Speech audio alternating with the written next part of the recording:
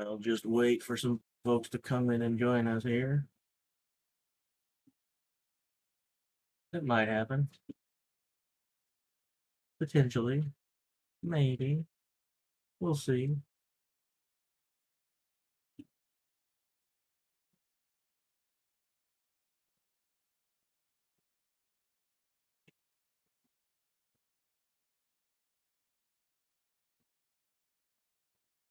There's Andreas.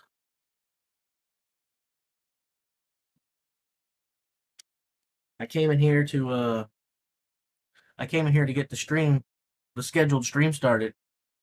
And then when I went to pick it, there wasn't one. I realized I never actually created a scheduled stream. So I was like, I guess I better make one. So, my bad.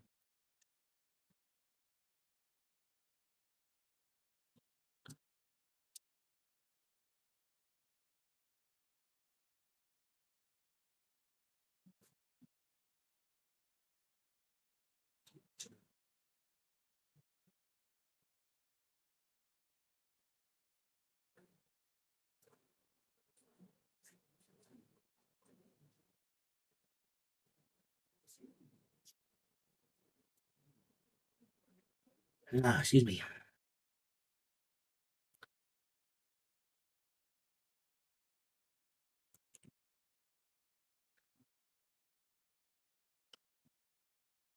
Who do I have winning the wheel? Well, I'd say more than likely, I can't pick a winner because we look at their past things and we look at Pavlo having the record. Obviously, Pavlo is the record holder in the event, so he has to be a name that comes to mind. If you don't have the record holder as someone that you think can win it, then you're not paying attention to history. But when we come to events like this too, we have to remember that the position you go in always has a lot to do with it. So like Matthew Ragg has beaten out Mitchell Hooper before, but Matthew Ragg also went after Mitchell Hooper, and so he knew what he had to do. It definitely helps to go later in the pack to see what marks other guys have reached so that you know that competitive spirit in you says, okay, I got to make it to this distance, and then give yourself the will to take an extra step and the will to take an extra step. When you go early, you're kind of guessing, and the fact that you're getting tired, you don't fight the body too much. You just listen to the body. I'm done. Okay. That number is good enough, you know. So it's tough. Pavlo is going to be going really early here. I think first if they go with the previous event since he got 0. So the world record holder is going to go first, and he's either going to have to go up there and give tons of max effort and pretend he has gone last and pretend someone just broke his record and put down a mark that can be beat. He's also a good vertical tosser. The fact that he didn't clear the opening height yesterday makes it kind of hard to believe that he's in top form. So, normally I would say you're looking at essentially the Conan's Wheel. You're probably looking at Pavlo, Mitchell Hooper, and Matthew Ragg. Matthew Ragg is also not performing to what I thought he was going to perform, including in the qualifiers and here. So I don't know, but I still think it's probably going to be those 3 guys that are going to put up the top marks. But if that's the case, Pavlo's going early, Ragg is going early, Mitchell Hooper will be going next to last. So, he just has to put out a number basically. He has to see what everyone else did, put out a number that Tom can't reach. Tom usually doesn't do great in events like this, but again, he gets to go last, so maybe he can fire up the train. But really, all Hooper has to do is look and see what everyone did, and then kind of figure, okay, if he's guessing, I think Tom is going to go X distance. If I can add that much distance between us, then I can put 2, 3, 4 guys between us. Boom, that's what I'm going for. So I guess based on where everybody is lining up and the advantage of going last, maybe Tom could pull out a victory because he does go last, but I just don't think he has it in him to do this. And because I don't think he has it in him to do this, then I'm going to go with the guy who goes last, who is good at the event, and that's going to be Mitchell Hooper. So I guess that world's longest explanation to your question, I guess I predict a Conan's Will victory for Mitchell Hooper.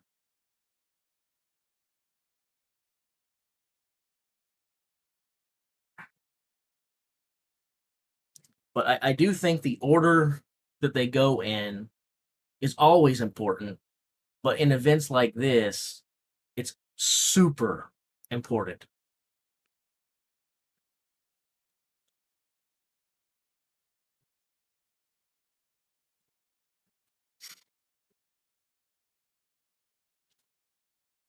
If only we had something more to look at than spreadsheets, which I guess I need to change this around because we're looking at yesterday's events. So if you guys will forgive me, I will go ahead and add a second video thing up here and we'll get today's events on the screen. Okay. Give me a second to play with this. I apologize, guys.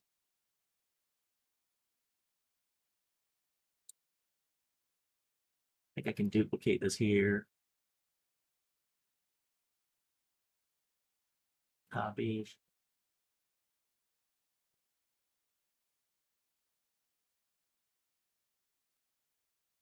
Okay. So I think what I can do is say, um,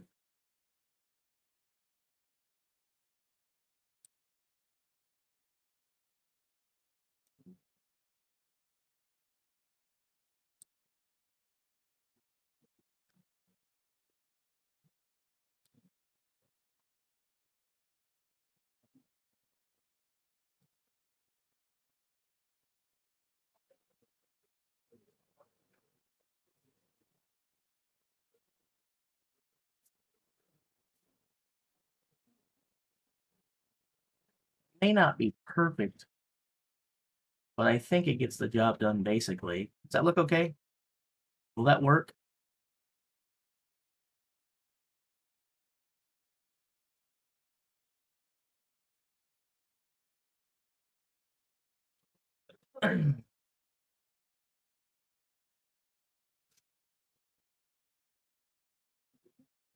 The question is, well, I guess I don't have to scroll today, so I guess it doesn't matter. I was going to say, will it stay in place when I scroll, but I won't be doing any scrolling, so I guess that's fine, right?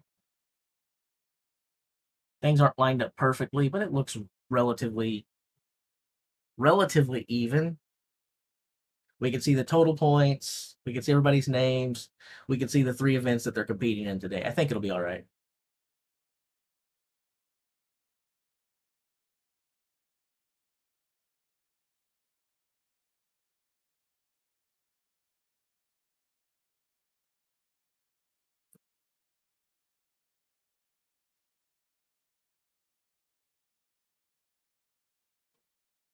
Um, do you mean about in the keg toss, or do you mean about in the max axle press?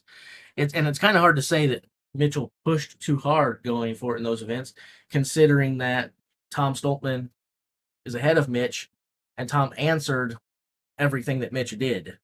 So Mitchell's playing catch up. The only way that you can catch the guy ahead of you is if you beat the guy ahead of you. So if Tom is beating Mitch and everything that Mitch does, Tom answers, Mitch gets 210 on the axle press, Tom gets 210 on the axle press. Well, you can't make up any time. So Pavlo Kordiaka puts up 922 degrees. So right off the bat, when I said, hey, I don't know what kind of shape Pavlo is in, but assuming he's capable of it, he needs to go out here and pretend he's going last. He needs to pretend everyone has already gone before him and they put up some otherworldly numbers because he needs to put up a number to make chasing him tough. And Pavlo comes out with 922 degrees. So we're off to a fire start. We're off to a fire start. And I believe the Conan's wheel, yeah, I was getting ready to say, I think it's just over 500 pounds this time, 250 kilograms. So it's not exactly the heaviest Conan's wheel of all time. But anyway, 922 is a ridiculous number. So the others know what they have to beat, but Pavlo did he he mustered up the energy, to realize he's going first. And because he's going first, he had to tell himself, I can't settle for 540. I can't settle for 720. I can't settle for 8. I got to go up there and go until I can't go and go and go. I've just got to go basically until I'm ready to fall over and die.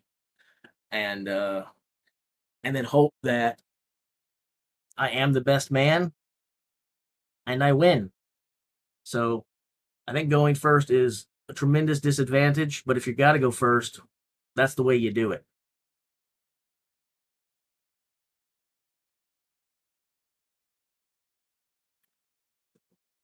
Tristan would be next to go.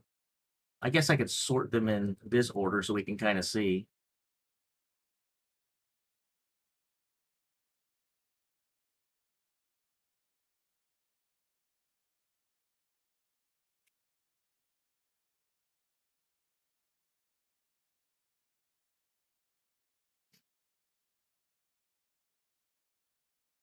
I don't really think the hands are going to be that big of a deal in the stone off.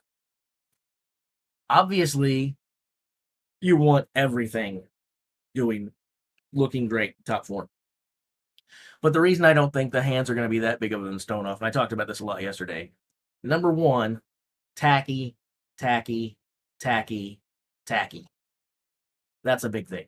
Number two, he's got his hands all super glued up. They're going to be as fine as they would have been if he hadn't ripped the calluses off. They're going to hurt a lot, but tacky, tacky, tacky. And again, you don't really have to hold it like as tight as a lot of people think you do. If you get a good base against you, you get the shelf to sit it on, and you get a good wrap. The hands are not ultra important. I'm not saying they're not important because they are, but there's other ways to offset that in the stones. In addition to that, he probably wasn't going to win the stones anyway, in spite of what Laws tells you. Laws also told you that Evans Nana was going to make the final, and he finished last in his group. So, nothing against Laws. I'm just saying he has a little bit of bias because he's their coach, right? But Mitchell probably wasn't going to win the stones anyway. Mitchell's probably, in my estimation, Mitchell's most likely position in the stones is going to be second or third. And it just depends on whether Evan Singleton beats him or not. There could be some other surprises. There's a lot of these young guys coming up who look really good in stones and haven't had a lot of competitions. If they make the types of jumps and improvements in their own games that Mitchell has made in his, maybe they can challenge. But I think we all know Tom was going to win the Atlas Stones. I think Mitchell, with the things that are working, whatever position he was going to fall in, he's probably still going to fall in that same position on the Atlas Stones.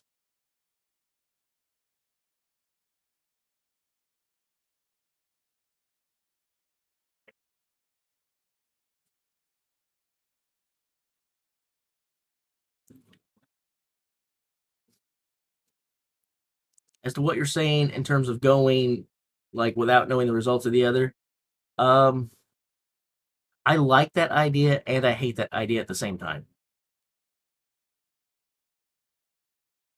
Let me tell you what I mean. Let me tell you what I mean. I like it because I think it could add an element of surprise, suspense, the excitement, and yeah, you're telling the guys the best is going to win. But I'm going to challenge the concept of the best is going to win. I'm also going to challenge the concept of will we see the best. One of the reasons they make the worst go first is it is an advantage. So it's sort of like a reward to those who won the last event and did well in the last event, so they can see their competition. It is an advantage, and they earned that advantage. But now that we talked about how it could be even if it's blind, the other thing of that is, again, the spirit of competition. We just talked about it with the Conan's Wheel, right? If you know what mark you have to beat, it can drive you to go further. So it's an inspiration to see your competitors get up there and press 210 over their head. Because now you know I have to go for 211.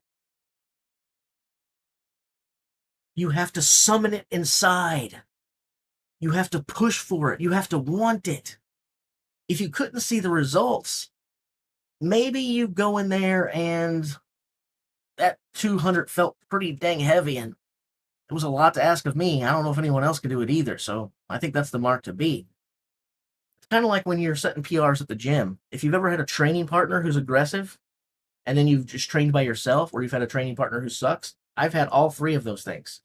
And I can tell you that I'm at my best in the gym when I'm training with others who are at their best in the gym, and I can see what they're doing because there's this thing in me that says, I got to beat this dude. I have to beat this dude. I'm not cognizant of that while it's going on. I don't think that I'm not giving my best effort or my max effort when I'm working out alone, but the history and my results say differently. They say that I perform my best when I'm being challenged, and I know that I'm being challenged. So that's the only thing that I would add to your idea about letting them all go blind and hide the results from them. Maybe we would see fewer world records. Maybe we would see fewer mind-boggling feats of strength.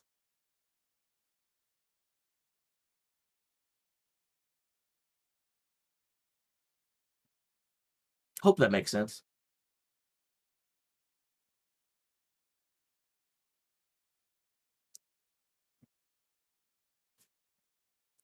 I actually really like the Conan's Wheel.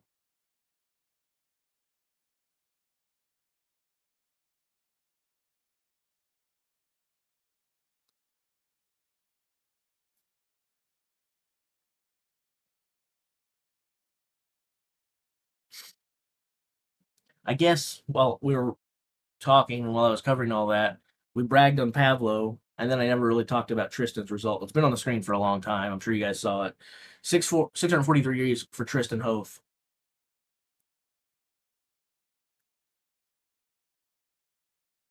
I believe Luke Stoltman should go next. I know on the chart here it's got Austin Andrade, but he tied with Luke Stoltman in that event. He tied with Luke Stoltman in the max axle press, but he beat Luke in the Giants medley. So I think Luke goes next.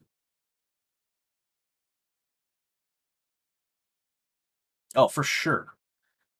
So the question posed was, do I think that the Conan's Wheel is the most important event of the day? Now, I mean, yeah, I was glad you just put that. I was getting ready to say it. I'm assuming you mean in terms of the championship being decided. If you mean something else, then maybe I'll change my answer. But that's what I assumed you meant. And yeah, in terms of the championship being decided, I think the first event of the day will tell us a lot for the day. This is a super, super important event. You can't say that it all rides on this because they still have to go out there and the tire lift and the stones, and the tire lift could be fun and have present its own challenges. Um, Reps does change it up over max. I think most of us rather see max, but it doesn't matter what we'd like to see. It is there. It does change the element a little bit. And they have to deliver. They have to perform in the deadlift and the stones. But in terms of what we expect, in terms of the leaderboard, who's on top, who's in podium position, who can take first, second, or third. Yeah, in terms of all of those things, I definitely think the Conan's Wheel is probably the most important event of the day. I do believe that.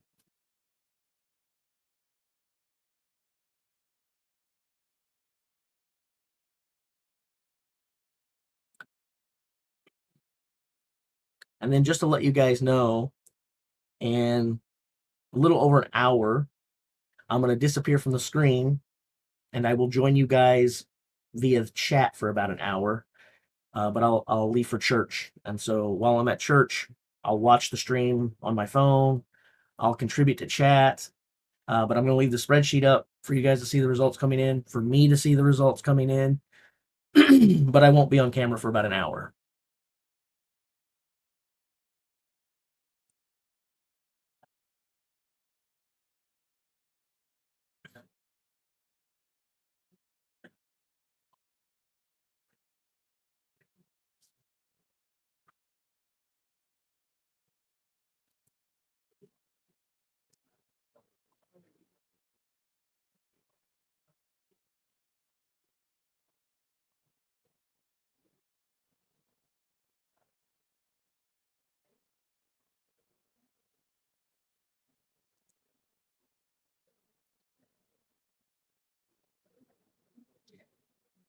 all kidding aside, and at the risk of you guys making fun of me or being a little too cliched, I actually prayed for all 10 athletes before the weekend started and prayed for their safety. So, um, not praying for results, but I did pray that everyone would stay safe.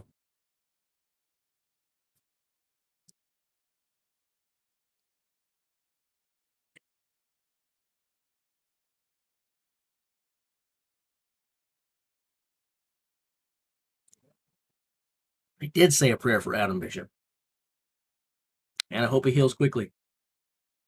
That dude has like the world's worst luck when it comes to the world's strongest man. Adam Bishop, I mean, it seems like every world's strongest man, something goes wrong for him, or right before it to keep him from going. Like, he has the worst luck possible.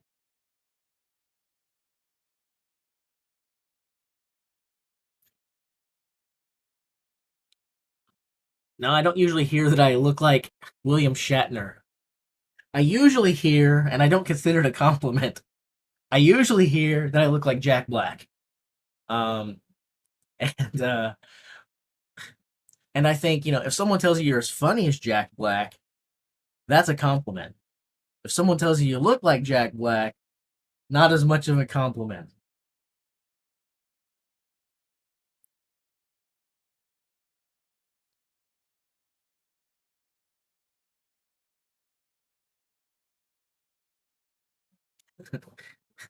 Jack Black.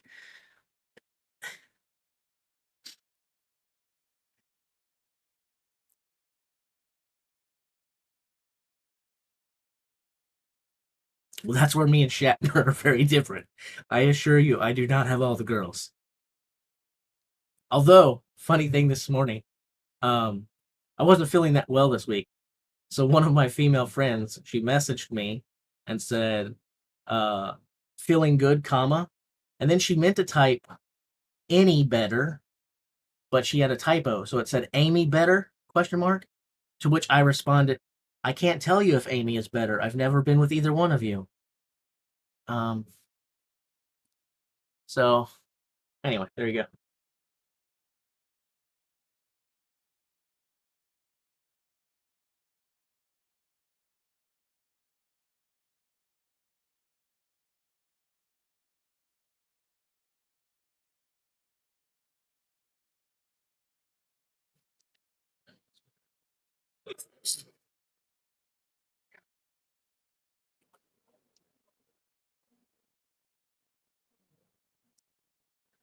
Nobody can watch it until 3 or 4 months later, anyway.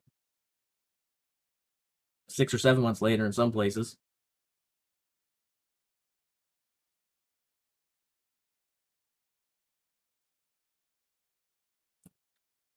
I do think the World's Strongest Man is going to change their game. They have to. This this model is antiquated and outdated. It's not going to work in a modern world, especially when they have other competitions now. When they were the only game in town, I guess they could do whatever they wanted, right? But now you have three other prominent shows, and they all have a live offering. So when World's Strongest Man's TV contracts expire this time, I expect some different things to happen. And if they don't, then I guess I'll whine and cry about it.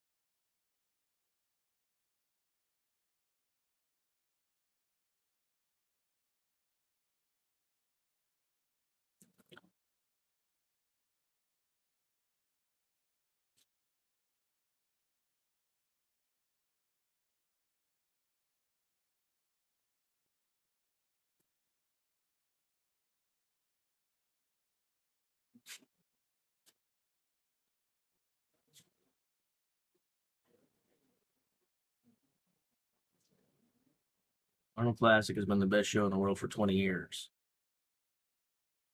I know a lot of people love the Arnold. I have trouble picking. I just like it all.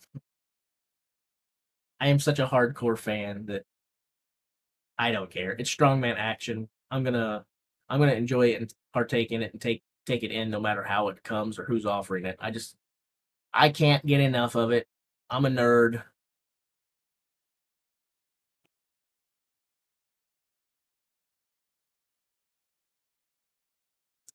Yeah, but now it's not the Shaw Classic. Now it's the strongest man on earth. And you can make an argument that that's as cool a name as World's Strongest Man. You can make an argument it's the same. When I heard about the strongest man on earth, I actually thought that we might have a big legal battle where World's Strongest Man might try to sue Brian after he bought the copyright to it. 527 degrees for Luke Stoltman. I want to make sure I said that. But I figured they might say that it's confusing. People will think it's their show. They do this all the time in the tech world. I thought they would have had a tough time defending that since the countries are or the competition are established in different countries. In addition to that, there was a copyright there. It was already held. It was already approved. It's kind of hard to invalidate a copyright, but it's not impossible. But I kind of expected Colin and company to come after Brian and the Strongest Man on Earth title. They didn't, and so now you have the World's Strongest Man and the Strongest Man on Earth. And right now, those are two different people. The World's Strongest Man reigning, at least through today. It might be different at the end of the day, but currently the World's Strongest Man is Mitchell Hooper, and currently the Strongest Man on Earth is Brian Shaw. So, what is in a title? One's the strongest man on earth, and one is the world's strongest man. So,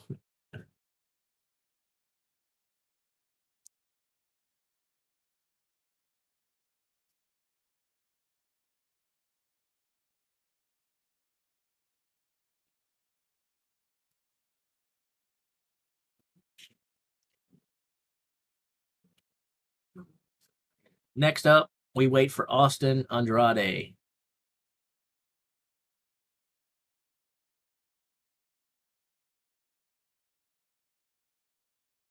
By looking at the screen, that's how I know how many they did. So this is coming from a website called strongmanarchives.com, which you can check out for yourself and should check out for yourself. It's a great site and great resource for fans of the sport. And they have, I don't know if they have anyone in attendance. For a big show like this, they probably do. In years past, they really haven't. They have someone that they know is there, and then they phone them in the results, and then those results come in, they put them into their website. But they may or may not be on site live and putting information in. But anyway, the results come in, they publish them, and then you guys can see it. Here's the weird thing. I was talking with my younger brother this morning, and he asked me how Luke and Tom were going to do, and I gave some weird numbers. And I actually said for Luke Stoltman, I actually said I think around 527 degrees. The weirdest thing is I'm looking at the number on the screen. That's the exact number I told my brother. It's kind of creepy.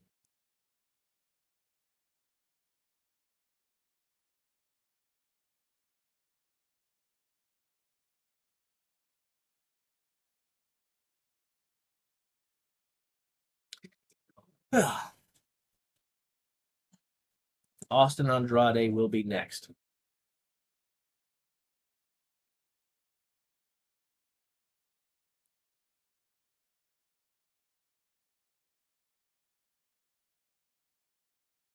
I did predict that. And if you were paying attention before that, you know that because I said that the day before it happened. Live on air. So,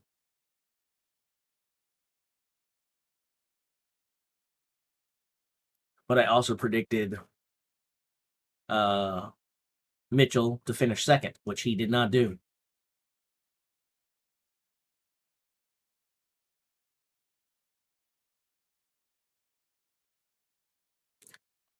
I don't think 527 will be the last place. Um,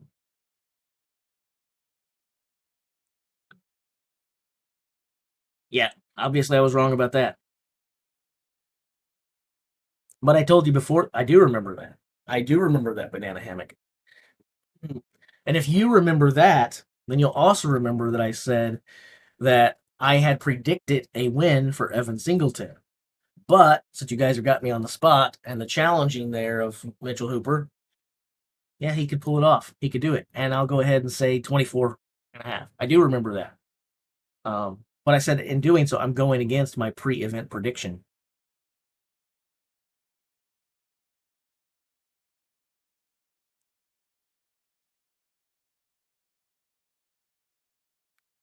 So when I just said that 527 will not be the worst number, we now know that 527 will not be the worst number because Austin Andrade got 526. That is crazy. 1 degree difference. That seems hard to measure. I mean, obviously you can. 360 degrees, so certain. It's not, but 1 degree is it's kind of nuts.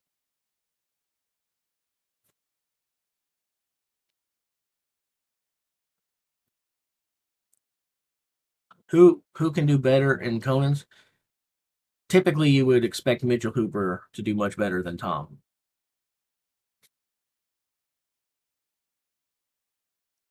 It's typically what you would expect.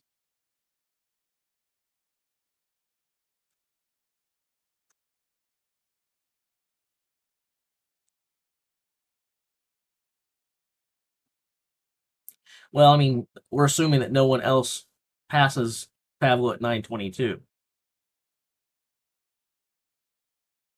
We'll see.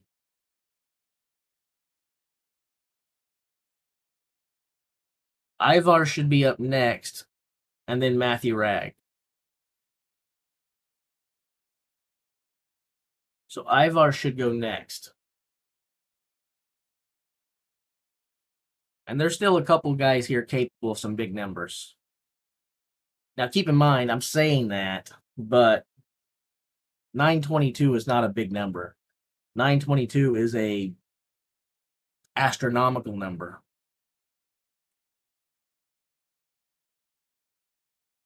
But Matthew Ragg is capable of doing some pretty amazing things here.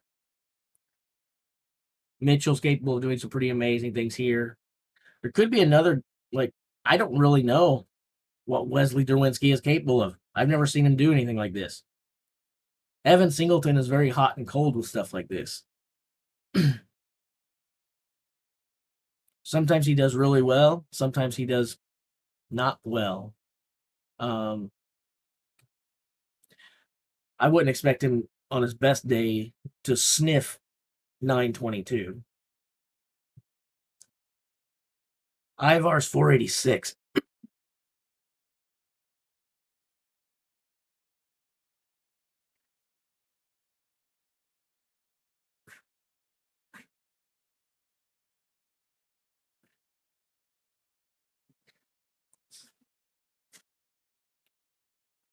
What Mitch needs is he needs to beat. Well, ideally, he needs to win the event, right? But he needs Pavlo and Rag and potentially at least one more guy to be between him and Tom.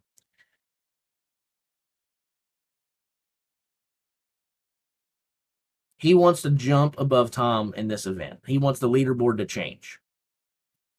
If he can't get 3 people to finish between them, then he definitely wants at least 2 people between. But the more people between him and Tom here in the Conan's Wheel, the better for Mitchell for sure.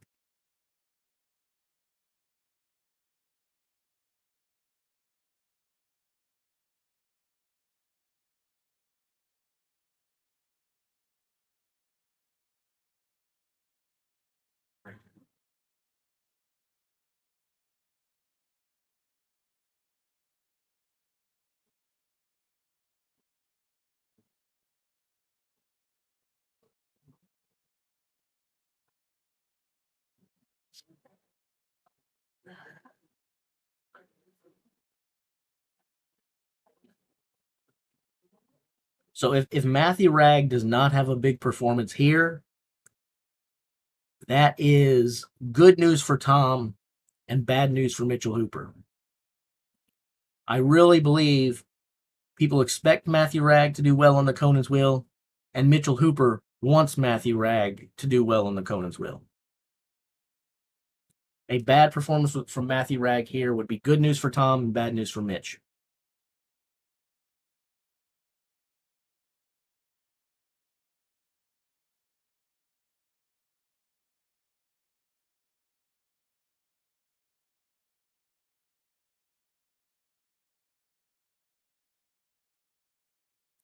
Now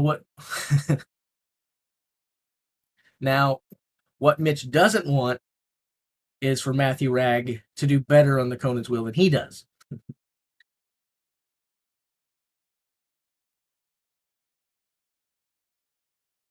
If Pavlo and Matthew Ragg were to both beat Mitchell in the Conan's Wheel, that would probably also be a death nail for Mitchell Hooper, because I don't think there'd be enough spaces between him and Tom if Mitchell has to finish third.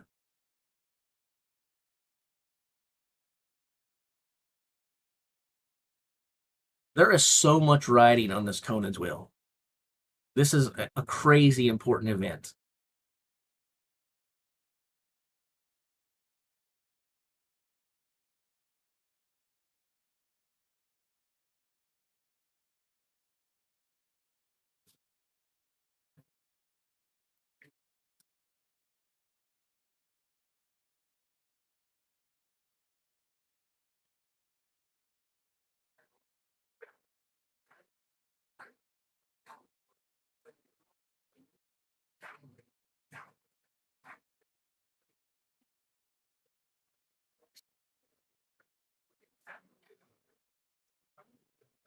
Two events after this one, yeah.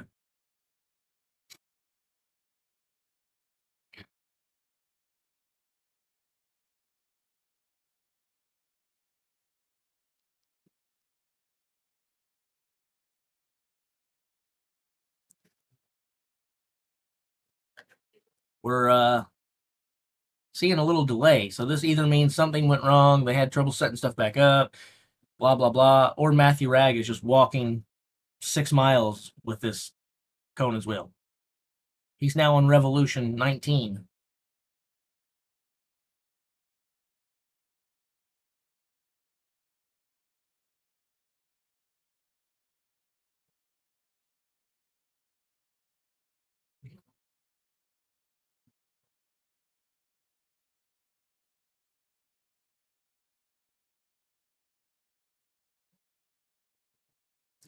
I kind of like when Big Brother Luke talks about Tom and what Tom has done, and Luke starts crying and gets emotional.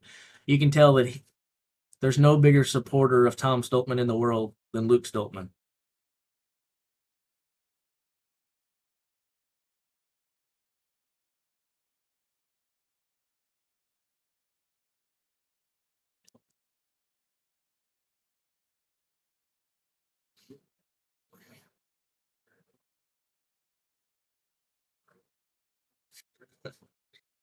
$6,850 for Ragg. Minimum, right? The guy's doing a 10K with the Conan's Wheel.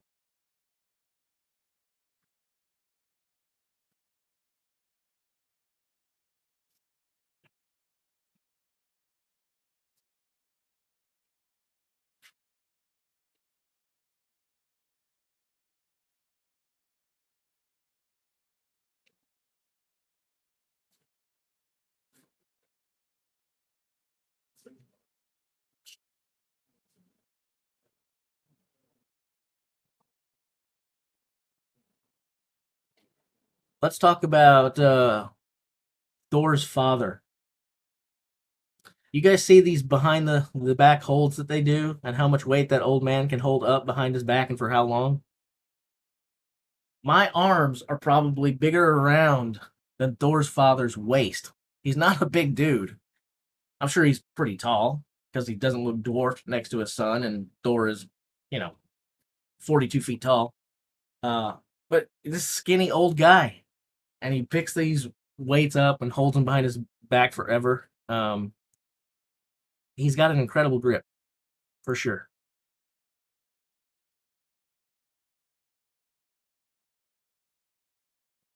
Okay, Matthew Ragg, 748 degrees. So a little over 2 revolutions. And that is a good mark. It doesn't beat Pavlo. It doesn't come close to beating Pavlo, but that is a good mark. I don't expect Tom Stoltman to get 2 revolutions. I do not expect that. Now, I cheer for all of these guys, and I want them all to do better than I expect. So I hope Tom goes out there, proves me wrong, and I hope Tom puts up a monstrous number. But if I'm a betting man, I'm predicting that Tom does not get close to 2 revolutions. And if he doesn't, and Mitchell Hooper wins this thing because he can beat Pavlo, if, that's still a lot of ifs to come, that would mean that as of right now, Mitchell can hope to move up at least 2 points in the standings on Tom in this thing. So it's getting interesting based on the spreadsheet. It's getting very, very interesting.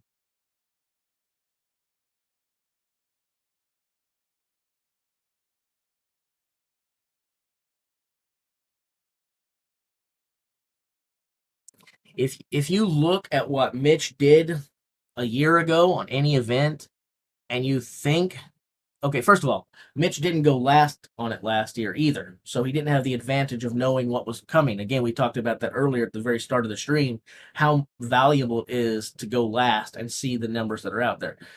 We put that away.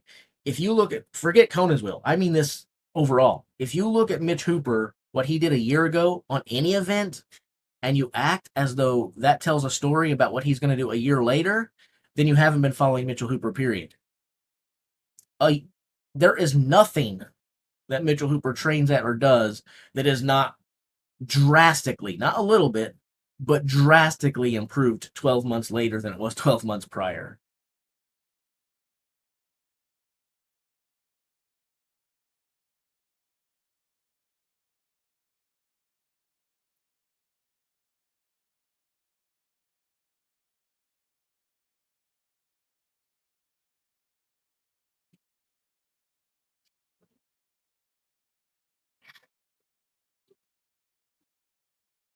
I don't think it's hyperbole. It might be. I might be talking out of my rear end, but I don't think so. I don't think it's hyperbole to actually say that Mitchell Hooper is the quickest improver we have ever seen in the sport of strongman.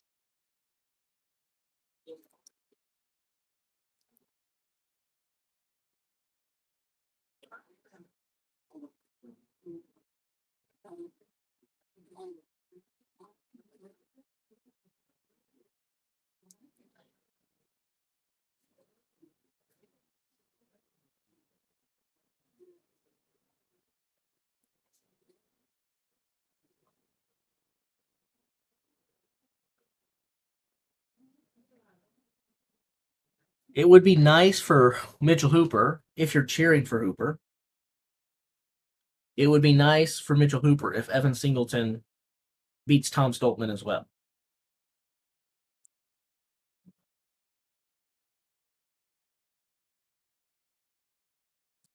But obviously, Evan wants that. And obviously, Tom Stoltman does not want that.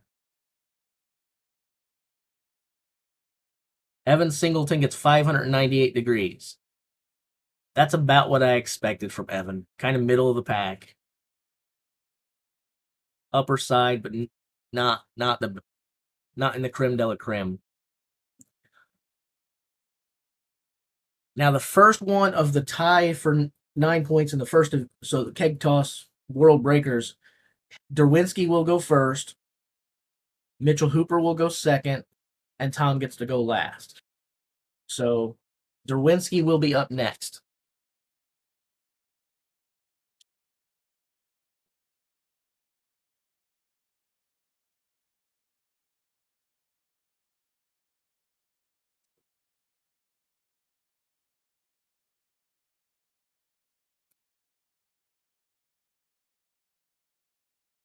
Do you mean the comment on my one video? Is that what you're talking about, Banana Hammock?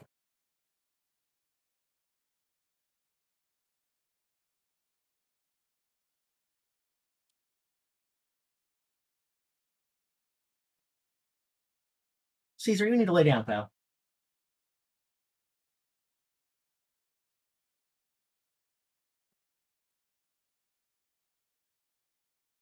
I'd actually like to see Wesley Derwinski put up a good number here and do something bad. Um, in the finals, so far, it's been great event, terrible event, great event. You know, the last event he broke a world record. Prior to that, he couldn't even get the opening number. So I'd like to see Derwinski do something good here for himself, show a little bit more consistency.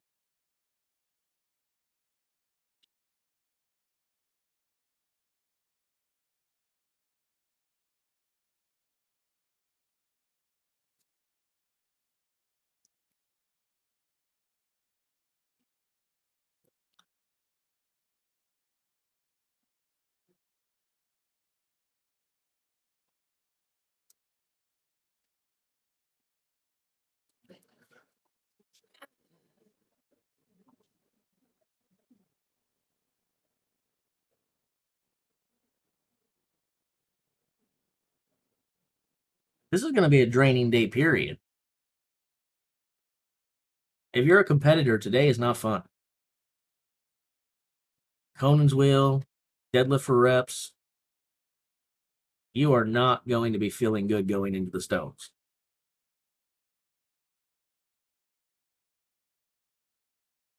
Yesterday was no cakewalk either. The keg toss was basically taking the day off after the medley and max axle. Yeah, these guys are spent. As much as we complain about the world's strongest man and the things that they do wrong, and there are things that criticism is fair. They definitely have some things that they need to improve and work on. Let's just be honest. They take a lot of flack for it not being the heaviest event sometimes. This year it's been pretty freaking heavy. But even when it's not the heaviest event, the world's strongest man is a grueling thing.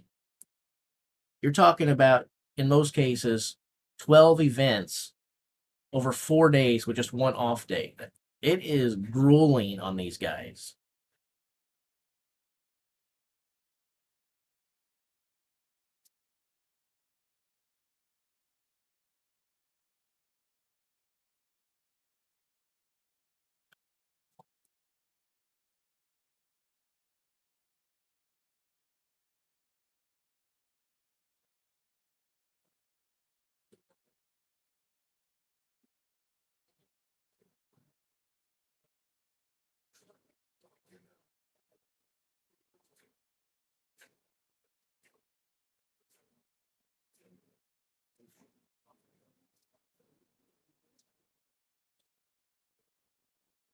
Wesley Derwinski, we need a number, please. Wesley Derwinski.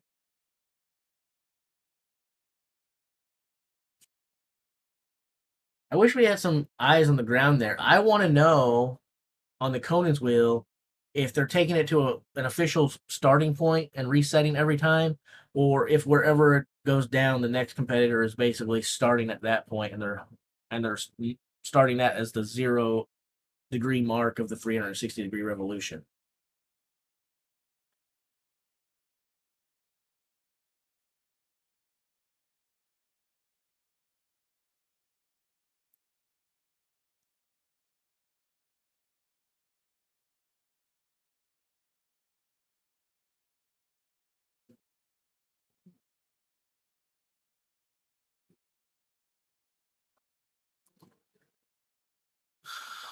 So a few years ago, we had 2 dogs and 1 cat. Now we have 2 dogs, and I guess right now we kind of have 6 cats. 681 is a good number. 681 is a good number. What that does for Mitchell Hooper here is a lot. Assuming Mitchell Hooper can win, which isn't a foregone conclusion. He may not. He may not finish second. We don't know what he's going to do.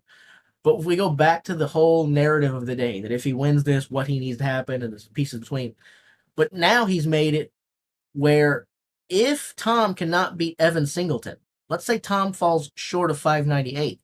Now Mitchell Hooper doesn't even need to win the event.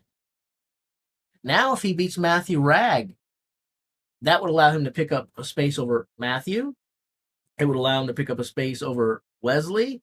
It would allow him to pick up a space over Tristan Hoth. And it would allow him to pick up a space over Evan Singleton.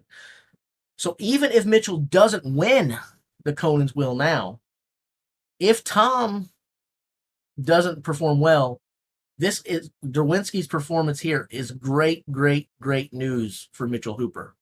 That's fantastic news for Mitchell Hooper. Now, again, Tom will have the final word.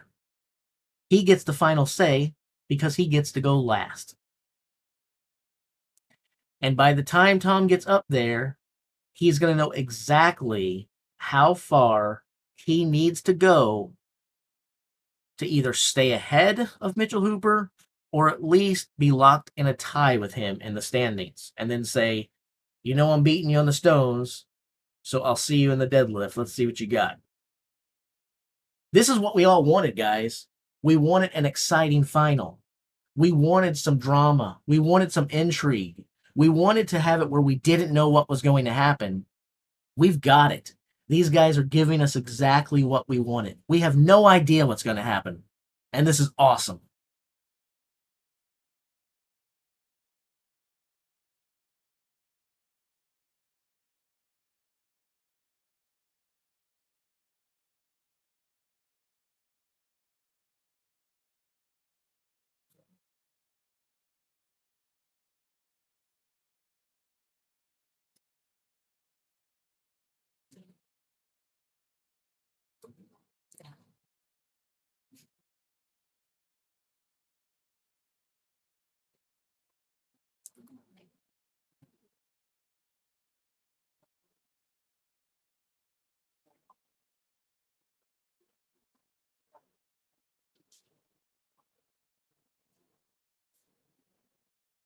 $922 is just otherworldly.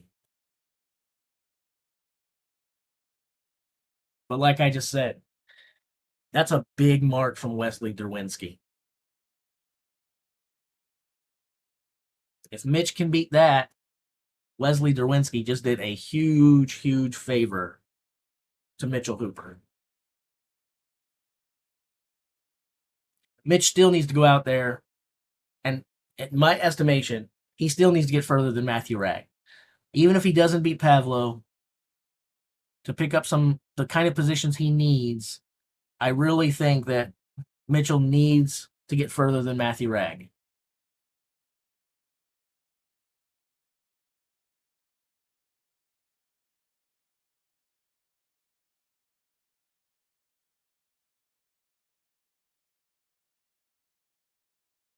But this is exciting to me. I really can't believe how excited I get by a freaking spreadsheet. I get on here, I look at the camera, I speak into the microphone. You can see and hear the excitement in me, and I feel like such a doofus, such a goober, such a nerd. It's a freaking spreadsheet. I have no idea what these guys are doing. I like this sport too much, and I feel like I'm an idiot.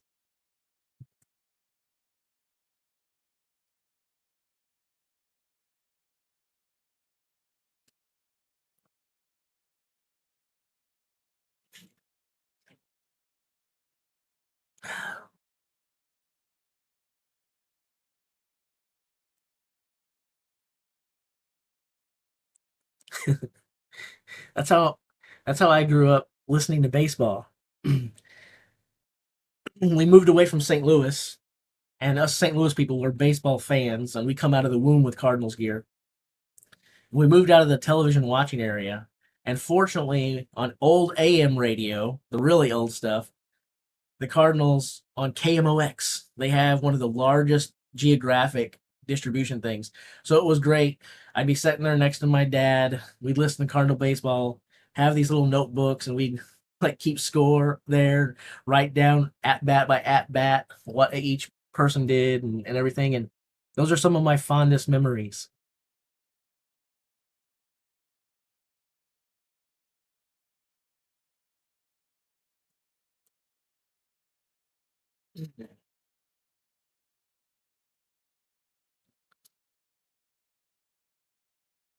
821 for Mitchell Hooper.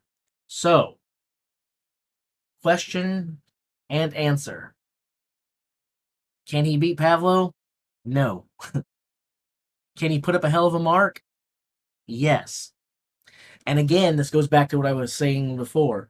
What Wesley Derwinski just did was great news. I'm not sure that Tom Stoltman can get 2 revolutions. I'm not sure that Tom Stoltman can beat 681. If he can, then Mitch is only going to pick up 1 spot or at the most 2, depending upon if he can get by Matthew Ragg or not. But it seems unlikely that Tom's going to do that. It seems very unlikely to me that Tom will get to 681. But I hope he does.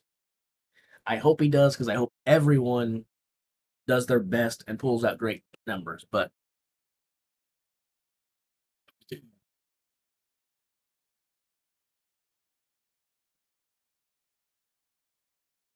this is exciting stuff.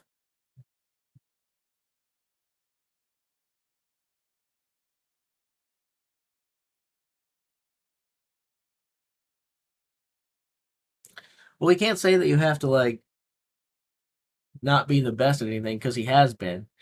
Yeah, he screwed up the Giants medley, but he took a share of first place in the max axle press. He took a share of first place in the keg toss.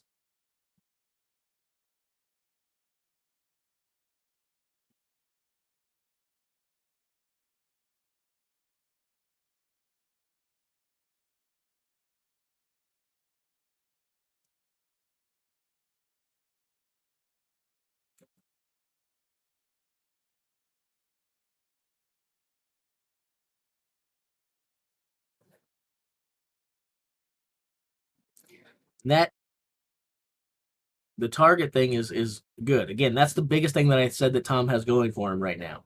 He's usually, when it comes to these Conan's wheels, not only has he not done well, but he usually has not gone last. He's usually been, it's usually followed an event where he didn't do well in, and he had to go up there early in the pack or in the middle of the pack. Now he's fighting for a World's Strongest Man title. He's clinging and clutching to a lead. He knows he's in a battle and a fight for it, and he knows what numbers have to be beat. This is all on Tom. And if he doesn't go out there and keep his lead here, he has nobody to blame but himself because he knows exactly what he has to do. There can be no excuses for Tom Stoltman here. This performance is all on him.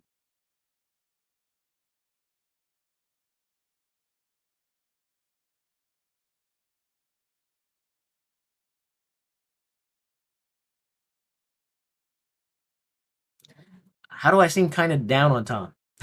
Because I'm saying it's up to him? It's true. And I just defended him by saying that his past experiences on the Conan's wheel have, instead of saying, hey, you can't say I could have said, hey, he sucks because he doesn't do well in the Conan's wheel. Instead, I said the reason his Conan's wheel haven't been that great potentially is because he went first. I don't know how you could say that I'm being down on Tom. I think I just defended him while also held him accountable with honesty. If he doesn't hold his lead here, it's on him. That's a fact. That's not being a hater. That's not being down on Tom.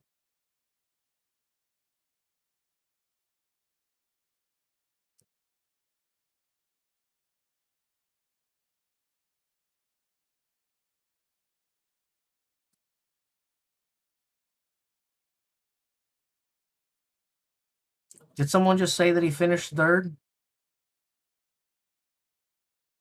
777? Is that the number he got? Bam! Holy cow. Holy cow. So exactly what I just said. Going last has a major advantage. You see what has to be done. These guys, they don't get here because they're weak physically, and they don't get here because they're weak minded. People talk a lot about Tom's psychological powers or lack thereof, and then some people come to defend and say, hey, he's got a sports psychologist office. Even before he had that, my opinion, and you can say that I'm wrong, my opinion is that you don't become the champion of the world in anything if you're weak-minded. You don't become the champion of anything if you don't have unwavering self-belief. So before the event started, I did not say that Tom was going to win. Didn't call that. Also said he probably doesn't need to, and he has the advantage of going last. He'll know what he has to do. He just did what he had to do. A third place finish here means Mitchell Hooper picks up exactly 1 point. That's it. Now, if we look at let's do a quick rundown of the Conan's wheel, then the total points, which we know Mitchell's going to be trailing by 2 points now. So he picked up a point. That's probably not enough. It's probably not enough. At the end of the day yesterday, I said, Tom's probably going to be your 2024 World's Strongest Man. I feel more confident in that now than I did at the end of yesterday. Your winner in the Conan's wheel, Pavlo Kordiaka, 922 degrees, with a performance that just seems inhuman. He had to go first. The disadvantage of going first, and it didn't hurt him at all. He said, I can go first, second, fifth, last. You guys can't touch me. Puts on the number, grabs 10 points. Mitchell Hooper, second place finish, 821 degrees, 9 points. Tom Stoltman, fourth place here was probably good for him point-wise. Wasn't enough for him. He got greedy. He said, you know what, Matthew Ragg? 748 is a good number. I can beat it. He does. 8 points for Tommy. Matthew Ragg, 4 points, or fourth place, 7 points. Derwinski, 6 points. Tristan Ho, 5 points. Evan Singleton, 4. Luke, 3. Austin Andrade, 2. Ivar Smokstelis, only 1. When we look at the total points now, Tom Stoltman's on top, 34.5 points. Mitchell Hooper, 2 points behind in second, 32.5. Evan Singleton, 5 points back, 27. Wesley Derwinski, 5 points back of that in fourth place. So this is how they finished yesterday. When we called it quits and said goodbye, good night, the leaderboard looked exactly like this. Tom in first, Mitchell in second, Evan in third. And I said, if you're asking me now how they're going to finish, they're probably going to finish exactly like they are right now. Tom in first, Mitchell in second, Evan in third. But everything, in my opinion, came down to this Conan's wheel. This Conan's wheel was the most important event of day 2, in my opinion. And I thought Mitchell needed to gain a minimum of 2 points. Minimum of 2 points to have a chance.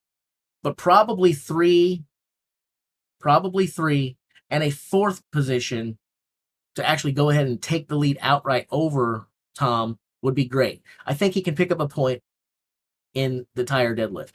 He may be able to pick up 2 positions in the tire deadlift. I doubt it, because deadlift is no longer a weakness for Tom. Tom's good at deadlift now. This is not 4 years ago, Tom. And Tom probably wins the Atlas Stones. There's just not enough ground, by my estimation, for Mitchell Hooper to make up the difference. There's just not enough ground. So Tom Stoltman, if I'm predicting, and I am, Tom Stoltman's going to be your 3-time World's Strongest Man winner. He will have his 3rd title this year in 2024.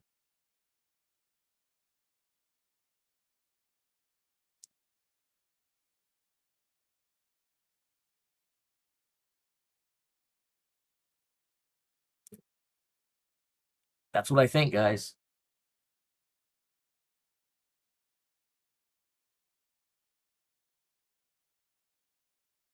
Let's take a look at the scheduling real quick. All right, so the deadlift is scheduled to start in 1 hour. If they get started on time, which they may not. So I'm going to leave in about 20, 25 minutes here. And then I'll come back at about 12:30, 12:45, somewhere around there, competition time. So I'm going to be gone for about an hour, which means that I will probably be gone for about a half hour of competition time if they get started when they say they're going to. If. Again, the stream will stay up, the chat will stay open. I'll be participating in the chat. I simply won't be on screen. I'll be going to church.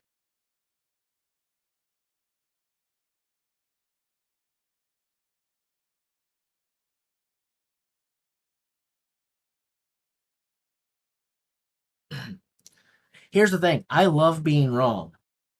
I love being wrong because I love to be surprised and I love to be impressed by athletes. So, I just said Tom's going to win it now. I thought that was my opinion at the end of day one. Definitely my opinion now. Mitchell's going to finish second. Evan's going to finish third. I would love it if Mitchell proves me wrong. Not because I'm rooting for him, but because I love to see things that surprise me.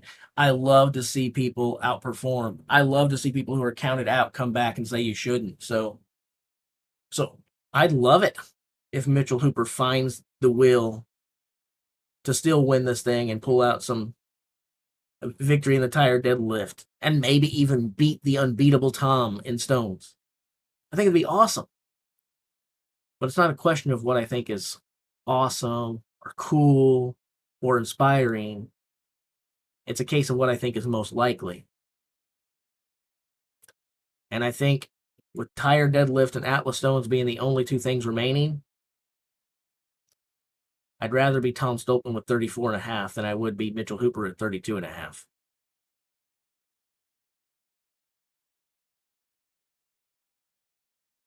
So the deadlift is 374 kilograms, and they have 60 seconds to pull it as many times as they can.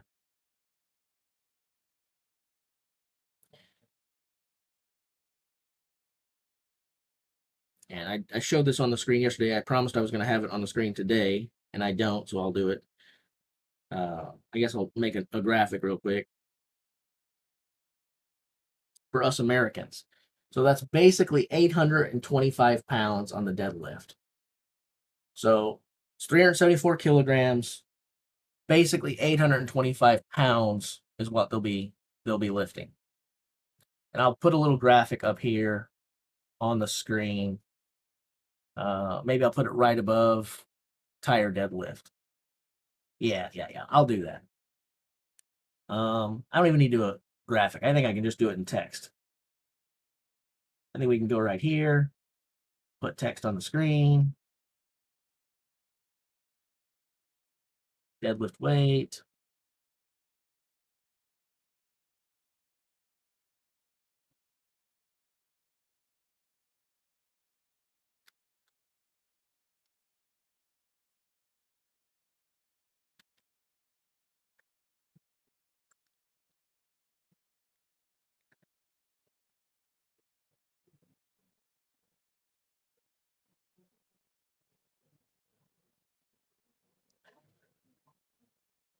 Is it going to let me change the color of this text? I hope it does.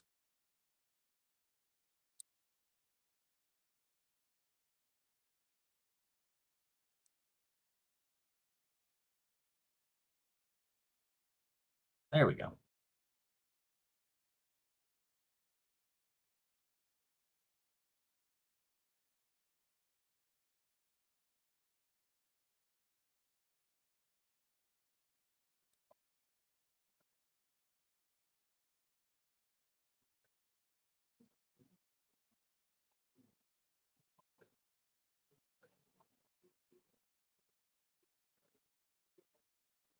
Does that work? Can you guys see that? So that when it gets going and people are asking how much are they lifting, will that work?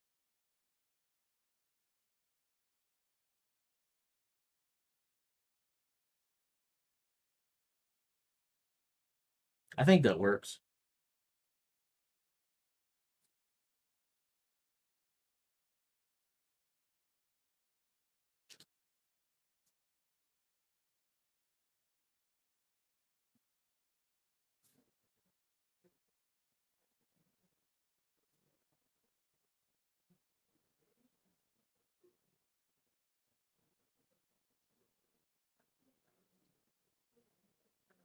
They're scheduled to get going at the top of the hour, but they do whatever they want whenever they want.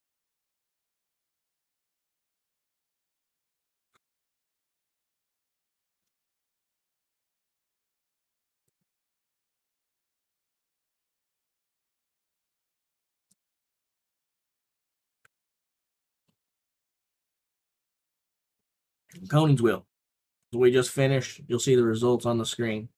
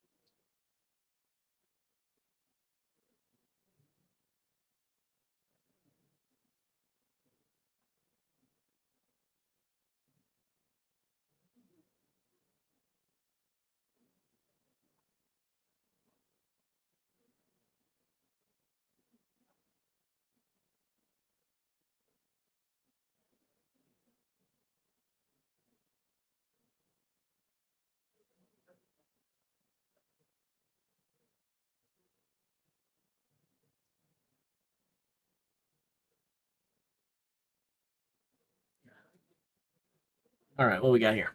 Sorry, starting to answer some text messages. What do we got here? The Conan's wheel. Okay, you got your answer. Um,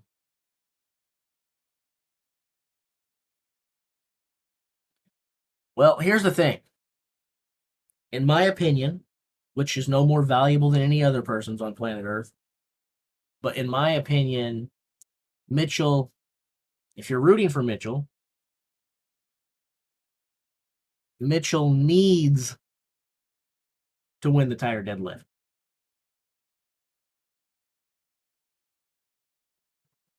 Because I don't see him winning the Atlas Stones. Second or third? Yeah. But it's just hard to picture guys beating Tom Stoltman in the Stones. He's just so dang good at the Stones.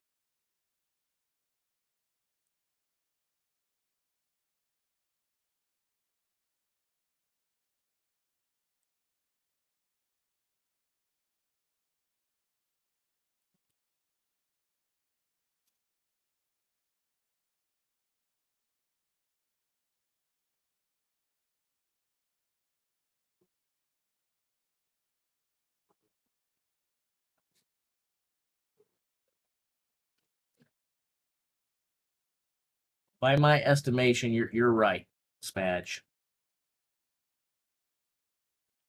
Mitch needs to win it, and he needs Tom to do poorly. And if this was a couple years ago, you Mitch might be able to get his wish if that's what you're thinking he needed.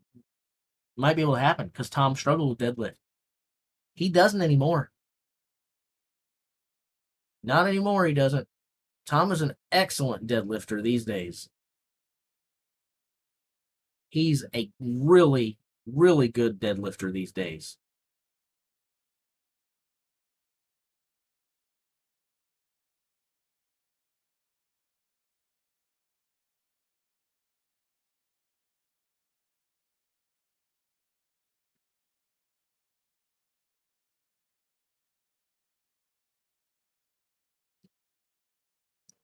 So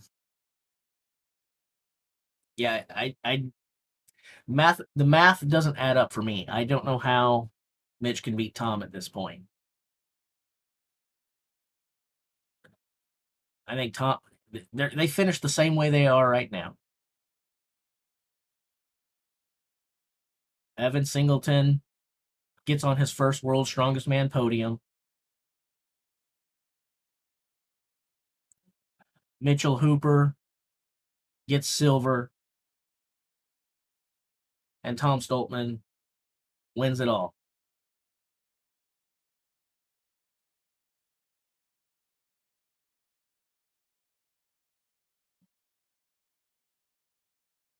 Is it? Isn't Tom younger than Mitchell Hooper?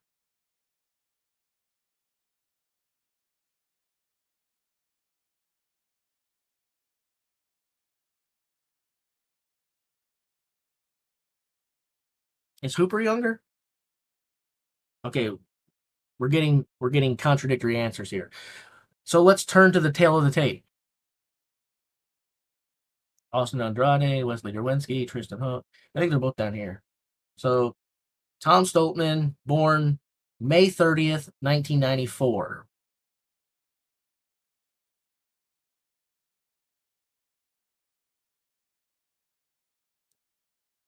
The Moose, September 29th, 1995. Mitch is younger by 9 months,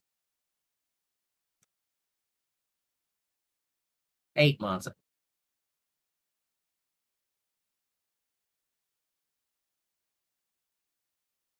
All right.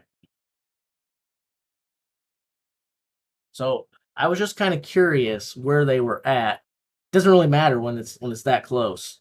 Yeah, exactly. That's my point. Talks true. Same age. I was trying to figure out how long we might be able to enjoy this rivalry. If the ages are 28 and 29, basically we can enjoy this rivalry for quite some time to come, several more years, as long as they both decide to keep doing the sport.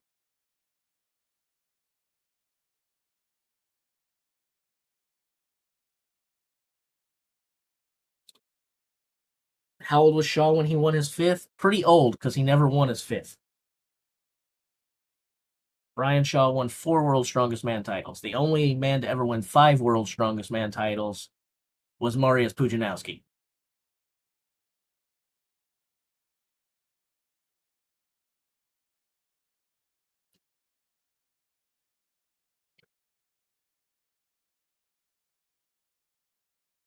Brian didn't look all that amazing or competitive in his last few years. But then he did something super inspiring and amazing, and he won the strongest man on earth. So he was the inaugural champion of that event. If you still call it the Shaw Classic, then he won the first one and he won the last one he competed in. Um, and he wins the last event that he does compete in to go out in his career. So after struggling for a few years and things like that, it was pretty touching to see Brian triumph in his last battle. Um, as I was watching the live streams and stuff, I'm not too proud to admit I might have got a bit teary eyed.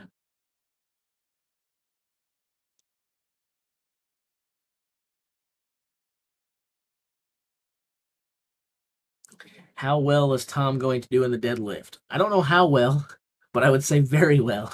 It's not a very scientific answer for you. Um, it's not me saying, hey, he's going to get exactly 8 reps or anything like that. I don't know how many reps he's going to get, but I think he's going to do really, really well.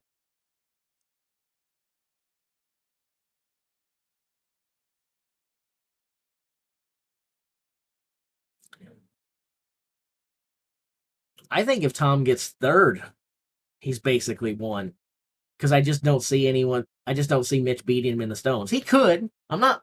I don't want to say it's impossible, but I think we all know who the most likely winner of the Atlas Stones is. More than likely, it is Tom Stolman. If Mitch wins the deadlift and Tom gets third, they go into the Atlas Stones tied. That's a win for Tom Stolman. So,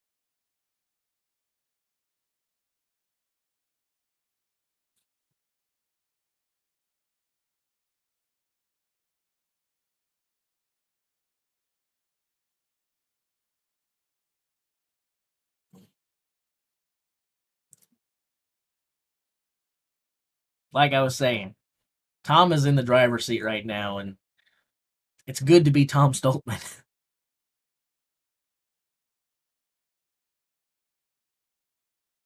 Put on the Atlas Stones from the World Strong. Like Like in the video screen?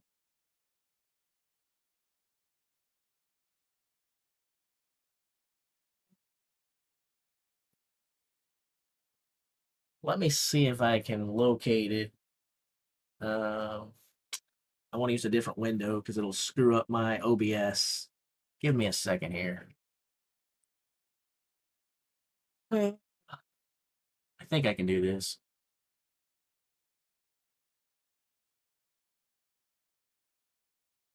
Actually, I'm not sure I can, to be honest. See, one of the problems with OBS is if you don't have an application already open or that window already open when you open OBS, then that window is invisible. OBS can't see it. So I may not be able to do what you want.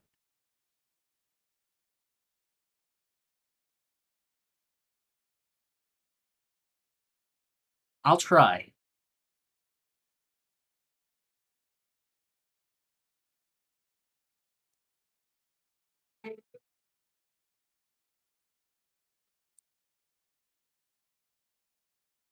Let's just see here. Go here.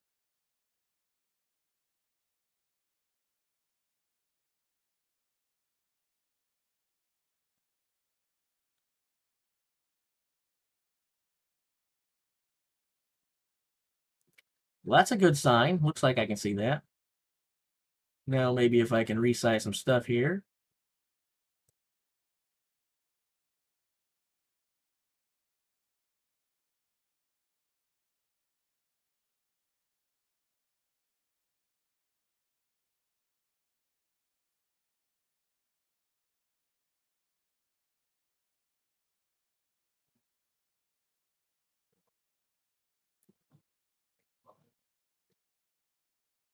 Yay! This is about as janky as it gets, guys. All right, here's your 2023 World's Strongest Man Atlas Stones.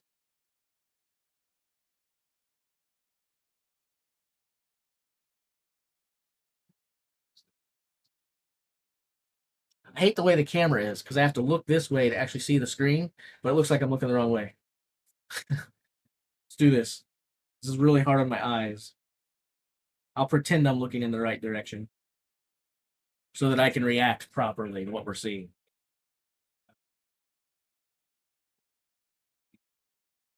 Mitchell, the current leader, is the only athlete to complete all 5 stones so far, but the real competition is between the next two men. As you rightly said, Stoltman, man of stones, and such a surprise, such an amazing competitor, really. Mitchell Hooper, he's like Clark Kent. You don't expect him to be Superman when he is. Isn't it amazing how much Mitchell Hooper's body composition has changed in the last year? Goliath at this point, isn't it? Yeah, looks like it. Tom is just so gifted at this. When you're 6'8" and you have arms that give you the nickname the Albatross, you're just built for stoning. Tell you what, though, the Canadian is hanging in there. And if he can get that big stone up, he will guarantee himself the title. Well, it's all about this moment for Mitchell Hooper. He's making a charge on Stolman. Stolman gets his up.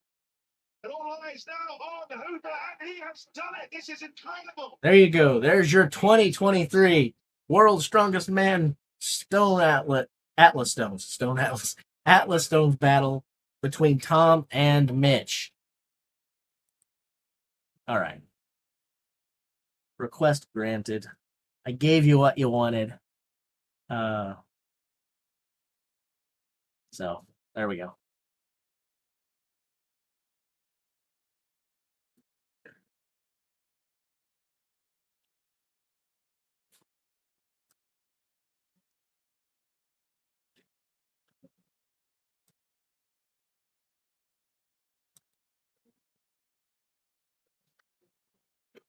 All right, guys. Here's the thing. I can't really put anything up because I'm walking out. My camera's going off. The chat will stay open. The screen will stay up. Results are here in case they get going before I return. Your tire deadlift weights are right above the tire deadlift column on the screen. You can see that they're doing 374 kilograms, 825 pounds. I'm going to church. Church is over. I'll be right back here. Hop back on screen. I'll talk to you guys. Until then, you'll see me in the chat.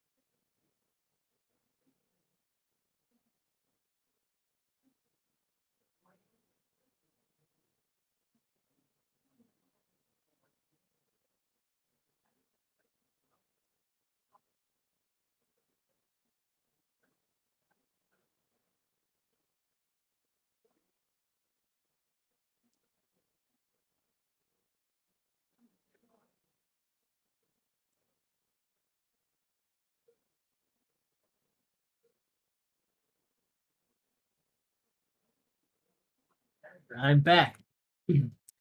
And due to the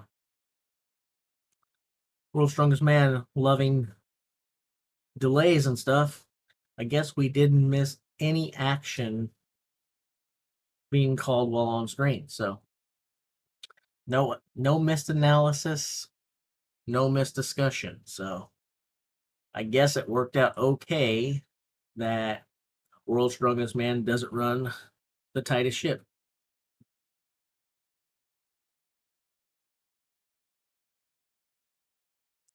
Well, I wasn't preaching, um, but it didn't last that long. Our church services run from like 10:30 to 11:30 local time. Normally, I would go to Sunday school beforehand, but I didn't do that. I hung out with you guys to watch the Conan's Wheel, and then I'll go back to church again this evening.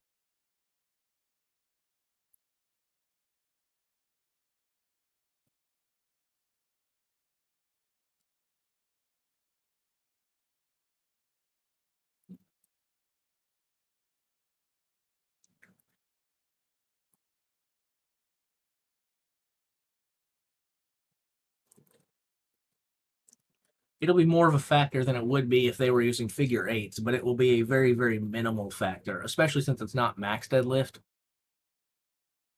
And his hands are glued up too. So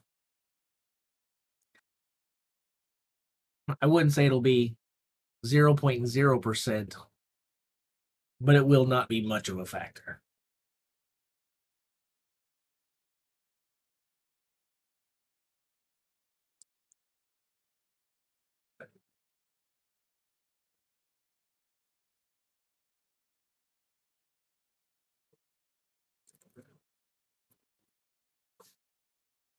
I didn't pray for them this morning. I did step away from the stream and pray for them yesterday and didn't hear anything. So we probably never will. But I'm hopeful that what I suspect is true. But I'm inclined to believe that it probably wasn't a very major injury, because if it was and a fan got hurt by an implement from the event, I'm inclined to believe that if it was serious, they probably would have just stopped. And you would have saw World's Strongest Man pause for the remainder of the day yesterday. The fact that they took a 15-20 minute break in the action and got back to it, I'm inclined to believe that it probably wasn't overly serious, but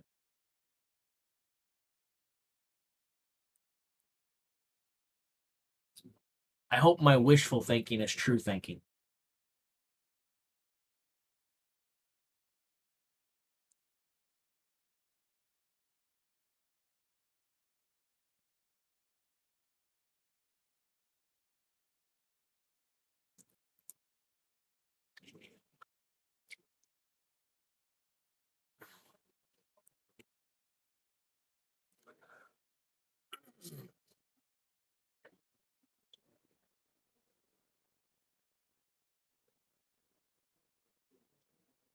I guess we have about a half hour to go now,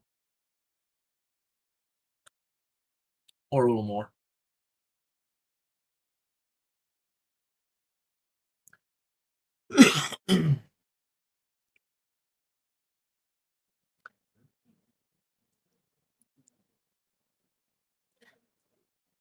I can't speak that language. Um, well, I personally think how this World's Strongest Man is looking, I would describe it with one word: exciting. Um, we can go back and look at the entire event. Most of you have been here and know what's going on, so it'll be like you're watching a rerun. But let's take a look at it. Let's go back to the Giants medley. Then let's look at the axle press, then the keg toss, and the Coden's wheel. We'll go through all of the events. So in the Giants medley, it was drama from the start, right? People were like, "Hey, Mitchell Hooper's probably going to win this thing," and there were some people like, "I don't know, Evan Singleton could win this thing," but most people thought Mitchell Hooper was going to win it. Those who thought Evan Singleton was going to win it were right. The shocking thing wasn't so much that Evan Singleton pulled off a victory, it was that Mitchell Hooper didn't even finish second, or third, or fourth, or fifth. Mitchell Hooper finished sixth, putting himself in a great big hole to start the world's strongest man final. Only 4 competitors managed to complete the course. Mitchell wasn't one of them. So there's some bobbles and mistakes and some swerving in and out of the lanes and when he's doing the yoke, and still blazing fast. Puts it down a little early. Then he grabs the carry, the frame. That's when the big problems start. Rips his hands open, tries to pick it back up. That's not working very well.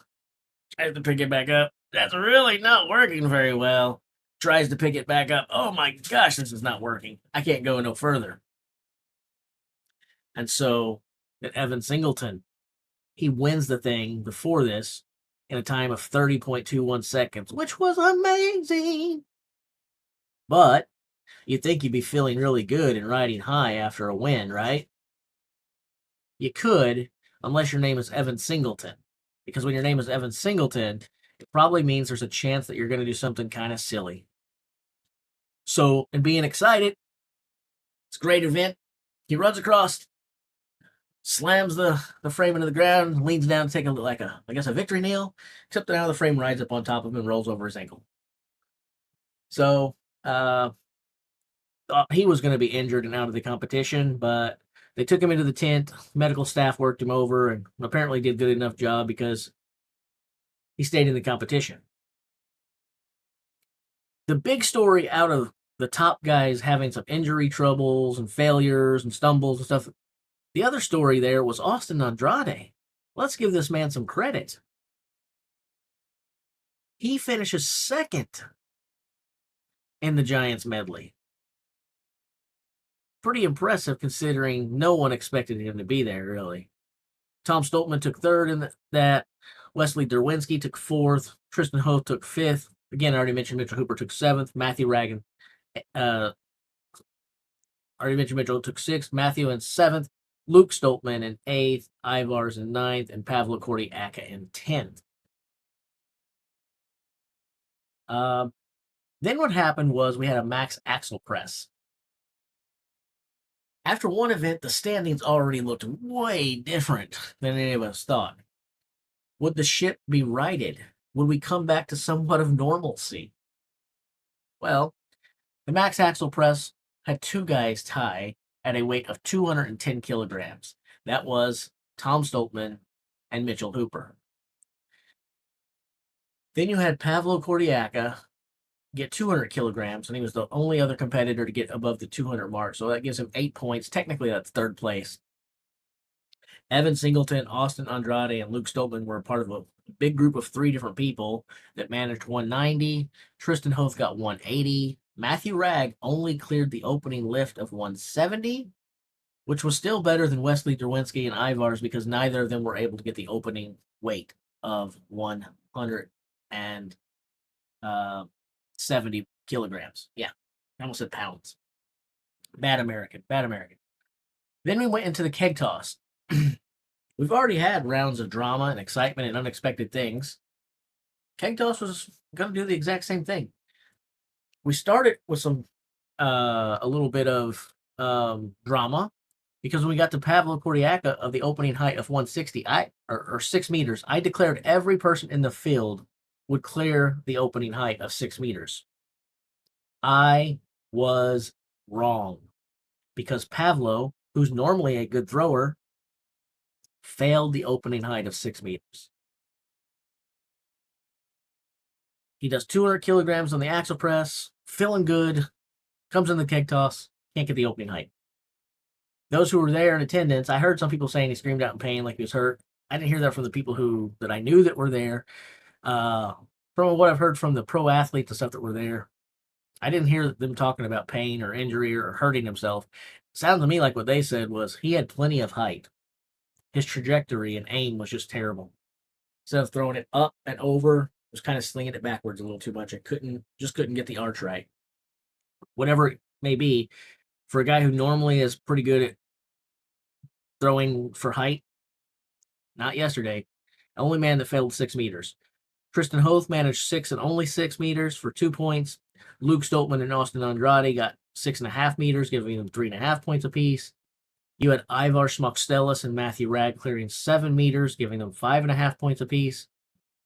Only one competitor managed 7.5 meters exactly, so Evan Singleton was that man. He got 7 points by himself. Then we had a battle at 7.76 to try to break the world record owned by Brian Shaw. The first one to get up there to do it is Wesley Derwinski, and he breaks Brian Shaw's record. Then Mitchell Hooper has to get up there. He needs to gain some ground on Tom, who's still in it. So he has to break the world record as well. Fortunately for him, he does. Tom Stoltman's like, hey, if I fail this, Mitchell's going to gain ground on me. He's going to get a point here. To avoid Mitchell getting a point, I guess I'll just have to throw this thing over the bar and break the record myself, which he does. So 3 people, not one, break Brian Shaw's record of 7.75 with a 1 centimeter advantage of 7.76, and they share first place points at 9 apiece going into the keg toss. Now that meant that our leaderboard at the end of day 1 was Tom Stoltman on top with a 3-point advantage over Mitchell Hooper in second. Mitchell Hooper had a 0.5 point advantage over Evan Singleton for third place. And then there was some distance between those guys and the rest of the pack. But that's how it looked for your podium after day 1. Then we went into the Conan's Wheel, which took place this morning. And you can already see to the left the total points. But here's how the Conan's Wheel shook out. First of all, we talked about how you got to go last in events like this. If you want to do well, you just have to go last. It's just simple math. It's competitive spirit. It's the human drive. It's all of these different things. The advantage of seeing what your competitors has done is just undeniable. If you're going to do well, you got to go last. Hogwash. There's a guy named Pavlo Kordiaka who doesn't care if he goes last or if he goes first, because that's what he had to do. He had to go first. That's a result of, not doing well in the previous event. So what he does, he says, maybe I can't throw a keg over a bar, but what I can do is pick this thing up and start walking in a circle. I can walk in a circle for days. And he practically does that because he goes 1 revolution, 2 revolutions, a half of another revolution, and then some. 922 degrees on the Conan's Wheel from the leadoff position. This man comes out there in a total alpha male role of dominance and says, I don't care if I'm going first. If you don't like it, do something about it. Here's the mark to beat. And as you can see from the scoreboard, none of them had what it took to beat it. Mitchell Hooper gave it a run, came well short. He got 821. Tom Stoltman. We knew he wasn't going to win this, but I was saying he's going to do better than people think he's going to do. And the one reason I thought he was going to do better, was because, I guess it's 2 reasons really, but I'll say the one, was because he got the advantage of going last. He knew what everybody did. That meant he knew exactly how far he needed to go. He also knew that Mitchell Hooper was nipping at his heels. He doesn't want to lose ground to that kid. So what he does is he goes, man, there's some good distances up there. You got Matthew Ragg, who went more than 2 full revolutions at 7:48. You got Wesley Derwinski, who almost got 2 full revolutions at 6:81. I know people are counting me out, but I think I can do 2 revolutions myself. So Big Tommy does. He protects his lead, only giving up a single point to Mitchell Hooper. So he locks up a 3rd place there with a great thing of 777, even going past Matthew Ragg's 748. Props to Tom Stoltman. He deserves all the credit in the world. Again, we said Matthew Ragg finished 4th there, Wesley Derwinski in 5th for 6th, Tristan Hoth, 643, That's your group of people that managed over 600 degrees. Evan came just shy of 600 degrees at 598. Luke Stoltman, 527 for 3 points. Austin Andrade, 526 degrees, 2 points. Ivor Schmuckstellis, 1 point for 486. So when you added it up after all of that, you wind up with a podium that looks like this so far. Tom Stoltman on top, 34.5 points. Mitchell Hooper, only 2 points back. Only 2 points back. The problem with being only 2 points back is you only have the deadlift left and the Atlas stones. That's the problem with being only 2 points back. You've got one event really to make up ground now, because after you finish that event, the deadlift for reps, you have to take on Tom Stoltman and the Atlas stones. Good luck. Then you have Evan Singleton, 5.5 points back of Mitchell Hooper for third. So that's pretty good ways back. The fortunate thing for Evan here is he's got 5 points up on Wesley Derwinski, who's in fourth. So I feel like Evan is in a pretty darn good position, especially since he's a relatively good deadlifter. He's a pretty good deadlifter, and he's really good on the stones himself.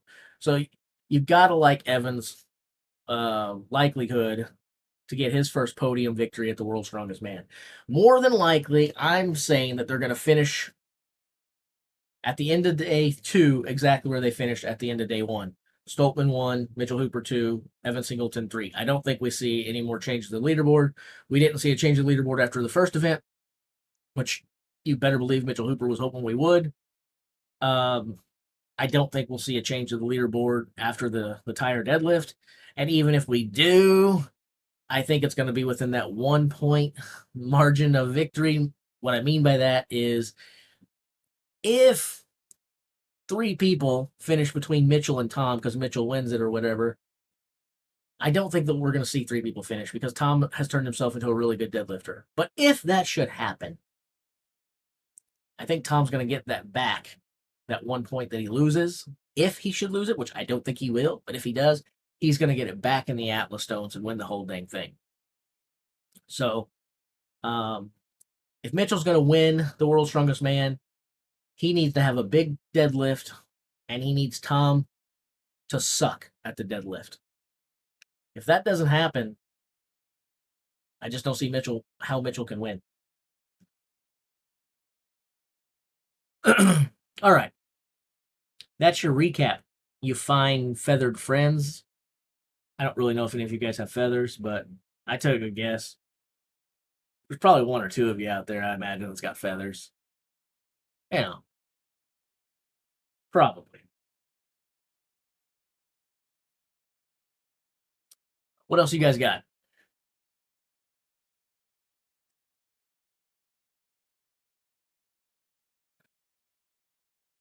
Those are the official Conan's Will results.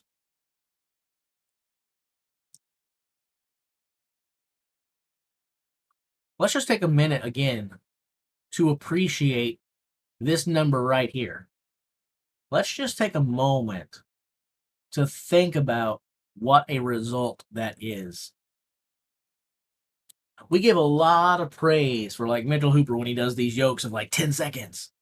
And Alexei Novikov doing Flintstone lift and then still going, and then still going, and then still going, and then doing the car deadlift. Alexei's given us many of those oh crap moments over the years. Another rep, and another rep, and another rep. But let's give this other Ukrainian some flowers here. A 922 degree Conan's wheel? That's not impressive. That's ultra impressive. That's awesome. But then when you got Mitchell Hooper with 821 and you got 2 other guys completing 2 full revolutions, this is an event that is showing drastic improvement from the field overall. If this event kind of maintains to be a staple in strongman going forward, especially at the WSM, it will be interesting and kind of scary to think about what those numbers might look like in another 2 or 3 years, because it seems like everyone is improving at it and improving at it in a pretty good clip.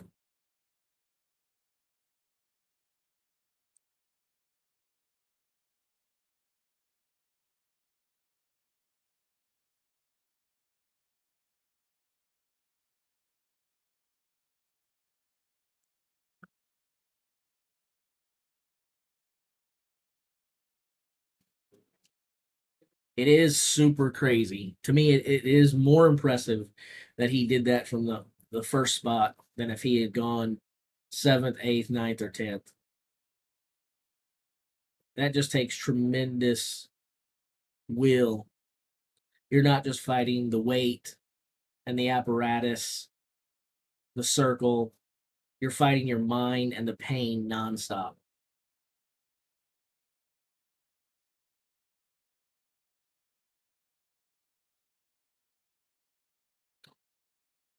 Just for the record, I do not agree with anything Thomas Rosendahl is saying in the chat.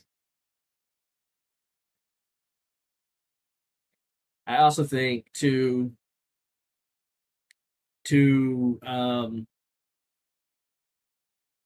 lessen the accomplishment of anyone because someone injures their hands is totally unfair.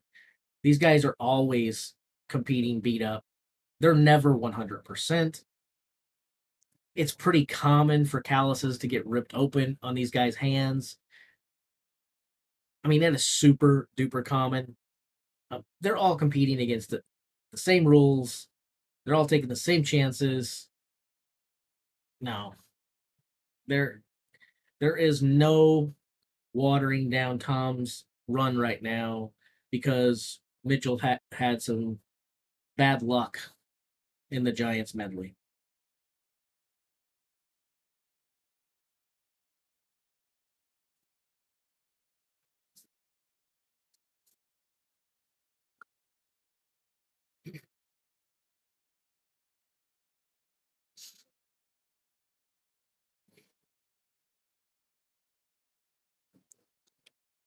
I also think it's kind of totally unfair to say that Tom didn't beat them.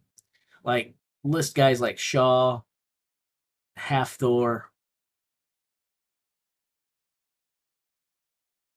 in their prime. Um, the dude's 29 years old. That means he's in his prime now. When those guys were in their prime, those guys were in their prime actually before he started. But if you go back to the start of his career, he's a baby. He's a baby learning how to do it. He's nowhere near his prime. So you're wanting the status that you're holding him to, the standard that you're holding him to, is you want him to beat guys in their prime when he is a few years away from getting to his prime. That seems like an unrealistic standard to hold him to.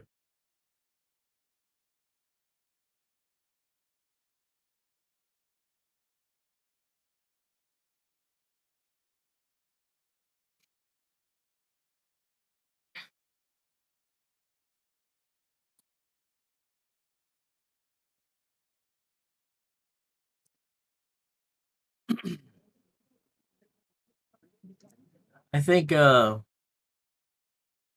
think what do I think? Here's what I think. I think anyone who has worn the title of world's strongest man is legit. That's what I think. Anyone who has won world's strongest man is legit. Anyone who has won the Arnold Classic is legit. Anyone who has won the Rogue is legit. Anyone who has won the Shaw Classic, aka the strongest man on earth, is legit. I don't think there's any paper champions winning international competitions. These guys deserve it. It's not easy. It's difficult.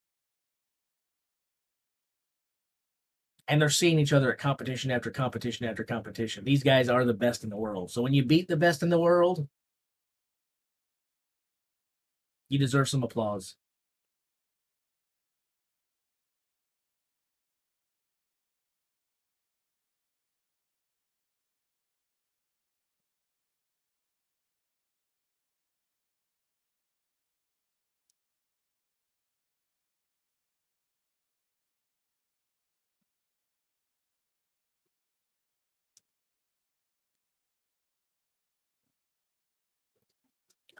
I could probably beat them all in a chicken wing eating competition. I feel confident of that.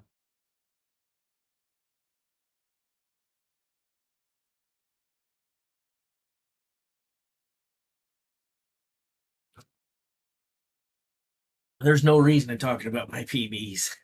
There is no reason. I'm not in the vicinity of these guys. I'm a strong guy. I'm a strong dude. But these guys warm up with my personal bests.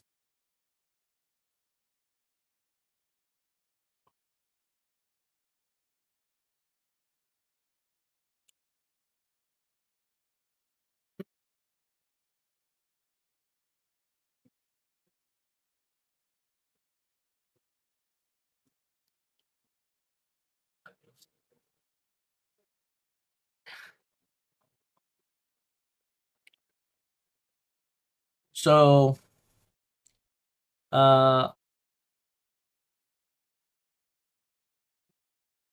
do you guys think? Who's winning the tire deadlift? Put your answers in the chat. I have a feeling we're going to see one name more than any other name, but we'll see. I want to do a little poll here real quick. I wonder if I can actually make a poll. Does it let me do that? Not here, it doesn't. I wonder if it'll let me do it over here. Some of these things let you do a poll, some don't. Let's see, does it let me do a poll here? Can I do one? Oh, I can. Okay. Here we go.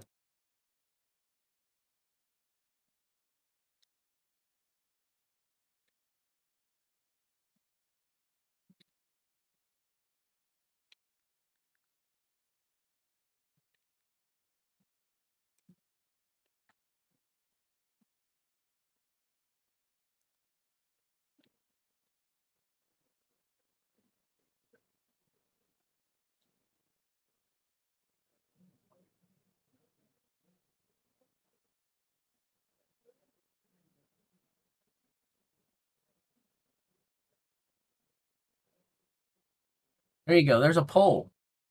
Let's get some interaction going on.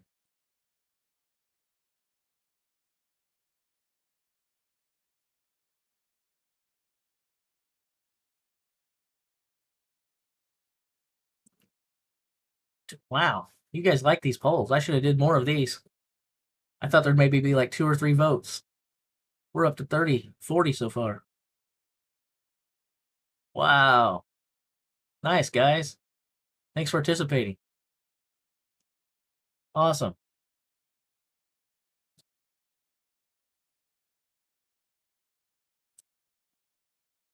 Let's go ahead and take a look. There's your results. Hooper 54%, Tom Stoltman 35%, other at 5%, Matthew Ragg at 3%. That was kind of cool. I kind of like doing the polls. I think we should do more of those.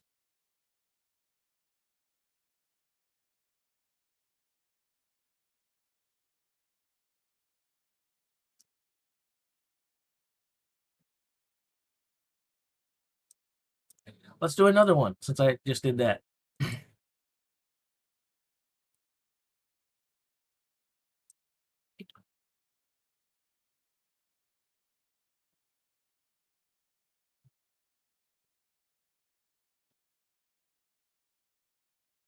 And we're only going to have 2 names on this because I think really they're the only 2 names that can pull it off at this point. Here you go.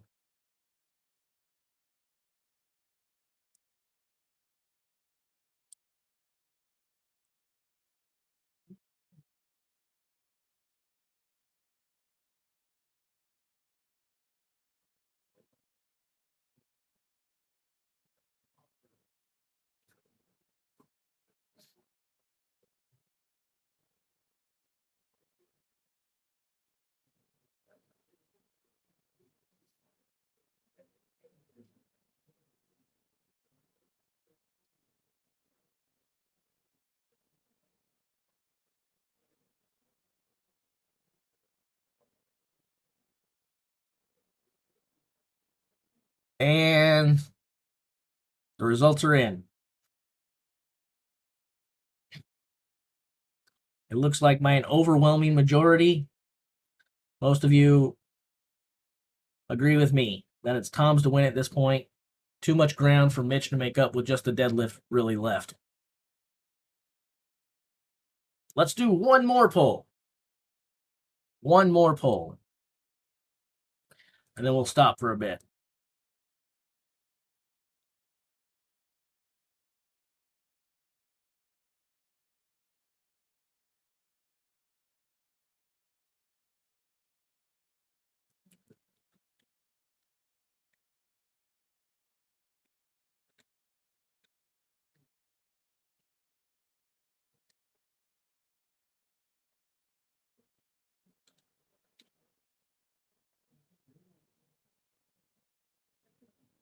Here you go. Last pull.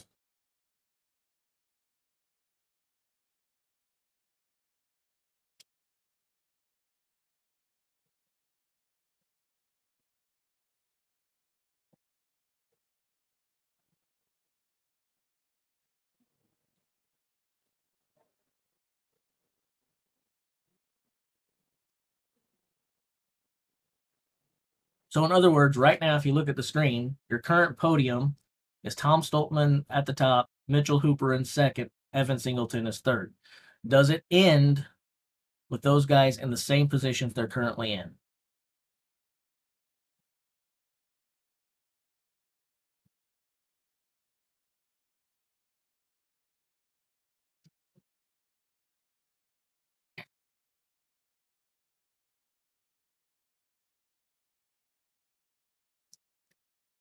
And we'll go ahead and shut it down once we get to 65 votes. There we go. We'll shut this thing down. There you guys go. 78% of you think that we have no surprises going forward. Tom's on top, Mitchell's in second, Evans in third, and that's where we're going to wind up.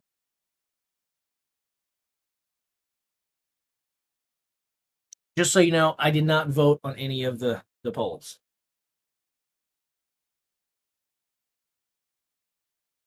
I was just curious what you guys thought. Yep, deadlift is 374 kilograms for reps.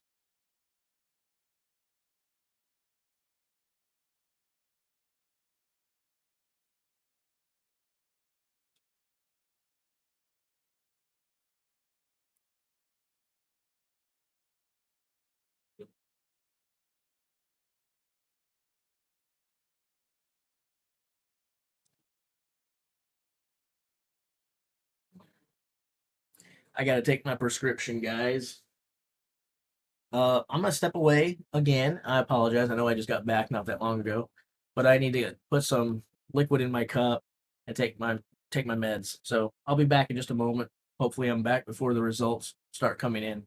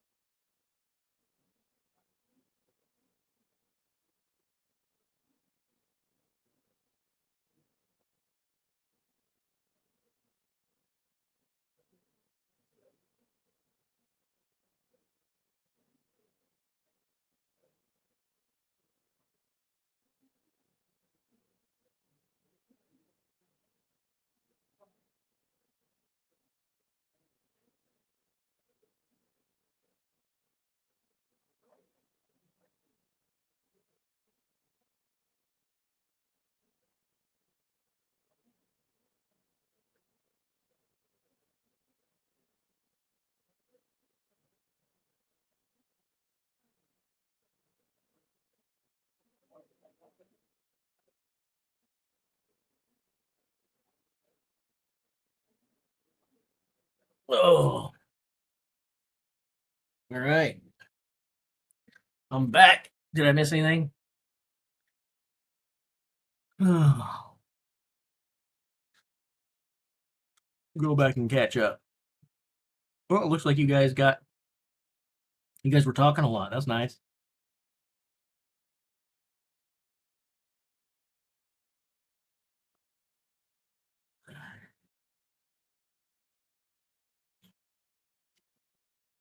Let's see here.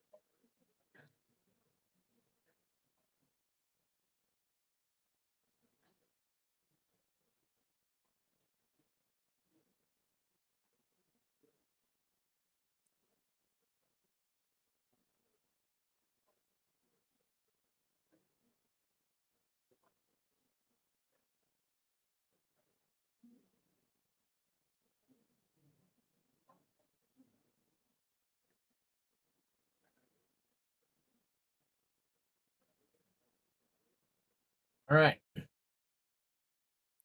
So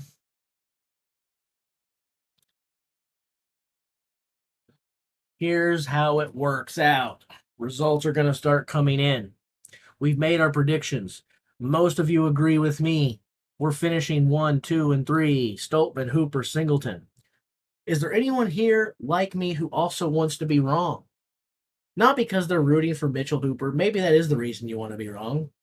If you think that Stoltman and Hooper are finishing 1, 2 in that order.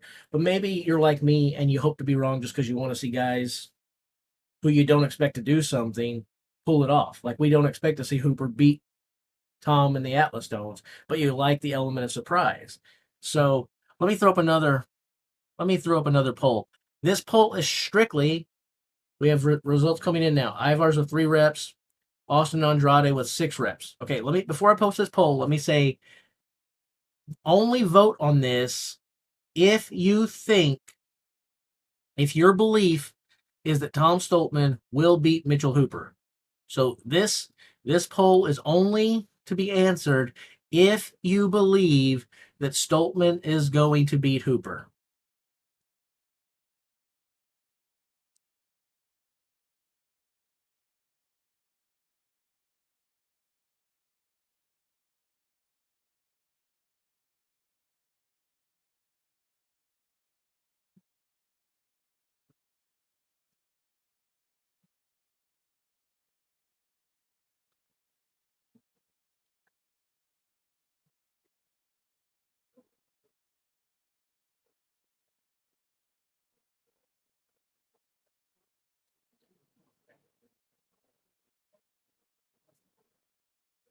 I like being proven wrong. I find it entertaining.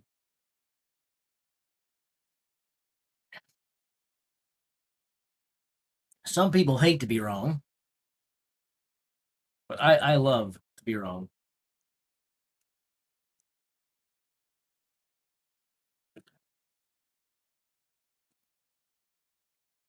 We'll wait until we have about 40 votes because there were at least that many people that thought that, like I did, that Tom's going to win this whole thing right now. So we'll wait till we have at least 40 votes. There we go. So we can close it anytime now. This is pretty interesting. So it's a statistical coin flip. Basically, half of you say, no, you wouldn't be entertained by it all, and half of you say, yeah, you'd find that entertaining. So what I take from that, I could be wrong. But what I take from that, I'm gonna make a lot of people mad right now. What I take from that is there's a lot of you who are insecure, and if you're proven to be wrong, it's gonna just piss you off. For the others, you kind of like being proven wrong because you're entertained by not knowing what's gonna happen. You like the element of surprise, you like suspense, and you don't care if you're right or you're wrong. Yeah.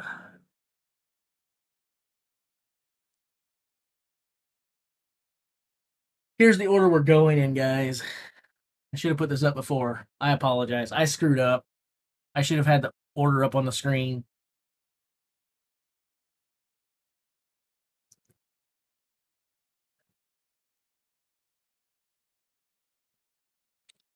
So we're waiting for Mr. Luke and Mr. Evan Singleton.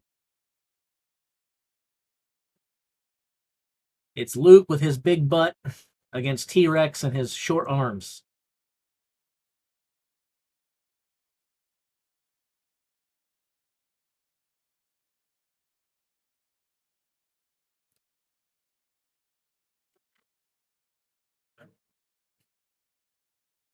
I'm not watching it live.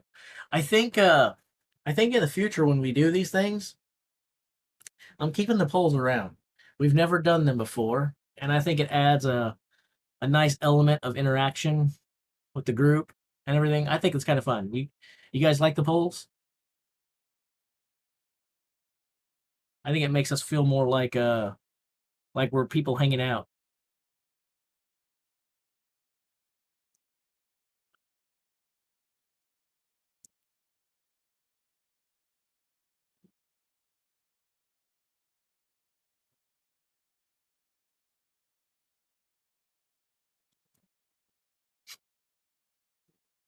Oh man, I'm having a little trouble breathing. I think I need to blow my nose. I'm gonna do that off camera because I know how sexy it is to watch people blow their nose. So I'll be back again.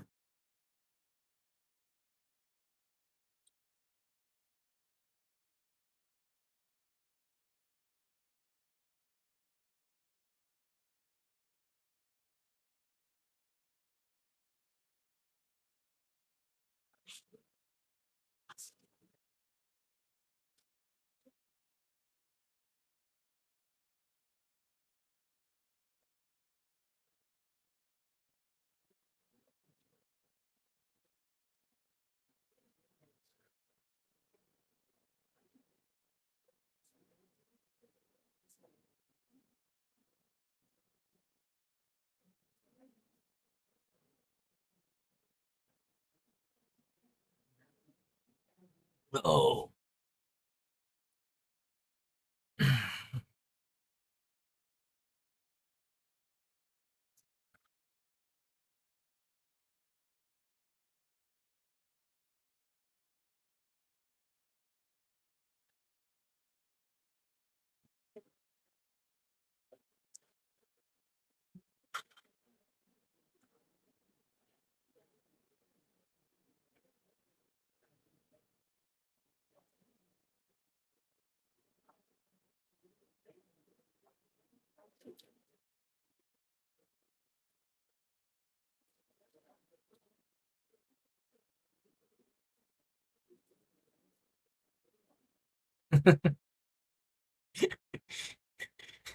I just had this funny thought. I just had this funny thought. Plot twist. Pavlo wins the tire deadlift going last, and out of nowhere, he upsets Tom and the Atlas Stones and wins the Atlas Stones outright, giving him 39 points overall and sticking him up on the podium after having two events where he had a 0-point finish and a 1-point finish. This isn't happening. This is not happening at all. But I would die laughing and I would think it was the greatest thing of all time.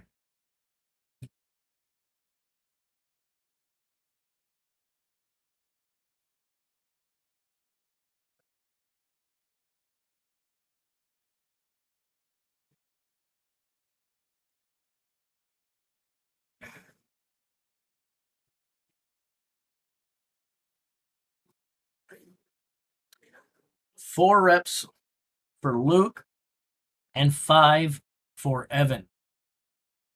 I have to admit, I'm a little bit surprised by that.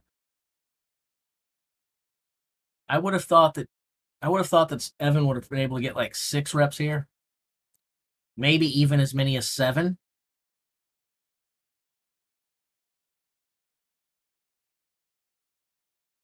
A little bit surprised by that. Um, it's also like, what kind of schmucks are we sitting here criticizing people who just picked up 825 pounds 5 times?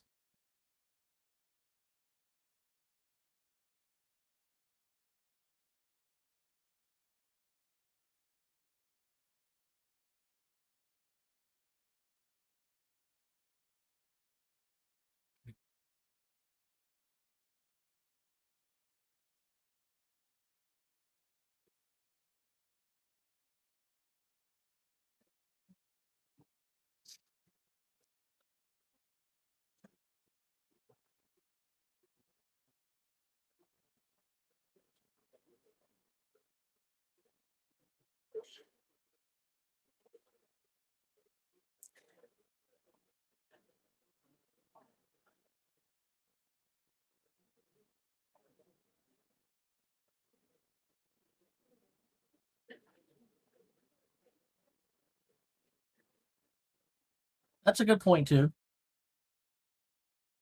The person that just mentioned uh,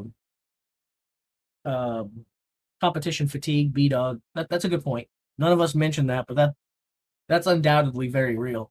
This is the fourth day of competition, and they've been through hell so far. 2 days of qualifiers, which these qualifying events were pretty tough.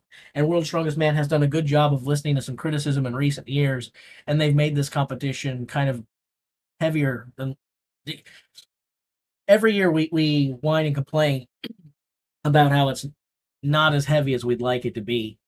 You can't really complain about that this year. They've put it on these boys. Um, and yeah, now we're in 4 days of grueling training with only that one off day between days 3 and 4. Um, or day 3, I guess, on day 3 between days 2 and 4. So yeah, fatigue is definitely a factor. You're right about that, B Dog.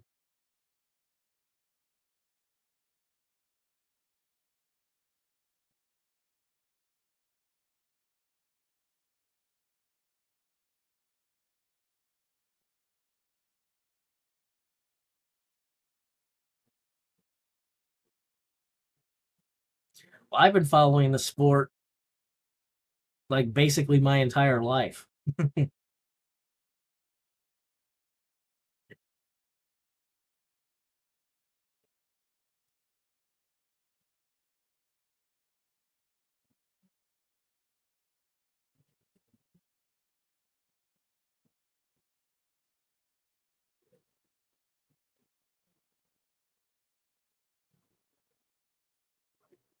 Yeah, I've spoken a lot about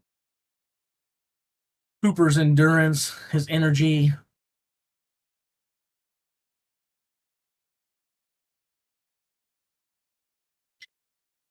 Evan comes out early because he only managed 4 points on the Conan's wheel. So you can see that's how I've got them sorted here. You can see the points, lowest points, highest points in the Conan's wheel. That's how they'll be list. That's the order they're lifting in the tire deadlift.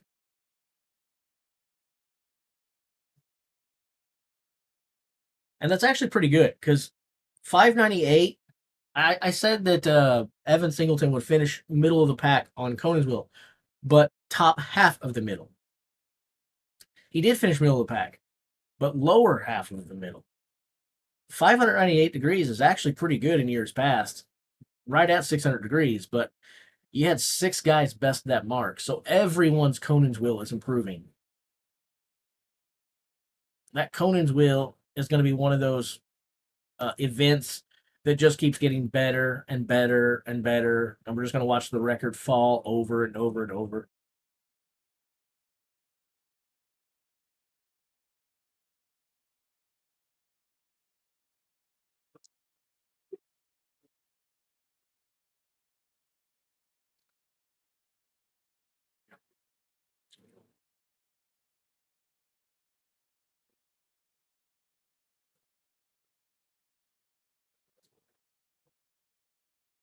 That's not true. You don't have to be 6'2" to have a chance at strongman.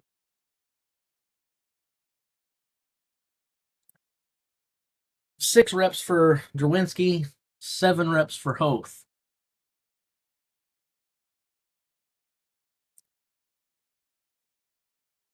Who's my favorite strongman on earth? Of all time, I'm a Bill Kazmaier guy.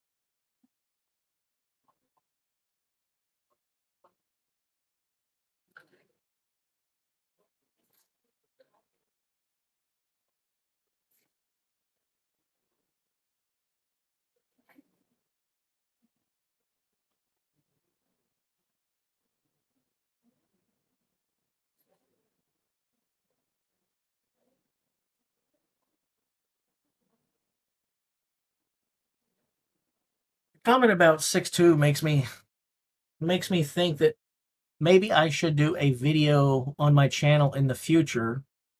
Yeah, let's do another poll. Poll time. Poll time.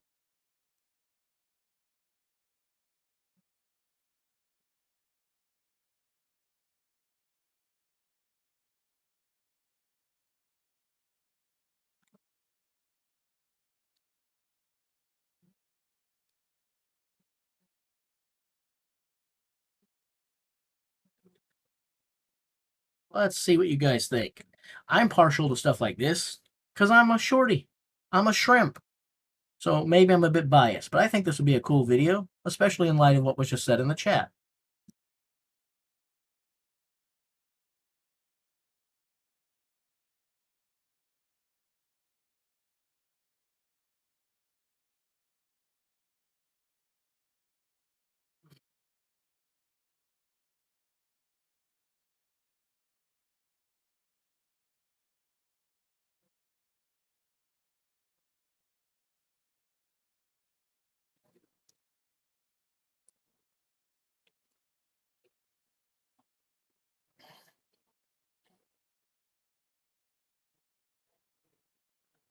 Waiting for Matthew Ragg and Tom Stoltman.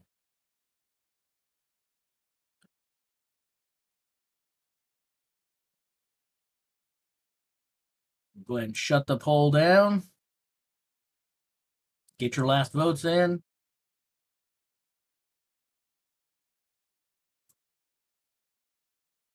And poll closed. There's the results, guys. I guess I'll be making a video about the greatest strongman in history under 6 feet tall.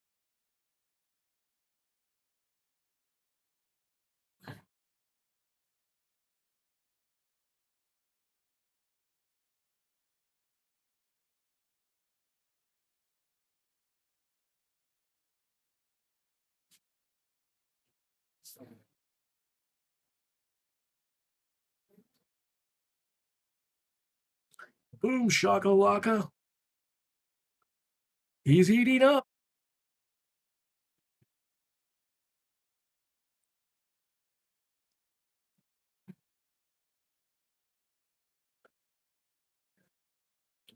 Will Luke do more than Evan? Well, he didn't. Luke got 4 reps and Evan got 5.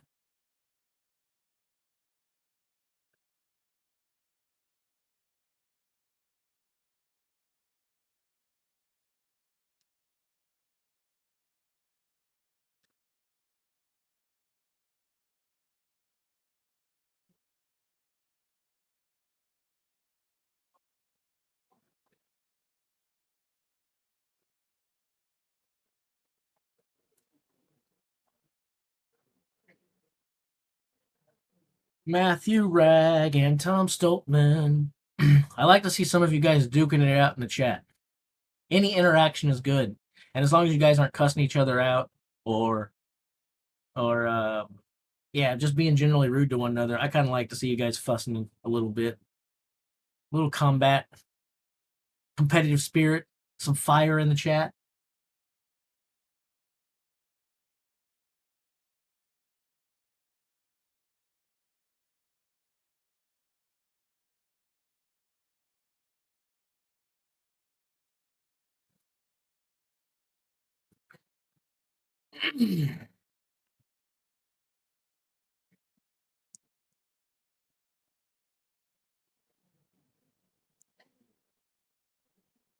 Yeah, I'm like 5'3" or 5'4", so I guess I can get on the we won't see a 5'2" champion. That still gives me hope, right?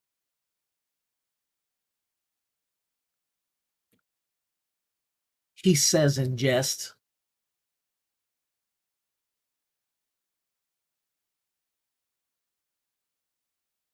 I will say height is less of a factor now than it used to be. I've told you guys the story at the regional competitions I would go to. Sometimes I would have to take 0 points in an event because I was literally too short to use the apparatus. Like a lot of the yokes, they weren't adjustable like they are stuff now. Some regionals still don't have it that way, and I simply couldn't get my shoulders on the bar. I was too dang short, and at some of the major competitions, that used to be a real struggle for a lot of the short guys. They were simply too short to use the stuff. So they are making it a lot more dynamic now. So 7 reps for Tom. Matthew Ragg, 8 reps. Matthew Ragg was a favorite going into this event. Tom Stoltman with 7, that's a darn good result for Tom. So Mitchell Hooper's gonna have to do something great here, and he needs Pavlo to do something great right along with him.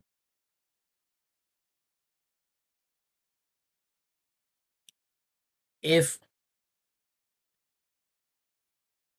Hooper wins it and there's only Rag between him, that means that he'd pick up 2.5 points, I believe, assuming these points aren't split multiple ways. If he's got 2.5 points there, or point, this final is going to be this finals is going to be bonker. This is going to be crazy.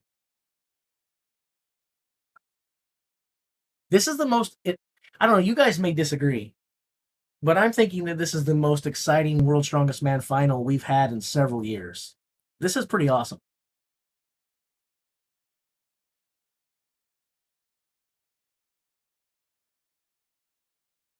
Someone asked me earlier how tall I was, which I gave the answer right before that. But my general answer to that question, when people go, "How tall are you?" I usually say, "I'm not."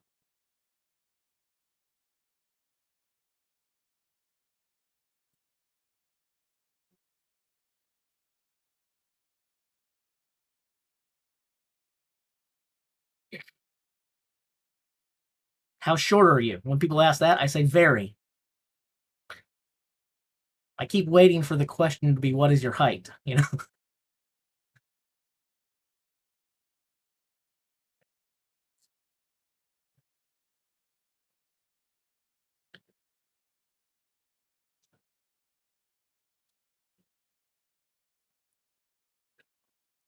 I stand it at a very towering NBA worthy 5'4".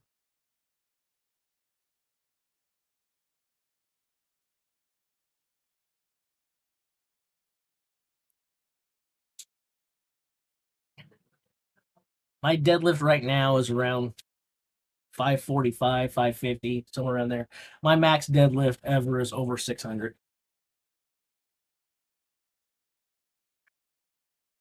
Nothing like these guys. Nothing like these guys. Then again, like we just discovered, I'm 5'4", so I only have to move the bar about 1.5 inches, right? That's at my waist.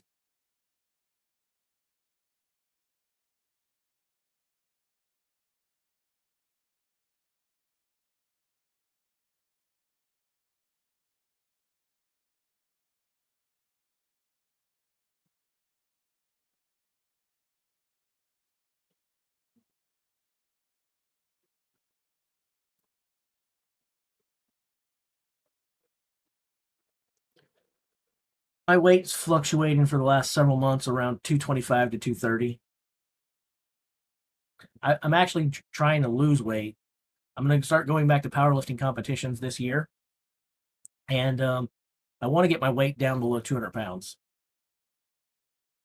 hopefully without losing strength. We shall see.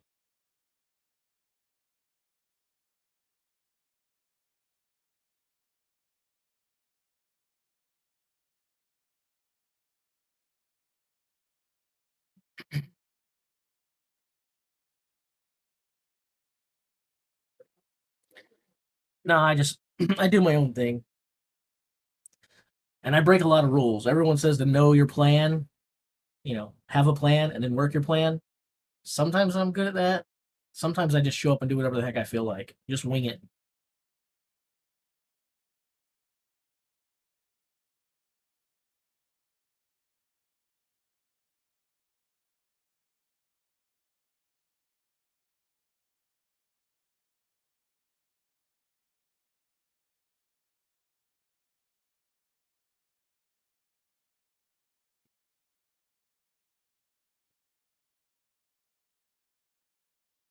Come on.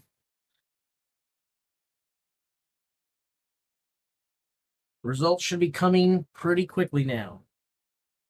Oh, by the way, I saw someone say 90 seconds a minute ago.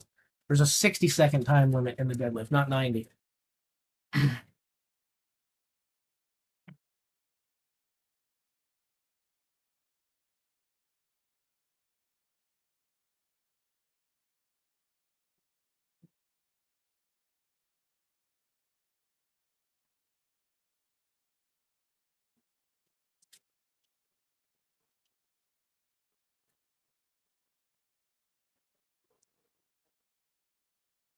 Come on. You guys keep saying Mitch 6, and I don't know if you just heard that report from somewhere else or you're guessing, because I don't like when the thing's not updating. I hope that you guys are. Maybe I should hit refresh just in case. Dang it, the results are up. That's what it was. 6 for him. Darn. All right, so Matthew Ragg wins it with 10 points. Tom and Tristan Hoth share the second place position, meaning 8.5. What this means is Mitchell doesn't close the gap any on Tom. In fact, the gap gets wider. Tom picks up 2.5 points of breathing room on Mitchell, who has to settle for 6 points with Wesley Derwinski and Austin Andrade. Evan Singleton with 4 points.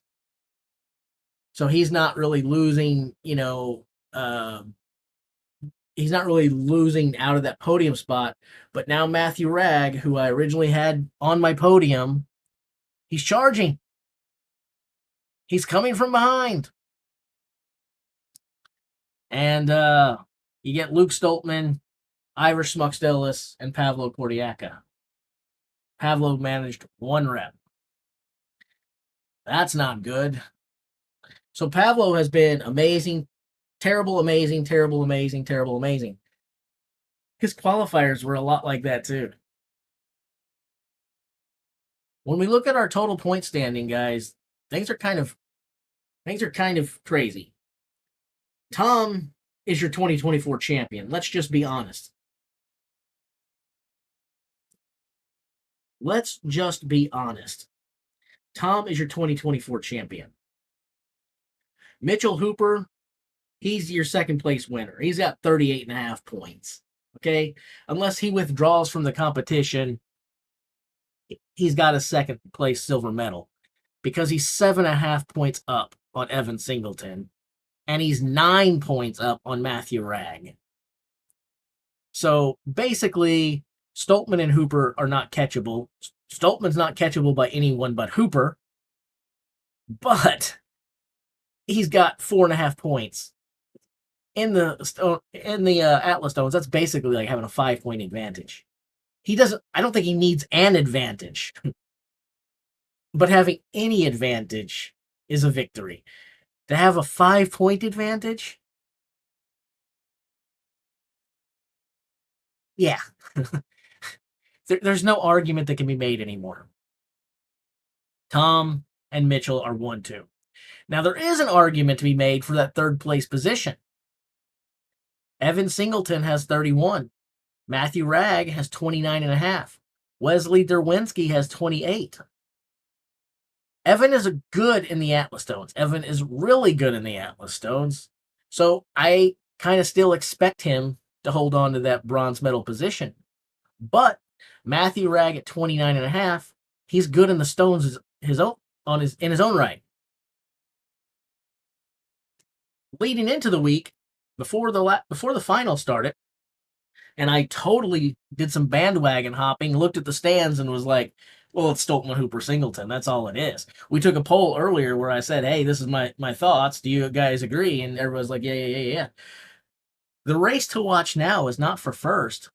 Now the race to watch is who's standing on the podium, because that third place position, it's got some action. We got some action there. Can Matthew Ragg hop up on the podium?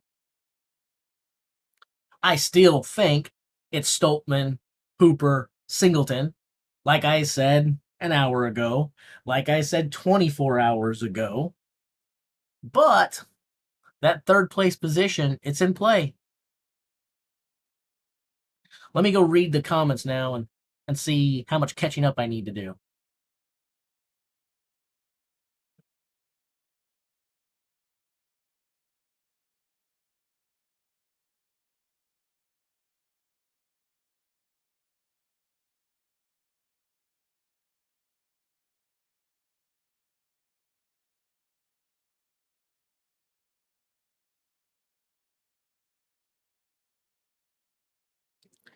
Does Tom need to lift all 5 stones to win? That's a question.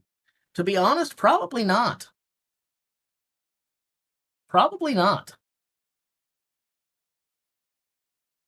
He'll need 4 in a good time, but he probably doesn't need all 5. That being said, he'll probably do all 5, because getting all 5 in whatever time is probably a guaranteed victory, because there'll be some of these guys that won't. In addition to not needing them all, it's not even hard for Tom. He can do 5 stones probably as easy as most of these guys can do 3 stones. So why not?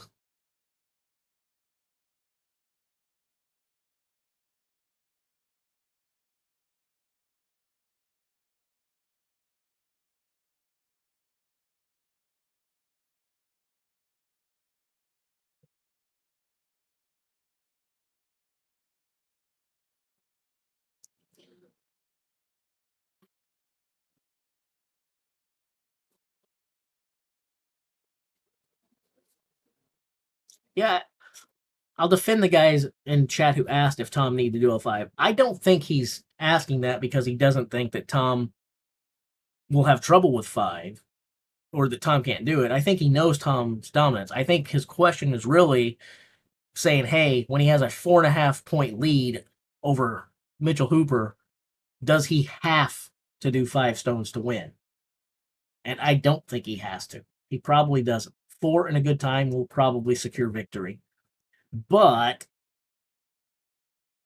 he'll probably do 5.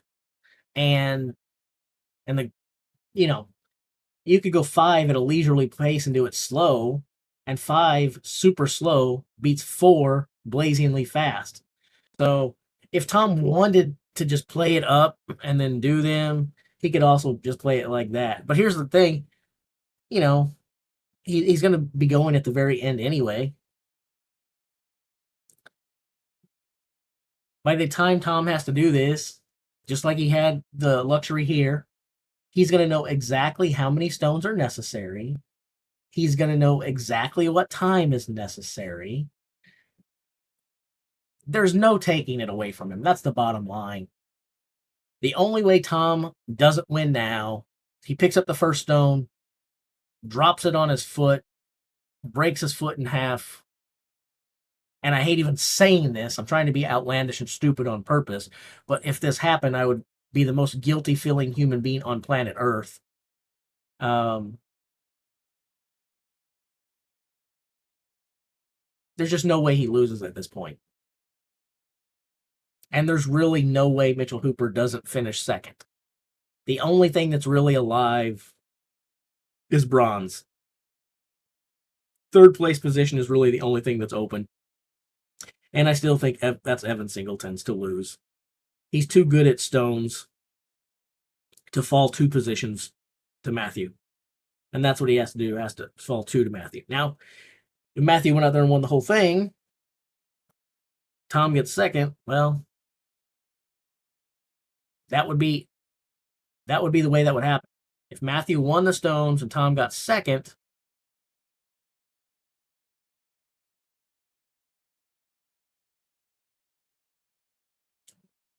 and if Evan came third, that would still put Matthew up there. But more than likely, our poll from earlier, do they finish the way they are now? Stoltman, Hooper, Singleton, pretty good. But Matthew Ragg is a live dog for sure.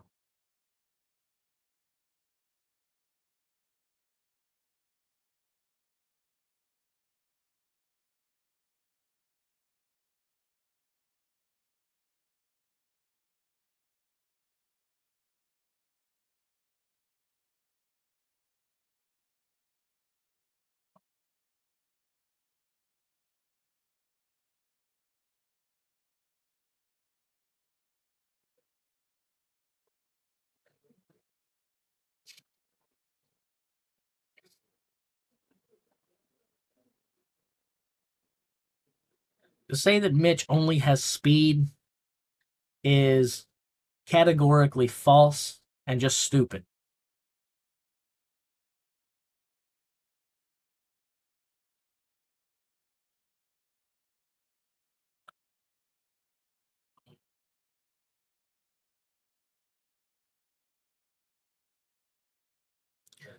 You don't have to fawn all over Mitchell Hooper.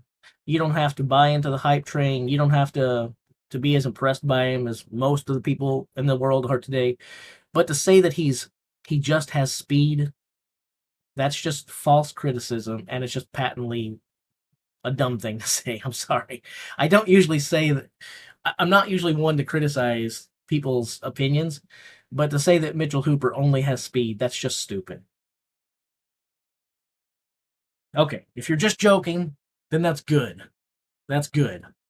Um, I'm glad you're just joking.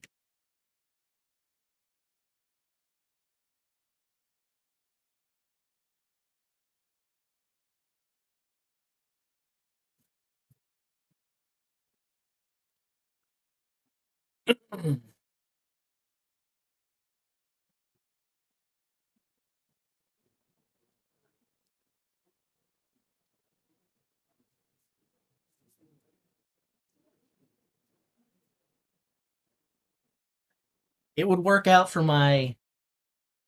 I don't think Matthew Ragg is going to do it. I think, again, I've been pretty consistent. I think Tom and Mitch finish in that order, and Evan takes third. It would work better for my pre-week picks and my 2024 World Strongest Man picks if Matthew Ragg does it, because again, my podium was Hooper, Stoltman, Ragg. Now, again, I had Hooper winning it all, which isn't happening. But at least if Matthew Ragg got up there, I could say I had the right 3 guys, just the wrong order. And I thought Evan Singleton would finish 4th. But I'm probably wrong. It's probably Evan Singleton 3, Matthew Ragg 4. So I had the top 4 right, but the wrong order for both of them. Hooper and Stoltman in the wrong order, Singleton and Ragg in the wrong order.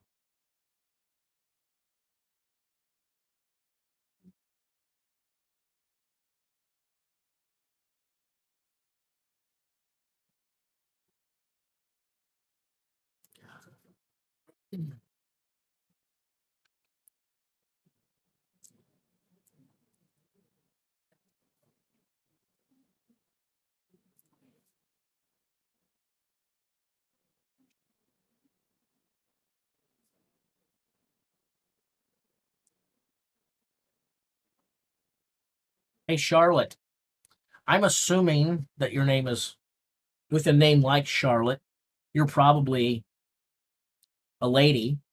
and we don't have a whole lot of ladies who join us. Now, you could be from a different country where Charlotte is a masculine name, in which case I could have just insulted you. But assuming you're a lady and assuming I'm correct, what's it like hanging out with a bunch of us testosterone filled douchebags watching the spreadsheets?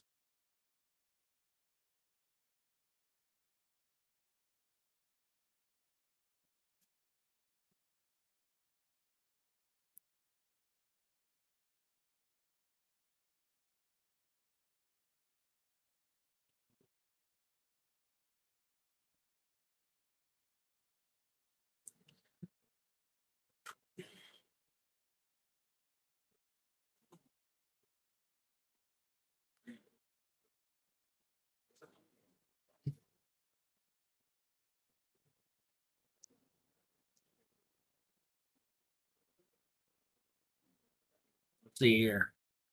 Uh, the Atlas Stones are scheduled to begin in an hour. They've been delaying everything by 30 to 60 minutes or more. So they're probably like 2 hours, but a lot of times they also do like to keep the final event on pace because everybody wants to get the heck out of there. Um, so Atlas Stones in an hour probably.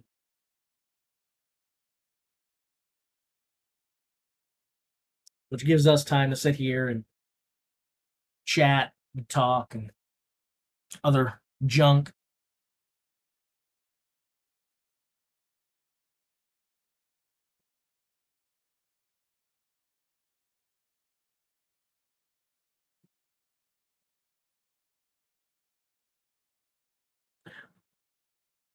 I'd make that argument about anyone, basically. Anyone who wants to see others fall, it they're not my kind of people.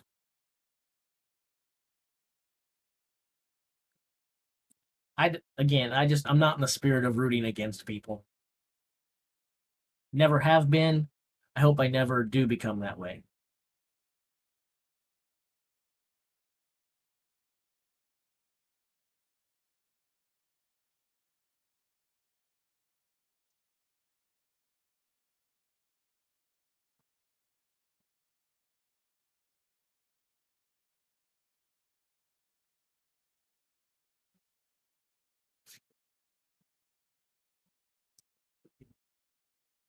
So this is the order that they'll be competing in for the Atlas Stones.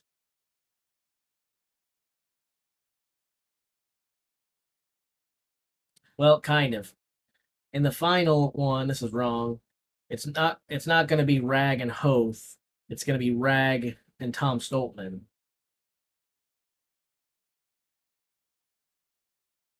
Yeah, these are not exactly right. This is the split points always screw this stuff up, as do when there were ties in the previous ones. This is not going to be in the right order, unfortunately. I can't put the Atlas Stones on the screen in the correct order.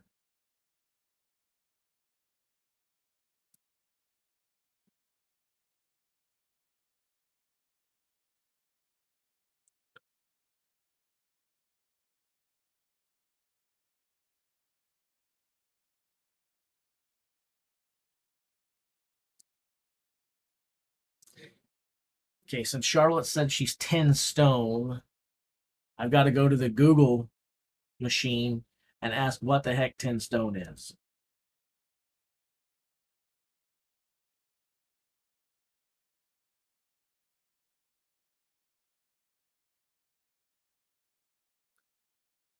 Uh, my guess was going to be pretty accurate.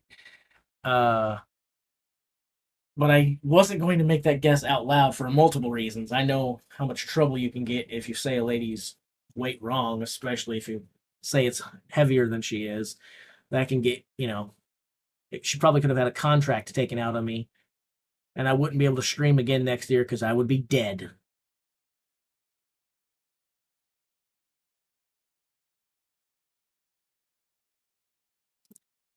So, for you smaller ladies, I will talk about ladies and strongman real quick. I've said this the last couple years, and I stand by it.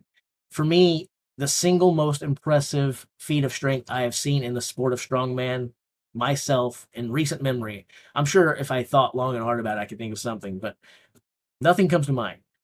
The single most impressive feat of strength I've seen was little Chloe Brennan picking up those Denny stones.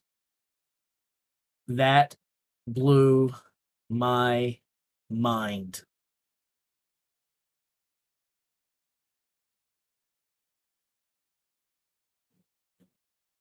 When Chloe Brennan picked up those Denny stones, I was like, no, I did not just see that. I did not just see. There's no way that just happened. I couldn't pick those things up. I'm confident in that. And I'm a strong dude. I'm a super strong guy. I don't think I'm picking those up.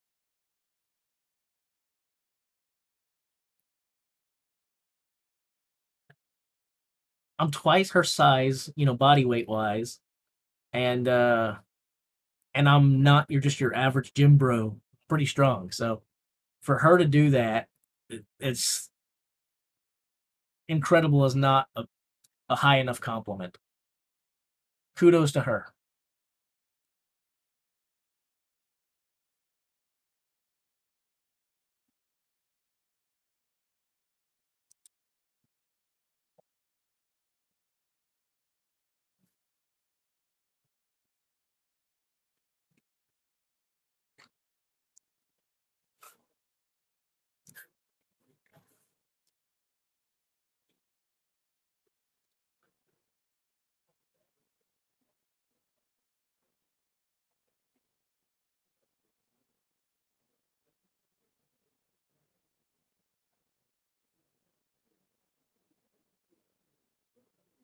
All right. Since we said third place is the only thing that's alive, I think it's time for another poll.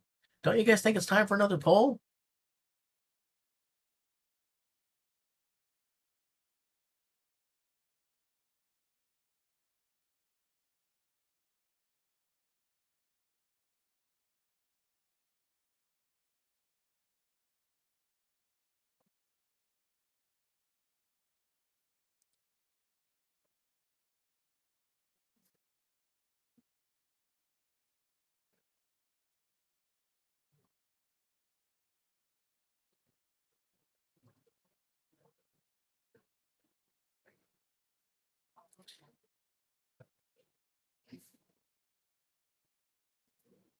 I think we'll go for about 50 votes and then we'll close it up. They're coming in pretty quick. Maybe we'll go for more. Maybe we'll go 60 votes. Yeah, we'll keep it up until we have 60 votes.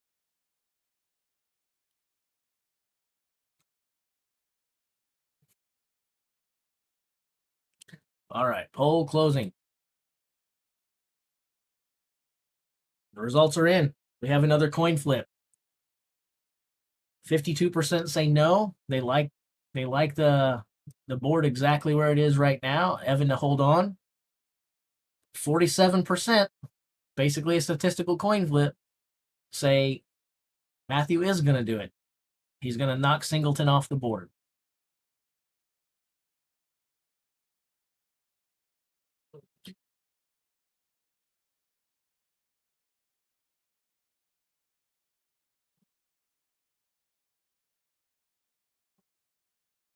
So basically a coin flip.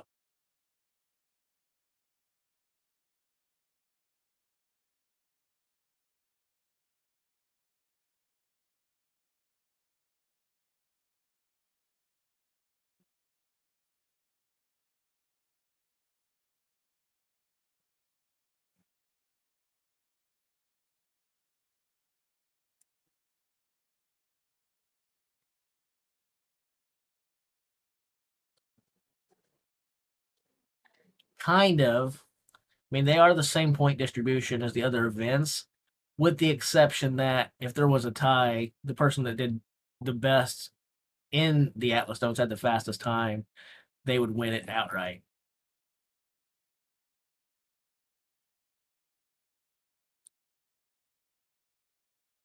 So, like, if competitor A, I'll just use two names. This is not what I'll choose two guys who are not in there. to purposely make sure that I didn't vote. Uh, if Ivar's beat Kordiaka in the Atlas Stones, and by victory he wound up tying in the points with Kordiaka, Ivar's would actually win because he had the faster Atlas Stones.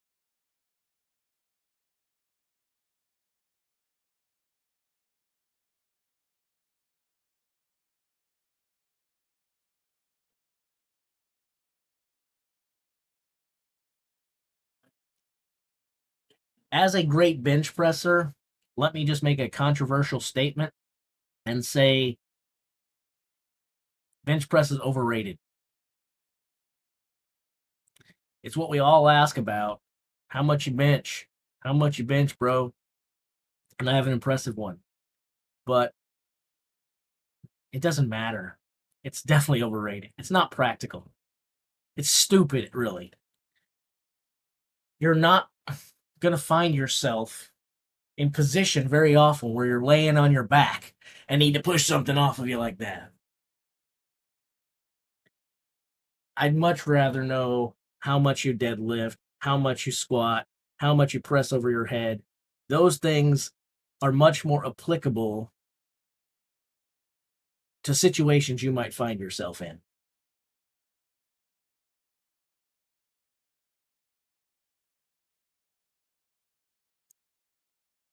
There is some carryover between overhead and bench, but definitely not a lot of carryover. There's a lot of people who have very big bench presses that can't do overhead to save their lives, and there's a lot of people who can push a lot of weight over their head who are not very good bench pressers.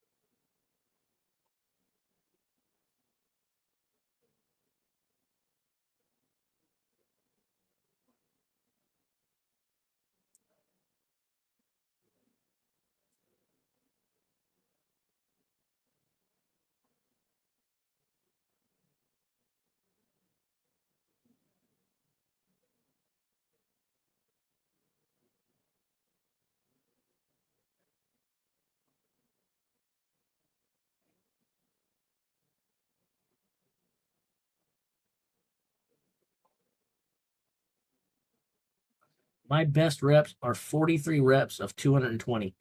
So I guess I have a couple questions about that. John knows. Here's question number one. Why 220 and not 225? Question number two.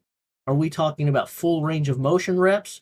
Or are we talking about social media internet reps where you bench and you move the bar like 7 inches and go 1, 2, 3, 4, 5, 6, 7, 29, 46, 183? Because what I've learned in my time of working out and being on the internet is bench press reps or bench press range of motion is a lot like inches when it comes to men. They all think they have more than they really do.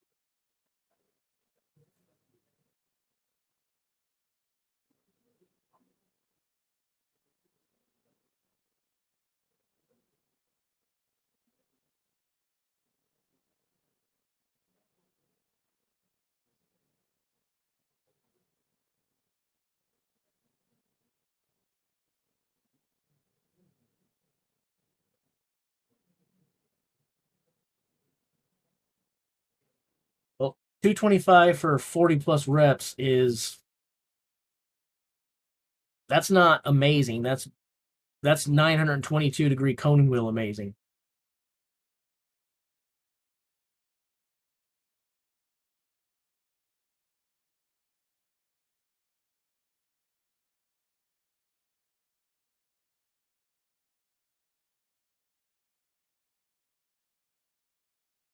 I can't do more than 20.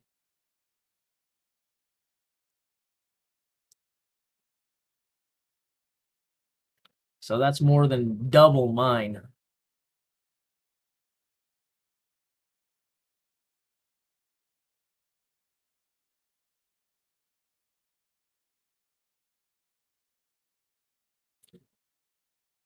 I just posted a video on my private personal Facebook to my friends and stuff the other day where I did bench press for reps and I did 2 sets of 18 reps at 225.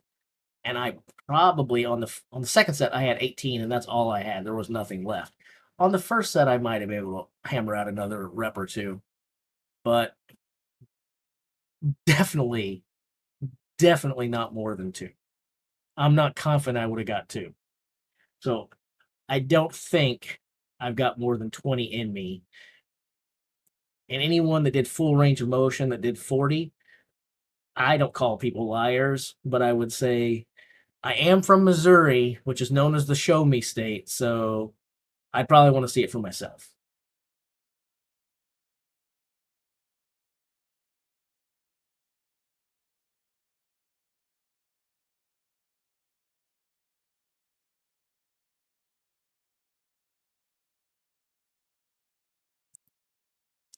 Hella reps all the time at the combine is kind of true and false. They're not doing 43 reps at the combine all the time.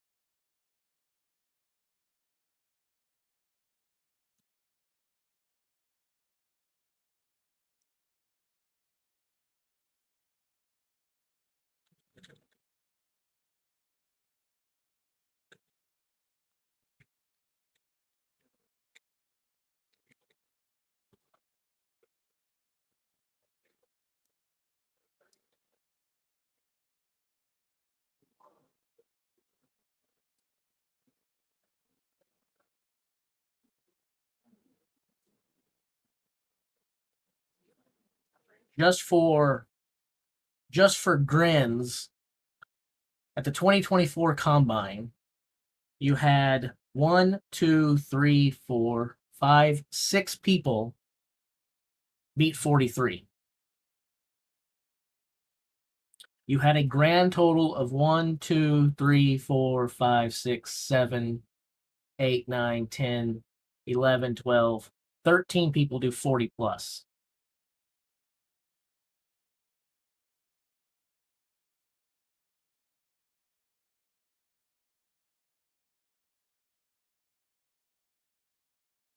And as I'm looking over the years past, it appears that 2024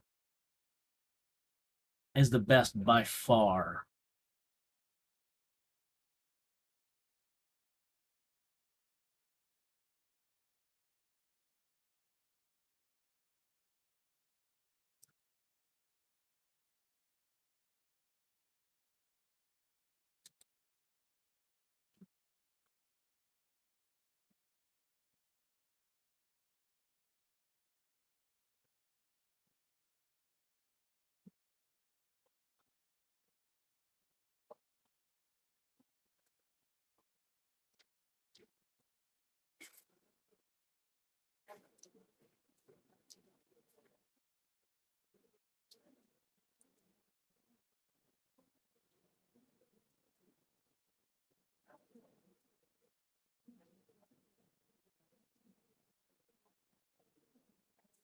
Well, I won't call him a straight liar, but I will say that a lot of people in this chat like to ask me about how much I lift, and I try to diffuse those questions. I want the focus to be on these athletes that I'm covering, not on myself.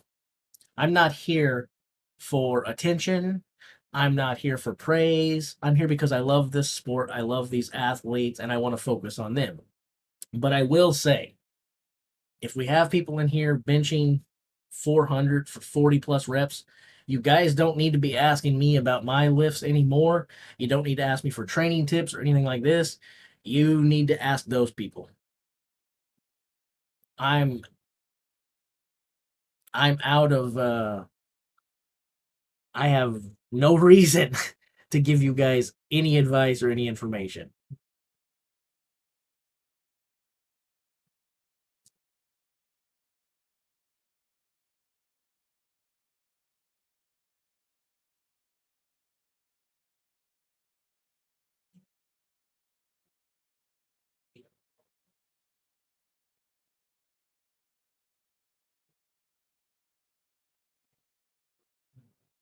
I've given my numbers on here many times, Kyle, and I don't want to do it for the same for the same reason I never want to do it again. Same reason I just mentioned a minute ago. I don't want the focus to be on me. I'm not here for that.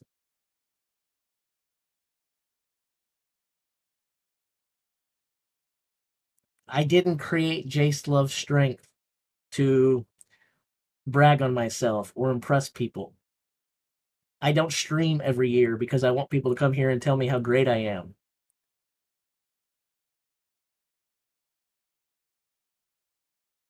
I love the sport. And so I want to cover it. And I want to give guys like Tom Stoltman, Mitchell Hooper, Evan Singleton, Matthew Ragg, Wesley Derwinski, Austin Andrade, so on and so forth. I want to give them the shine. I want to give them the credit.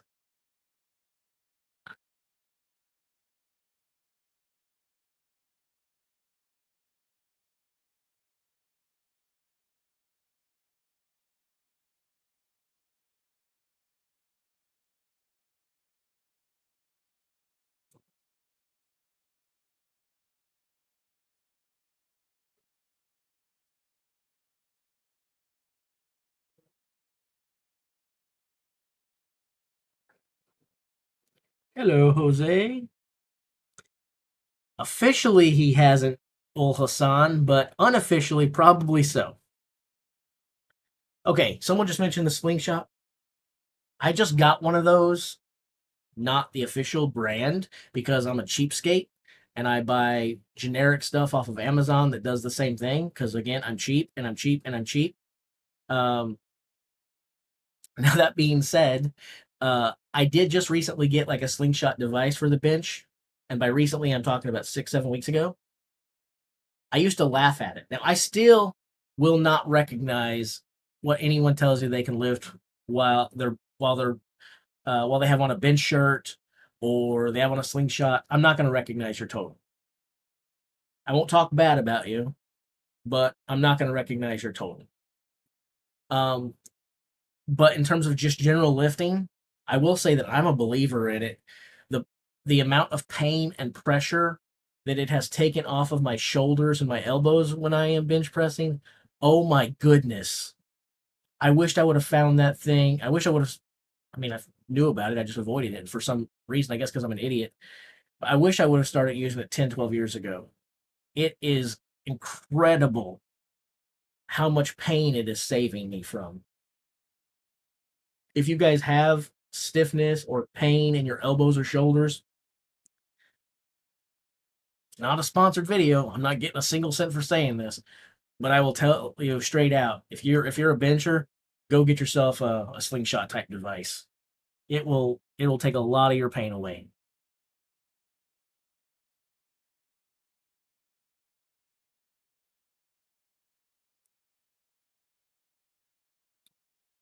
I I think you should always lift weights if it's an either or, but I do a lot of dips. Dips are actually my favorite exercise. Personal. I just love dips. I really love dips. But I don't ever think that there's a substitute for just lifting weights. um,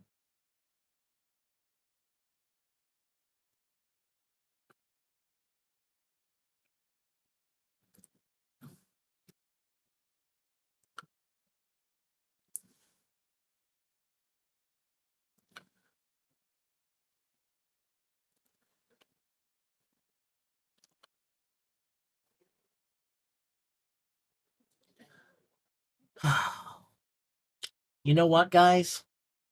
I think I need to step away from the camera to do something that Jace Man has to do sometimes. And that's tinkle. So I'll be back after I tinkle.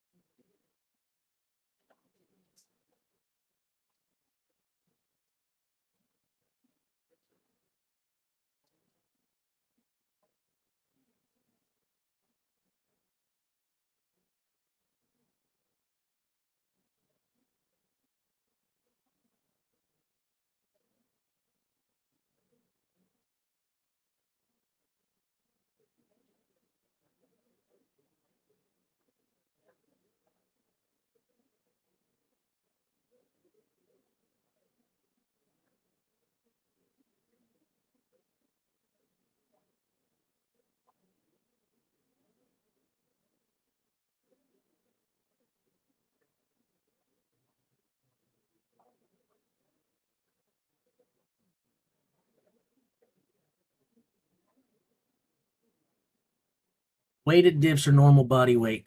Do both. Do both. In general, that's sort of the way I train anyway. So, in most of the exercises that I do, um, I usually do most exercises twice a week. I have a couple exercises where I do 3 times a week, but most of the exercises I do twice a week, and in most of them, I train it up differently. I do one day where I treat it like a super heavy day, where I'm working up towards the max that I can do for like 2 to 3 reps. Not like a 1 rep max, but if I can do it 3 times, I'm probably not going heavy enough. So I'm looking for 2 and 3 rep max on those exercises one day a week. The other day of the week, I'm lifting. I'm never like a big volume guy. I'm definitely not an endurance guy. But the other day of the week, I'm looking for the max effort that I can put in for about 7 to 8 reps. So that's what I like to do.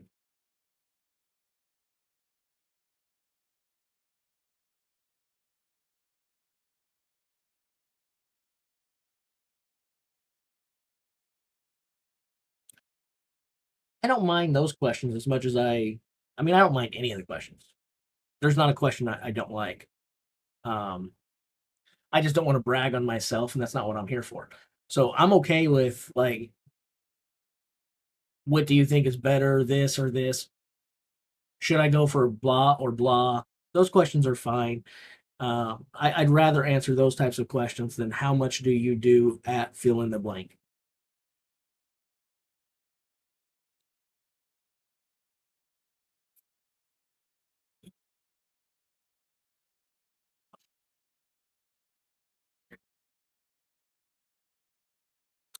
Not really. It'd probably be wiser if I did, but I'm too addicted to the gym, and I'd really say it's about my mental health more than my physical health, to be honest. If I'm not there moving heavy weights, I get pretty depressed, and I think that's an understatement. So,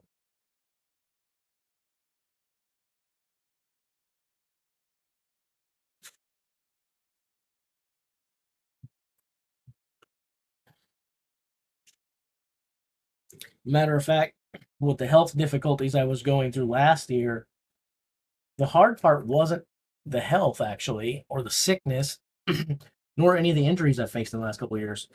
The hard part is when I have been too sick to work out or too injured to work out. That has been way harder on me than whatever I've personally been dealing with.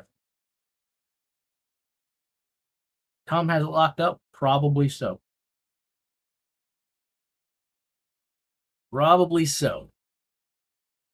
At this point, it would take some sort of miracle.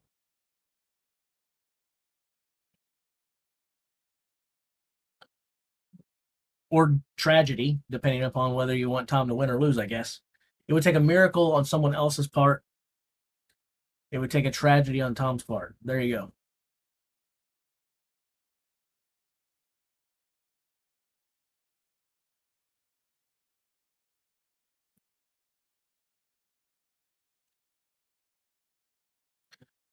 I think it's poll time.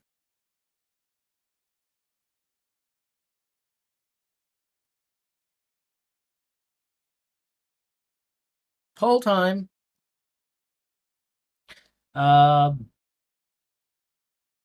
Let's see here. How do I want to phrase this?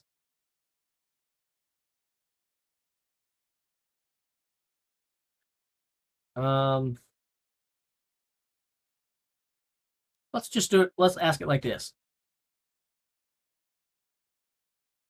I'll let people reach their own conclusions as to why I'm asking. I'm sure people will misinterpret the question. That's okay.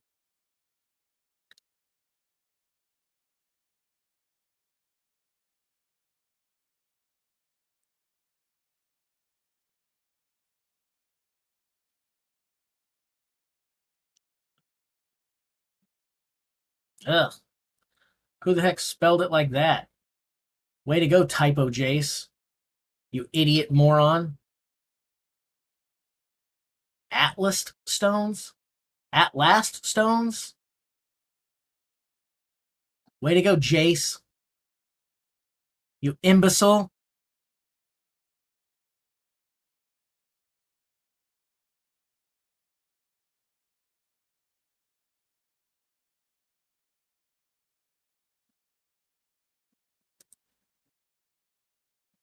All right.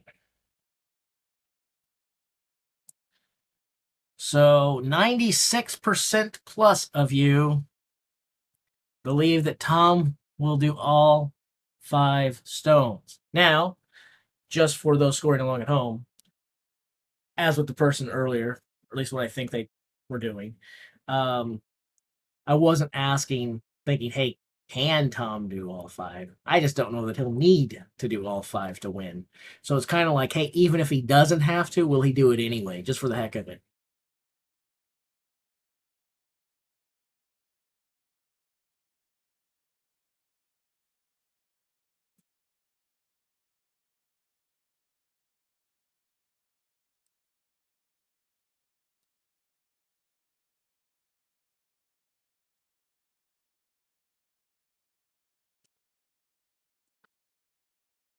Start Q&A. Say something.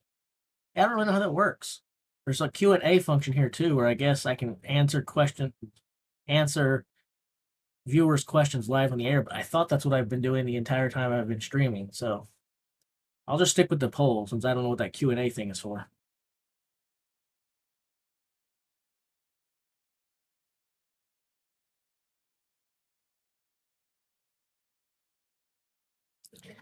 Yeah, they're definitely allowed tacky. I'm not sure about grip shirts.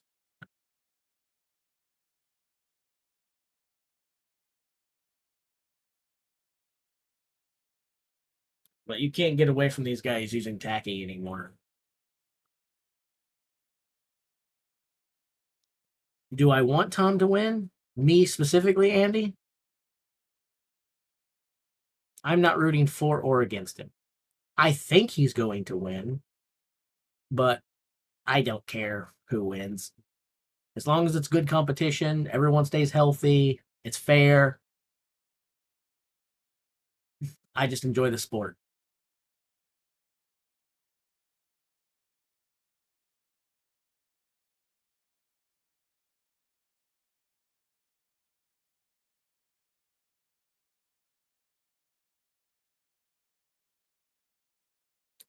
Does Singleton get a podium? I think so. I think this is the year that Evan is on his first podium. Going into the week, I said he was finishing 4th and Matthew Ragg was finishing 3rd. It could still end that way. That could still happen. And since Matthew Ragg won the tire deadlift. He put himself in better position to do that than he was leaning to before. So my original prediction is in better shape now than it was, but I still think Evan's going to hold on to it. And my original prediction will be wrong.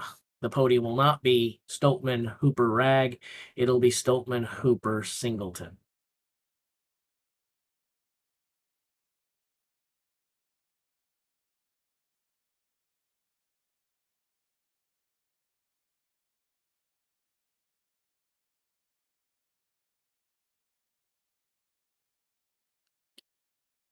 By the way, I'm single and I'm ready to mingle. So if anyone out there knows of any ladies that might have a desire for short kings who have basically no talents on planet Earth other than picking up heavy stuff and making horrible jokes that nobody laughs at, I am available, and it's okay if you want to set me up. Just throwing that out there. You know, there's not a whole lot of time left. We're in the final day of the finals. I won't speak to most of you again until this time next year. So, just shooting my shot into the wide open waters out there and saying, hey, if you've got a hot aunt, if you've got a good looking sister, if you're looking for a stepdad, and these women like short kings with a terrible sense of humor, send them my way. Send them my way.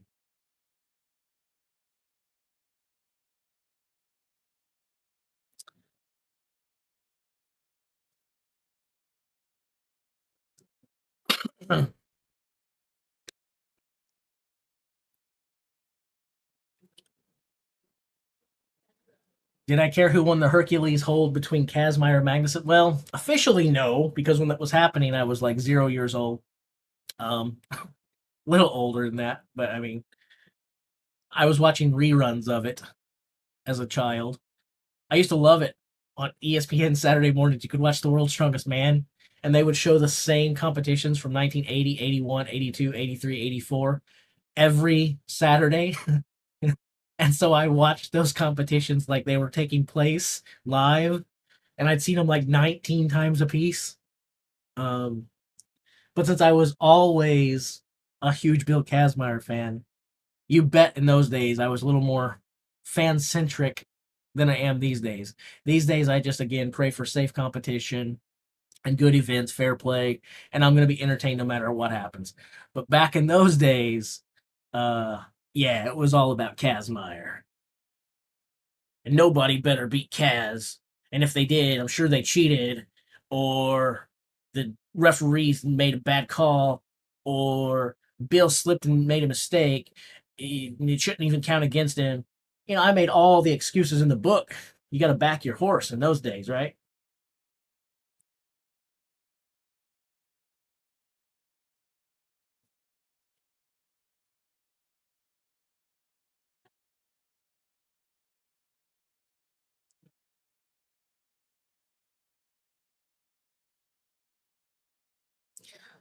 Yep, yep, yep. Still on.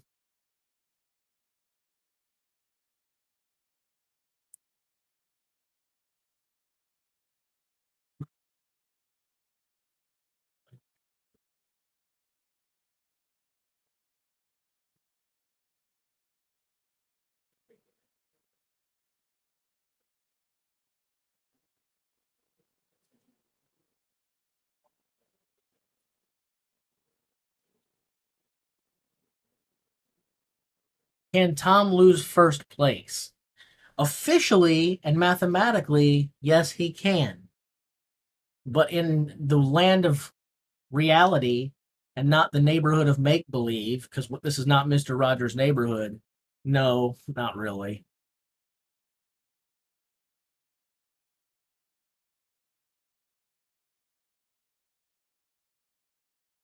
I did see the 2019 year battle between Kaz and Magnuson. Uh, I did see that, but I've outgrown that. um, but anytime Kaz competes when he's not a 60 plus year old man being asked to do the a masters competition against a man who's not a senior citizen when he is, uh, there's me making more excuses for Kaz, right? It's unfair. Okay, they're both masters. Okay, they're both retired legends. Except one is like, you know, 3 days away from being put in a senior home, and the other is just barely older than a lot of the guys competing. Come on. Um, so everything is always against Kaz. That's why he wins and wins, and they're like, we're not even going to invite you back. It's always against Kaz. Okay, I'll shut up now.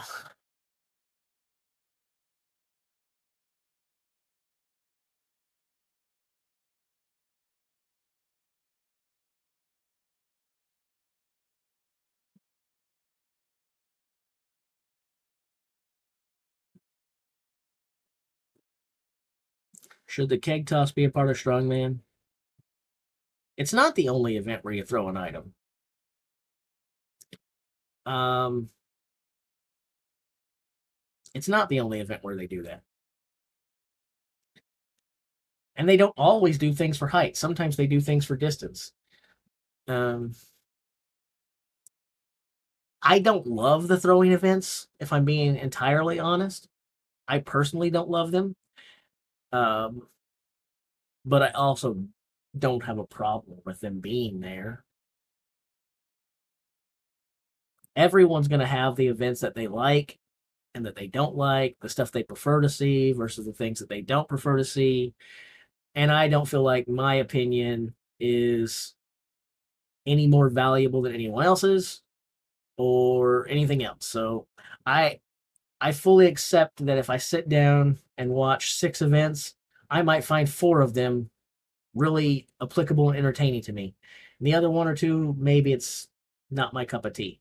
I still enjoy it though because I like competition and I like athletic. I like strength-based sports, so um, it's fine.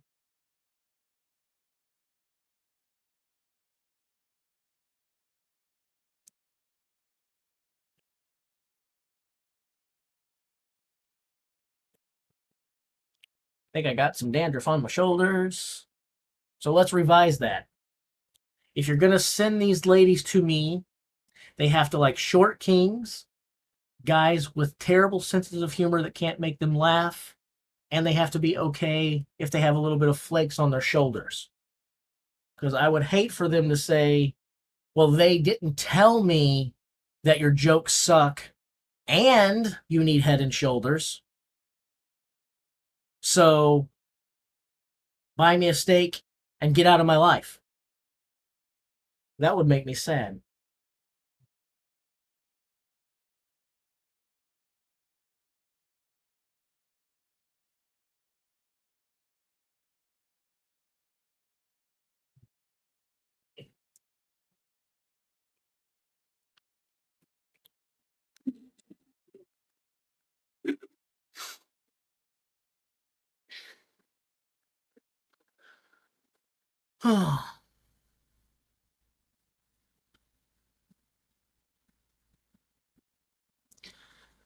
I would have absolutely zero. I would have actually. Speak, Jace. Speak. Just for the record, I would have absolutely zero qualms dating a young lady who was deaf. I would have absolutely have zero qualms dating a woman who was blind. And I would have absolutely zero qualms dating a lady who was 4'2". So I would not say no to that lass of yours based upon those 3 facts. Just so you know.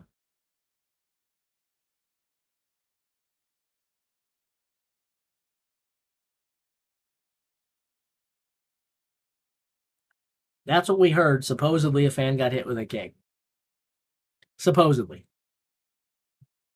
I have no idea.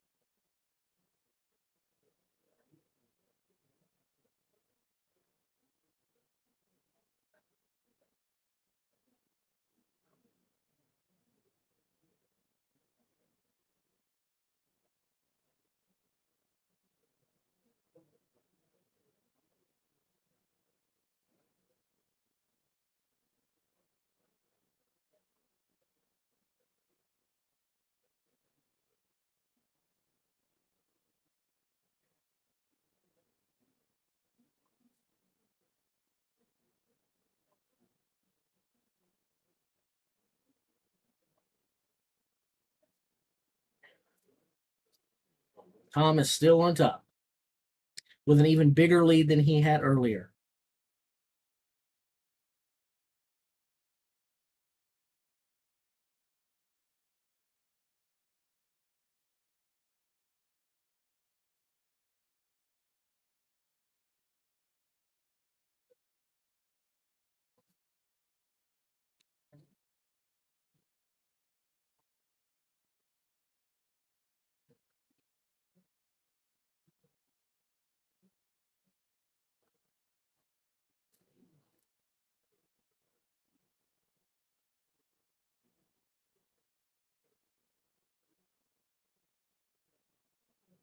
All right.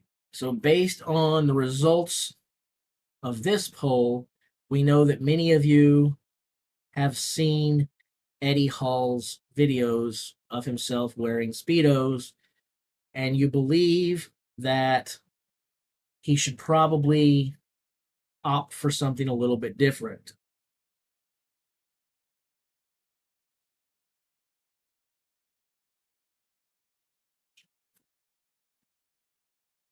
All right.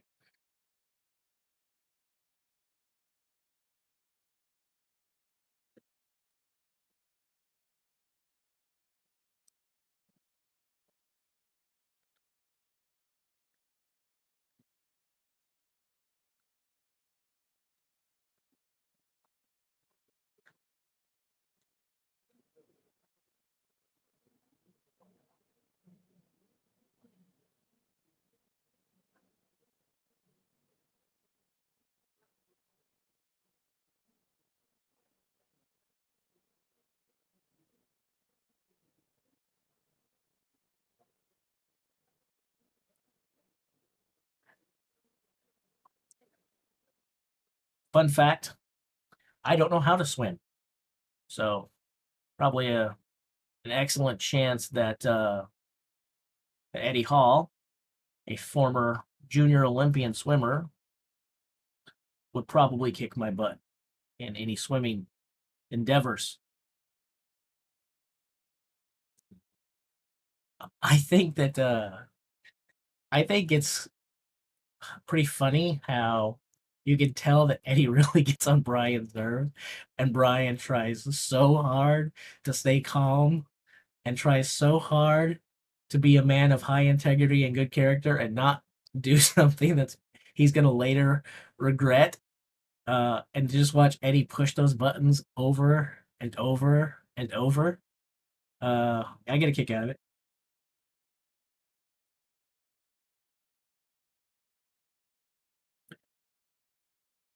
Now, I'm not voting in these polls, but I can already tell you guys had the wrong answer. There's no way on earth any of these big boys are beating me in a chicken eating competition. It ain't happening. They might beat me in any lifting competition, but they're not putting away more chicken than I am.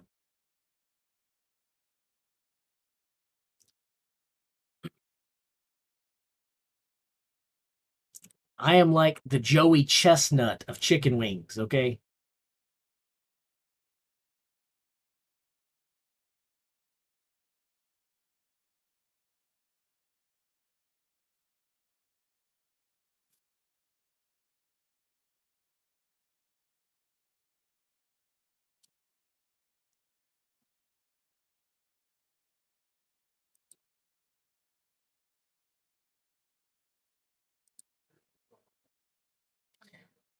The results are in, and you guys are just wrong, just flat out wrong. I smoked Brian in a chicken wing eating competition.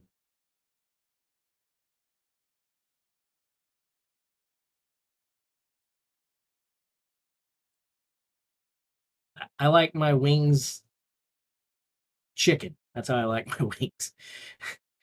Uh, getting a shout out from me is worth absolutely nothing, but I'm glad it made his day, John. Who would you say is the next rising star in strongman? Not named Mitchell Hooper, right?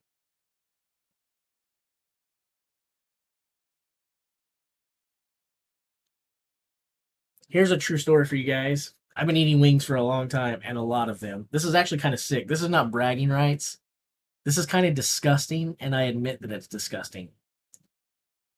When I was like 13 and 14 years old, my mother used to work at Ponderosa Steakhouse. Does anybody remember Ponderosa Steakhouse? Anyone? Anyone? Bueller? Bueller? Um, anyway, back in those days, they had these little generic white buckets where you could get 50 wings in a bucket for 14.99. Good luck finding that deal nowadays, right? 50 wings is like $75. Um, but in those days, you could get 50 wings for 14.99. Well, we lived about a 50-minute commute from my mom's work. And in those days, parents let you do stupid stuff and the laws didn't prevent you. You could actually sit in the back of a pickup truck and drive down the highway. I know, it's crazy. But I would get not one, but two buckets. And I may not be finished with them by the time we got home, but one bucket would be gone and I'd have a really good dent in the other, and I wouldn't stop until all 100 wings were gone. And I did this like basically every freaking weekend. I love me chicken wings, and it doesn't matter if I get sick to my stomach. It doesn't matter if I'm in agony or pain. They taste good from one to a million and one. Chicken wings are amazing.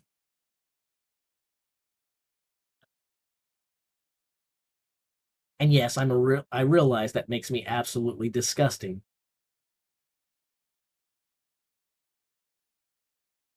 Kind of weird that you guys are talking about where I'm from, and one of you talked about where I'm from, and you got it right, and then immediately after that, Charlotte asked where I'm from, but Mark is right. I am from Missouri. That's one of the central states in the United States, Charlotte. So hook a brother up. Hook a brother up. Is that something they have said in the last 15 years? I know I'm old and uncool, but I think they used to say hook a brother up.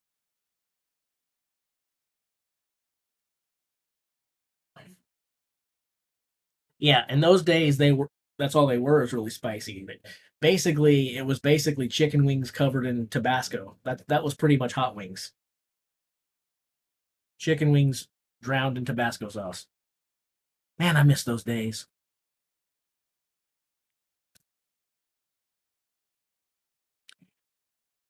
I guess if I had three wishes from a genie, one of my wishes would be that we could have a bucket of 50 wings for 14.99 again. That's not wasting a wish, is it? That seems like a perfectly valid, good use for a wish, doesn't it? I feel like that's a good wish.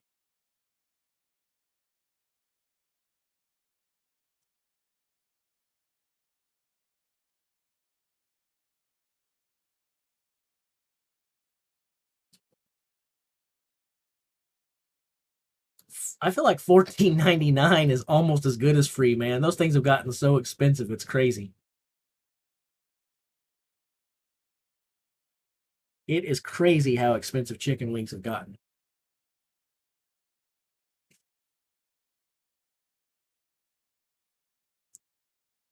In fact, one of the things about them being crazy expensive is one of the reasons that we originally started eating them was that they were an inexpensive treat.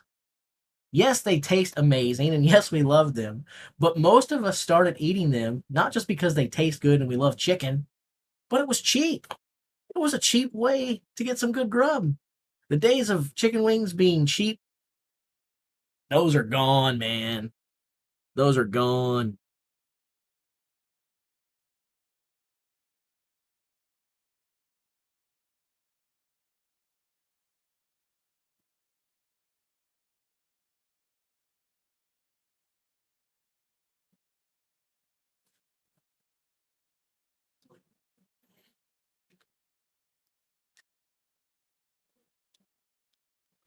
You're probably right, I-16. It's my fault.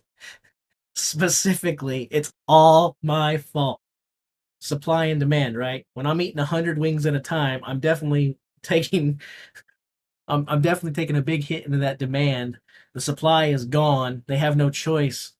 but to jack up the price 3, 4, 5, 1,200%. You guys are absolutely right. I am the villain. That's what we just learned.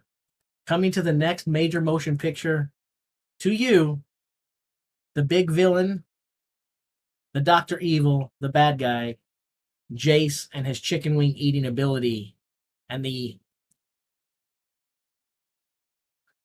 impacts of that on the global economy.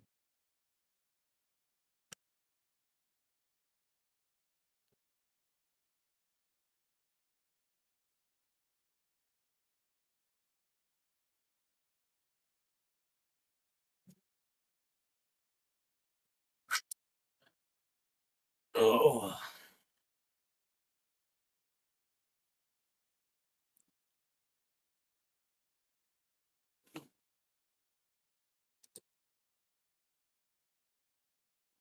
I got a good idea for another poll.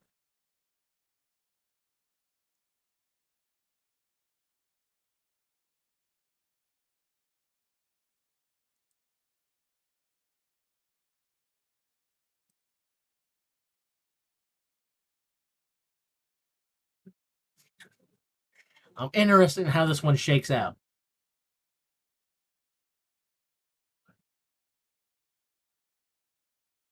I think this could be tight. It could go either direction.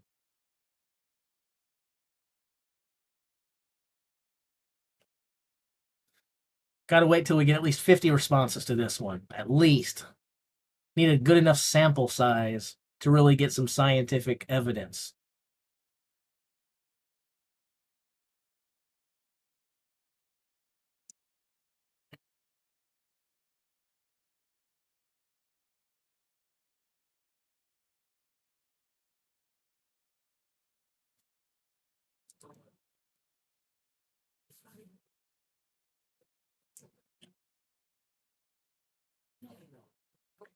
I think 26.5 points for Austin Andrade, Wesley Derwinski at 28, Tristan Hill 20.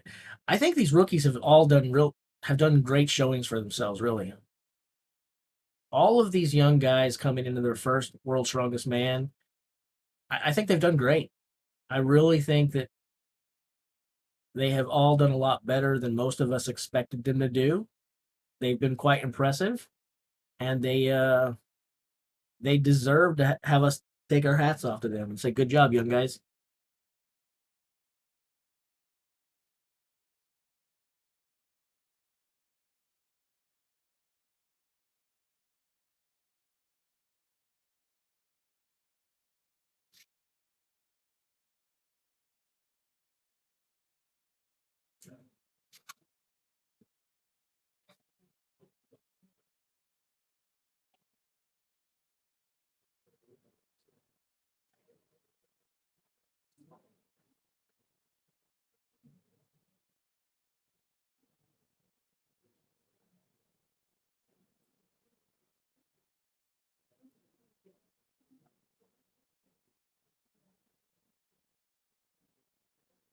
Get your votes in quickly, guys. I'm going to have to close this poll.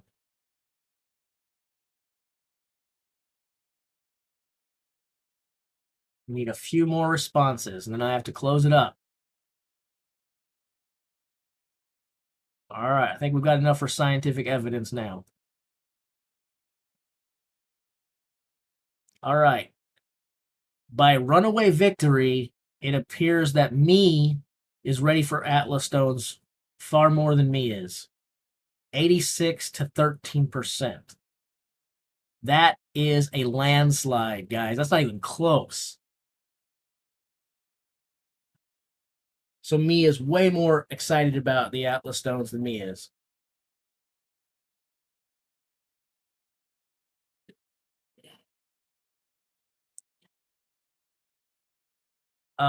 Was supposed to be an hour ago originally, and then I was told it was like right now originally, and then I think the most recent estimate that it was pushed back to about a half hour from now.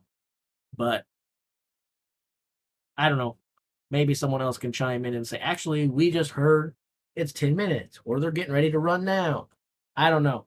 But I think the most recent answer we heard was at like 3:30 local time, which is about a half or 3:30 contest location time, which is about a half hour from now.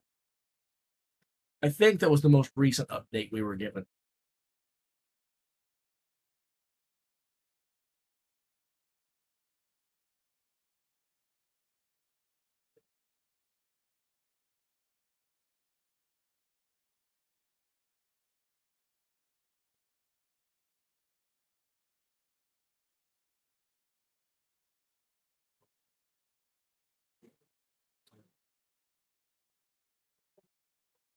Yeah, basically the only thing that's really in play right now, Frankie, is third place. So the podium is still in play, but first and second are out of reach.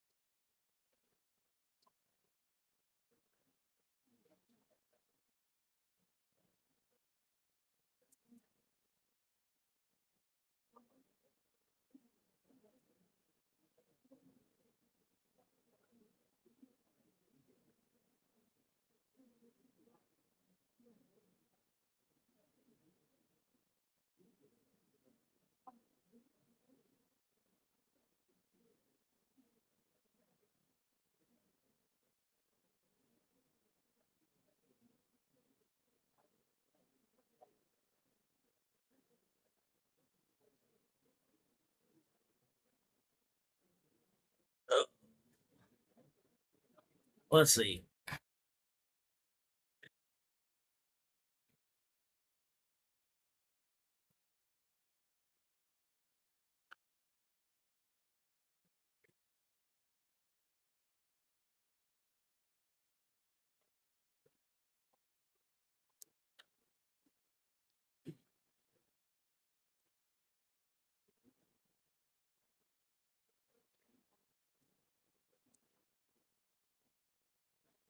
Charlotte, I think you've been the only woman here with us today, probably all weekend long.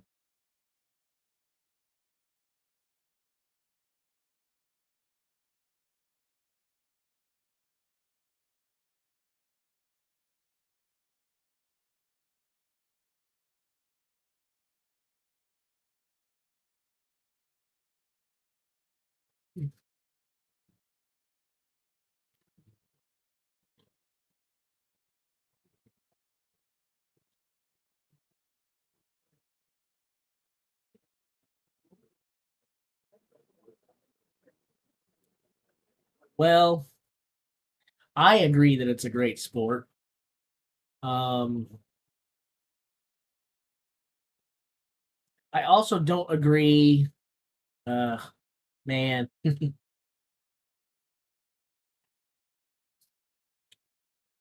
if I talk about some of these topics, I know I'm going to lose the small audience that I have. Um, I don't know.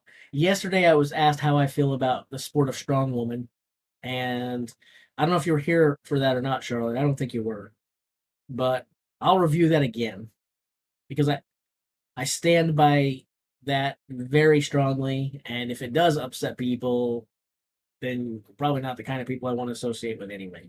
So let me just say that from a political perspective, I am a conservative, but I don't think that means that you have to be hateful or bigoted or anything of that nature. And I reject tribalism in all of its forms. So I was asked yesterday, how do I feel about strong women? And here's what I said, and I feel this strongly. From a physiological standpoint, I believe that men and women are biologically different. If that hurts some people's feelings, I'm sorry. I'm not trying to say it like it hurts. I'm not trying to be a douche. We are different. However, I also believe in freedom, and I believe in freedom of choice, and I believe in supporting people to go after and pursue their dreams and the activities that they find themselves wanting. So if a woman wants to compete in strong woman, I say let her compete in strong woman. And if that bothers you, you need to learn what personal choice and personal freedoms are. She should have that right to choose that. What I don't like is when I go into a chat room like mine right here on YouTube and I see women competing at the Shaw Classic in the open. And then I read a bunch of douchebaggy comments from everyone in the channel being like, oh, she's ugly. How would you like to have to take that out to dinner? Stuff like that. It's not a beauty pageant. It's a strength sport in a lifting competition, you jerks. And then to call them males and men, all because their little manhood is insecure and they're being stepped on because they just watched a woman pick up 600 pounds and they know that they can't pick up 300 pounds. So they feel like less of a man. And the only way they can make themselves feel like more of a man is to insult the woman. Shut the hell up. Give them kudos and props. Appreciate what they're doing. Support and encourage their physical athletic endeavors. And at that, I'll drop the mic.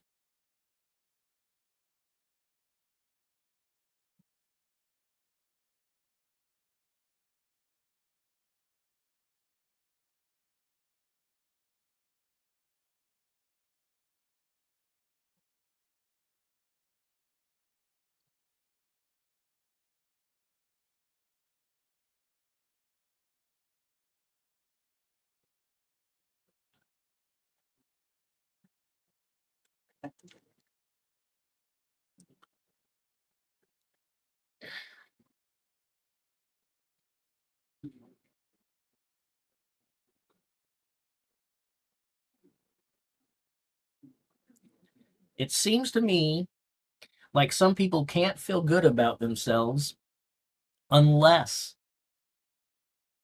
they're taking away someone else's shine. And I think it's terribly sad.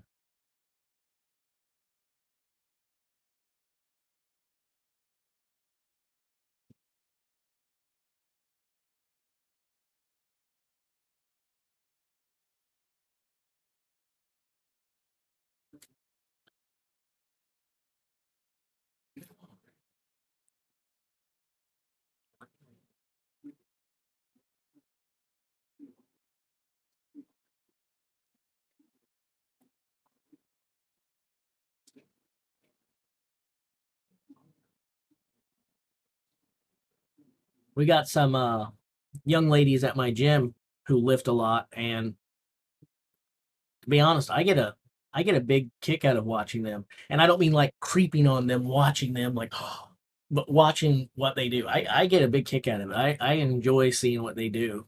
And I think it's pretty awesome, to be honest.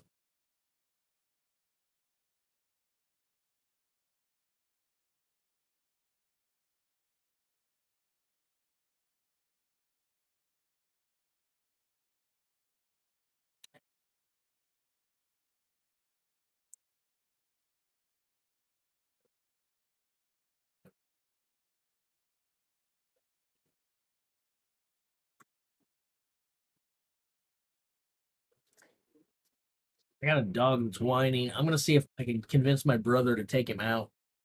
Actually, we've still got 20 minutes before results start coming in, so I'm gonna take my dogs out for a potty break, and then I'll be right back here with y'all, okay?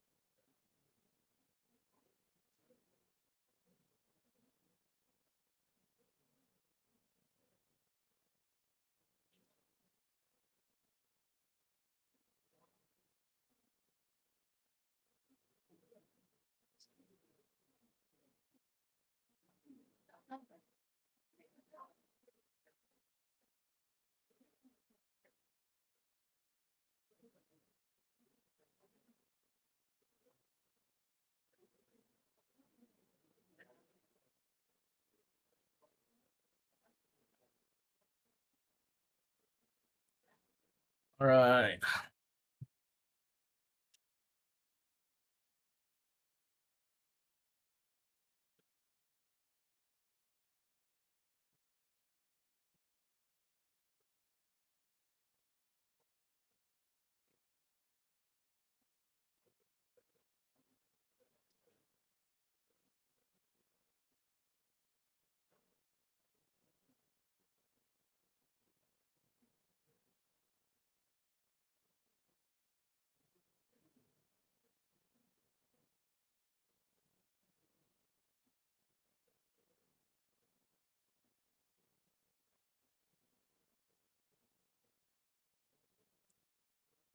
So I'll say the same thing I said, going back to talking about Mitch's hands and affecting the deadlift.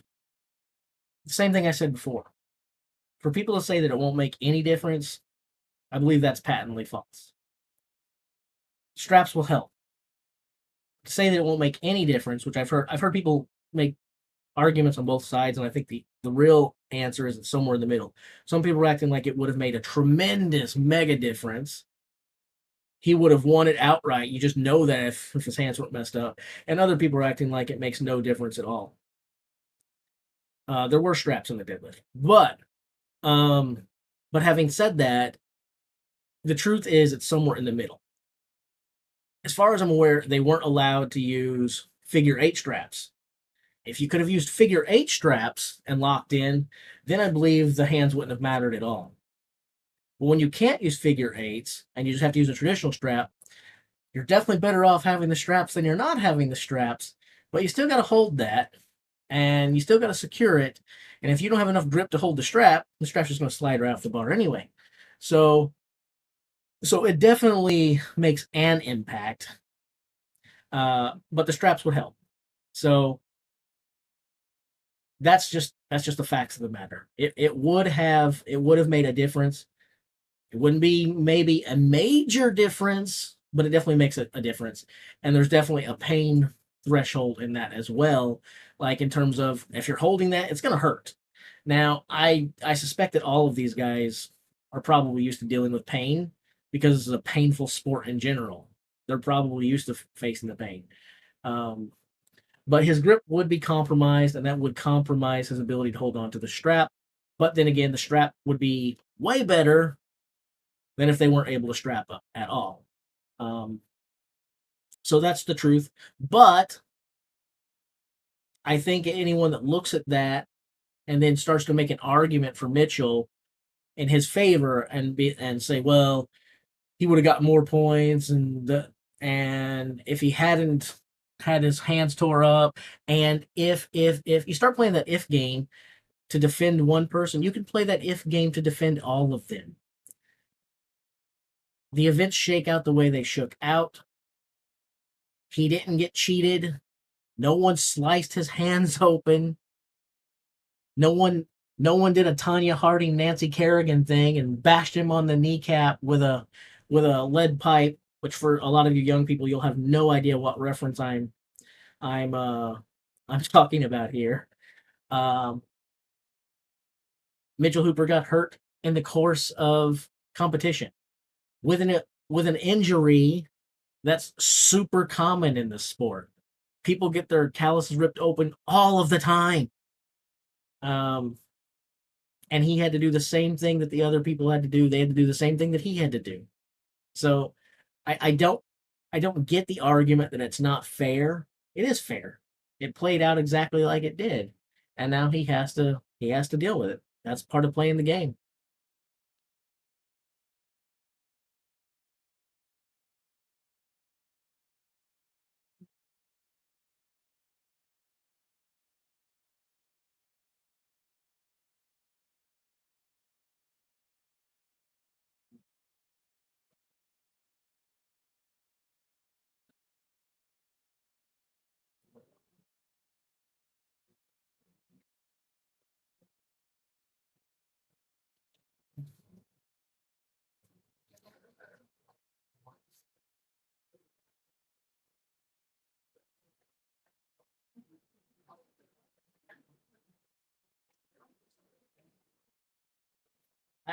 I'm excited.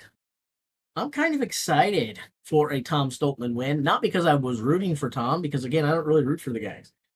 But when we look at 2023, there was this rivalry uh, going into this thing, like who's going to win, Tom or Mitch. But let's be honest. Let's not rewrite the history books. Let's go back a week. Let's just go back a week. Yeah, people were talking about it was going to be Tom versus Mitch. But what we were really talking about was Mitch is more than likely going to win this thing. Can Tom do it? Can Tom pull it off? But we had a heavy favorite, and that heavy favorite's name was Mitchell Hooper. If someone was going to dethrone him, if he was going to be knocked off that pedestal, big if, it was probably Tom. But most everybody thought it was Mitchell's to win. It was Mitchell's to lose, right? Now that Tom's going to win this thing, to me, they're both still young guys. They're both still in their prime. To me, that makes next year more exciting, not less. Because now Tom will have dethroned Mitchell Hooper. Mitchell has come around and knocked Tom off the pedestal.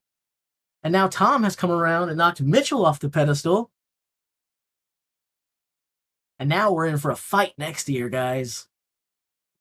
Now it's going to be a battle. Now we'll have something to discuss and argue about leading up to the World's Strongest Man in 2025. And it should be exciting.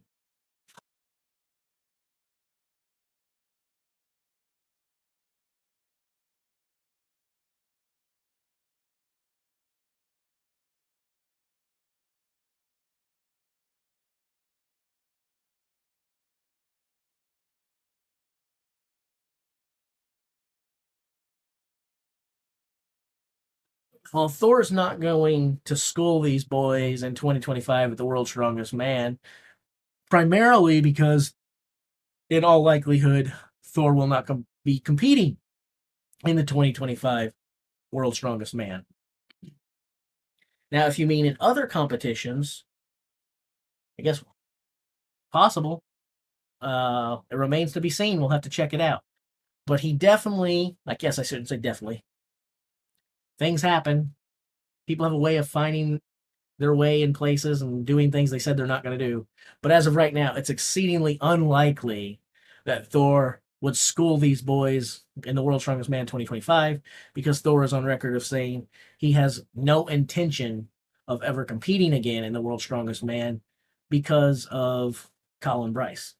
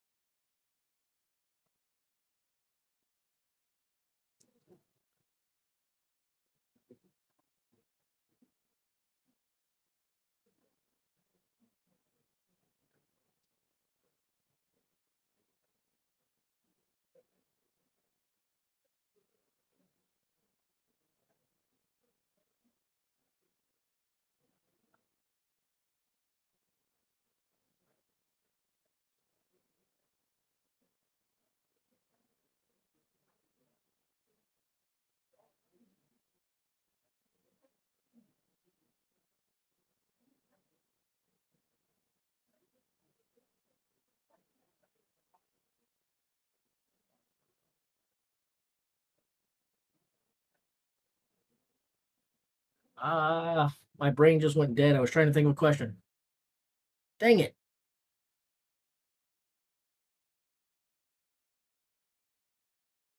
Uh, Come on, think. Darn it.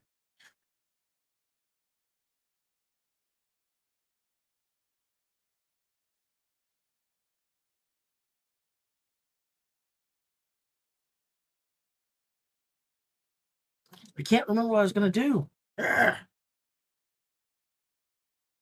Oh well.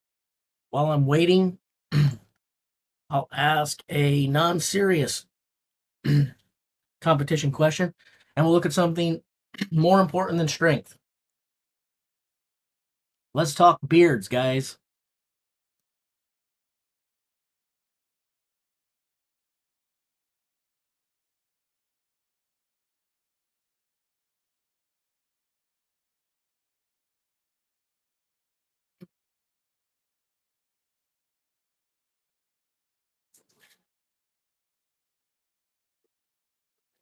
This is where it's serious. We can all have opinions about who's stronger than who's got a better deadlift, or who's the better log presser. But it comes down really to this question: who has the better beard? I was rocking a pretty gnarly beard until last week. It was down to like here, and I trimmed it up to look presentable for this week, actually.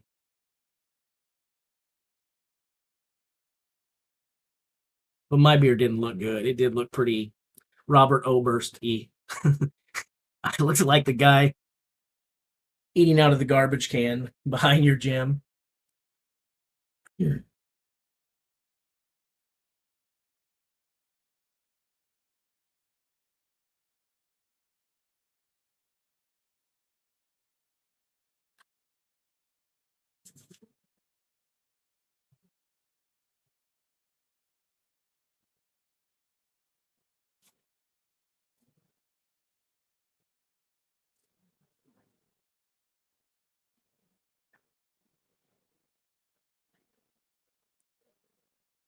I'm glad that some of you think that Robert had a good beard because I have a completely different opinion. And when my beard is long and gnarly, it's very much like Robert Oberst. But I look in the mirror and I think, ugh, I look terrible. But I've been glad that beards are in lately because it allows people like me to be lazy and not worry about it.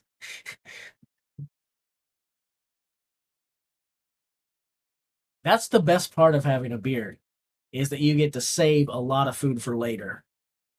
Like I always have leftovers in my beard and I can pull it out and snack on it for the next week and a half. It's good.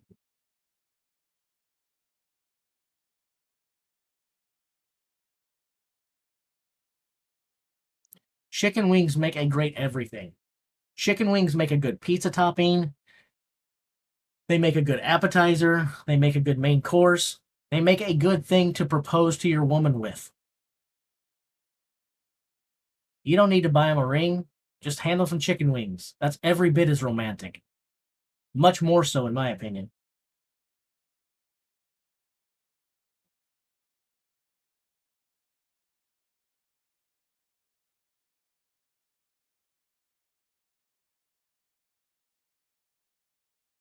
It looks like Bobby Thompson wins this one hands down. In about 4 or 5 minutes from now. I have eaten moose one time. I think I remember liking it. I've had elk quite a few times, and elk chili is phenomenal.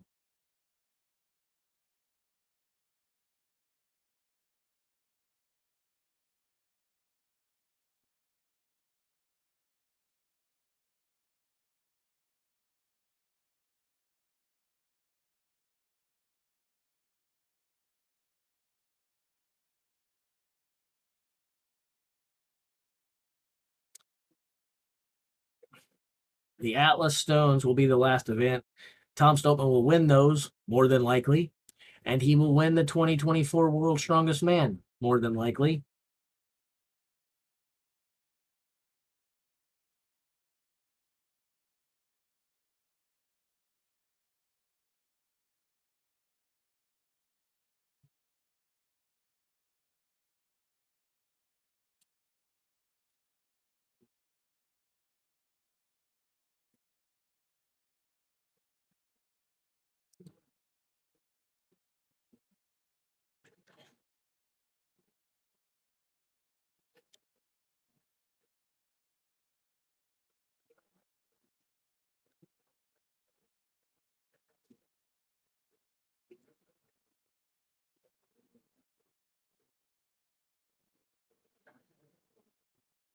Last poll of the day. And we're going to go back to being semi serious here rather than goofing off for a moment. This is a big one. This is an important one. And this is me genuinely asking this question.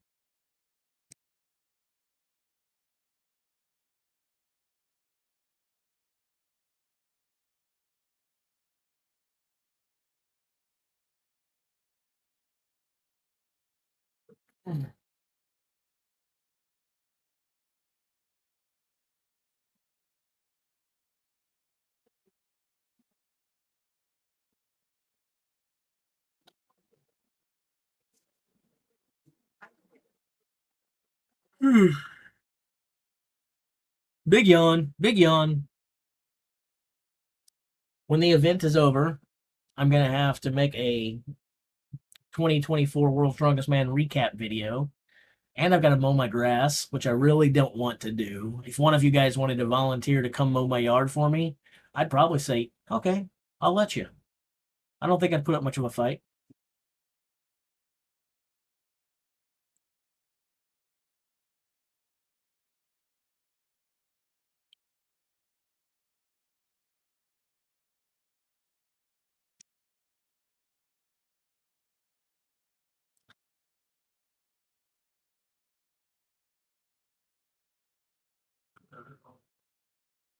I guess I also will ask you guys the following. So we've already talked about today. You guys talked me into doing a video on who are the world's who are the greatest strongmen in history under 6 feet tall. So I'll do that. For the next bio video, we did Brian Shaw.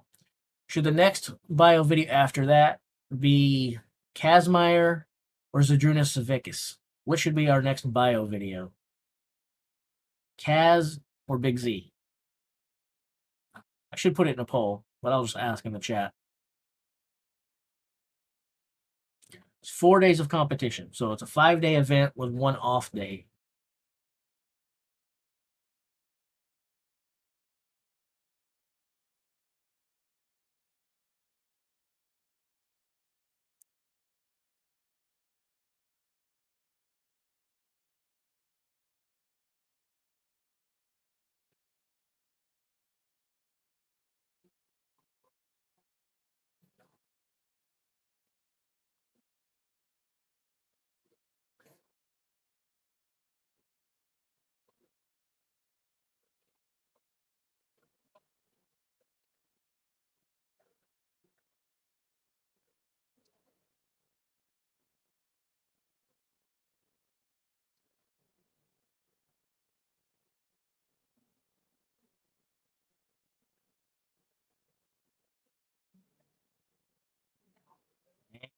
Here we go.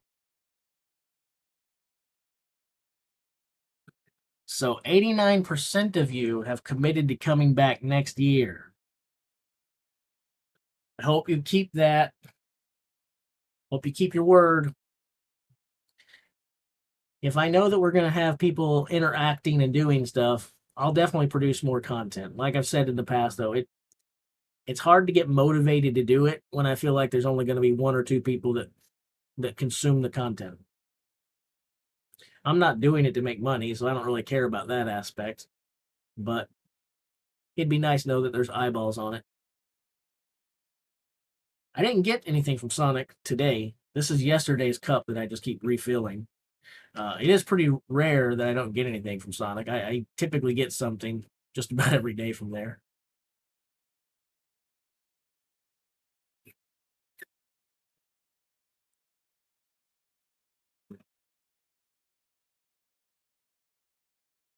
Leave a moose dropping in the comments. I have to admit, that's not my favorite thing he says on his channel.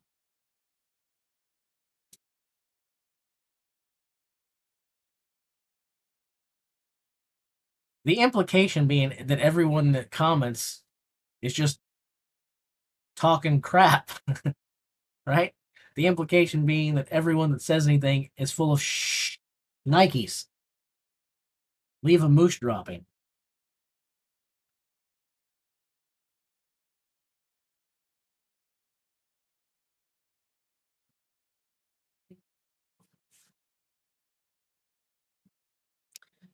I always looked at the word lady as being respectful, like the word gentleman. Um, but nowadays we live in a society where people don't want to have labels insinuating that they have manners or are respectful individuals. And I guess it's cooler to be a dirtbag. I don't know.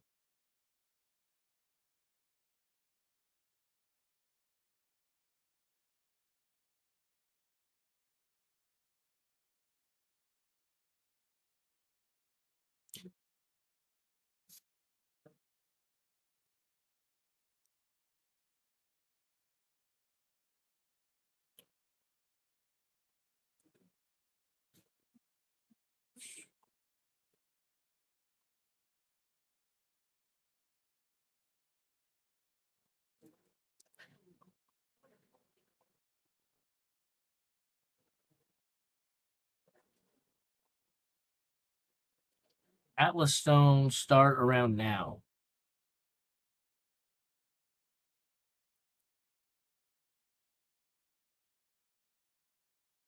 Supposedly. Or if you want to be one of those people, supposedly. But I'm not one of those people. So supposedly.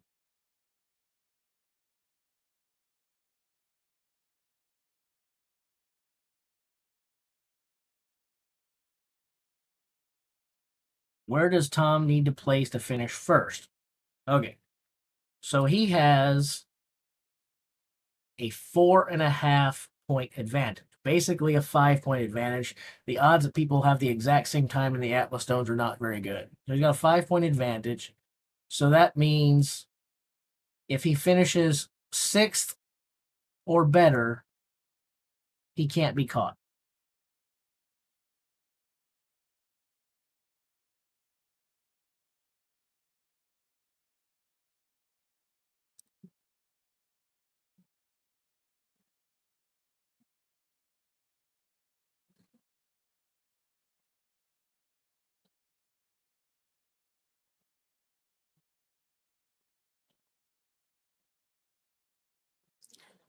So Anna Wilson is looking for a shout out to Buse, who missed a workout. Well, it's cool to see ladies encouraging other ladies to get to the gym and stuff. So, yeah, good on you, Anna, for encouraging your friend. And to your friend, I don't know if I should pronounce that Buse or Buse or what, but however that pronunciation is, it's a cool sport to follow. You join the right people, and I'd say get your butt to the gym and do something impressive.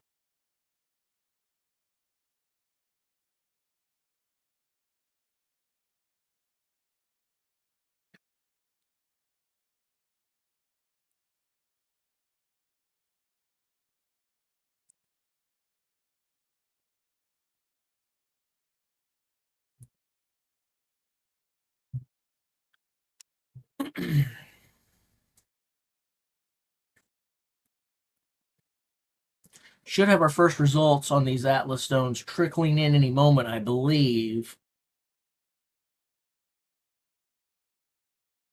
They usually try to get through the stones pretty quick once they get going because by this point, everybody's ready to call it a weekend and get the heck out of there, you know?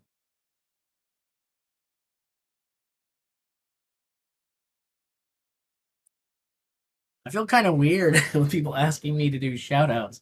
I am nobody. What, what is a word for me word? Uh, Happy birthday, Noel. Um, 40 is a good age. I remember 40. It wasn't that long ago. Yeah. Happy birthday, man.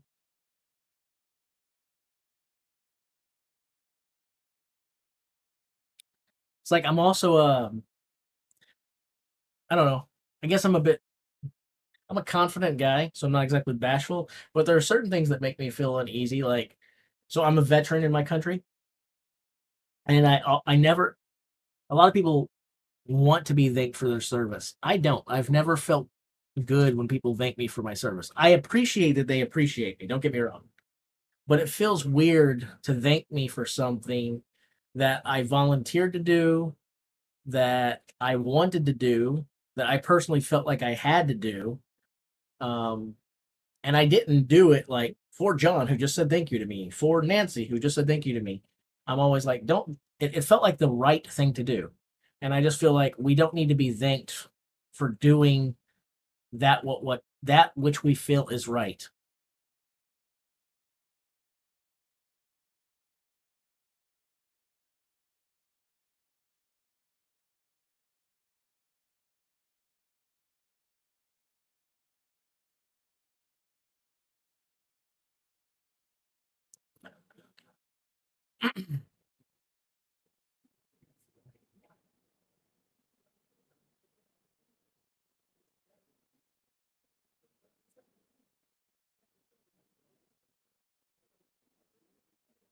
I got some nerve damage in my hand, and it's really hurting today. Like my palm is killing me. There we go. Some results. So Ivars and Luke only managed three at 3288 and 3609. Now they just recently tied, kind of tied, uh, and Ivars beats him outright here, but only three. So this goes back to the question from earlier. Does Tom need all five to win? And I said, I don't think so. Probably not. Based on the fact that these guys only got three? Yeah. Yeah.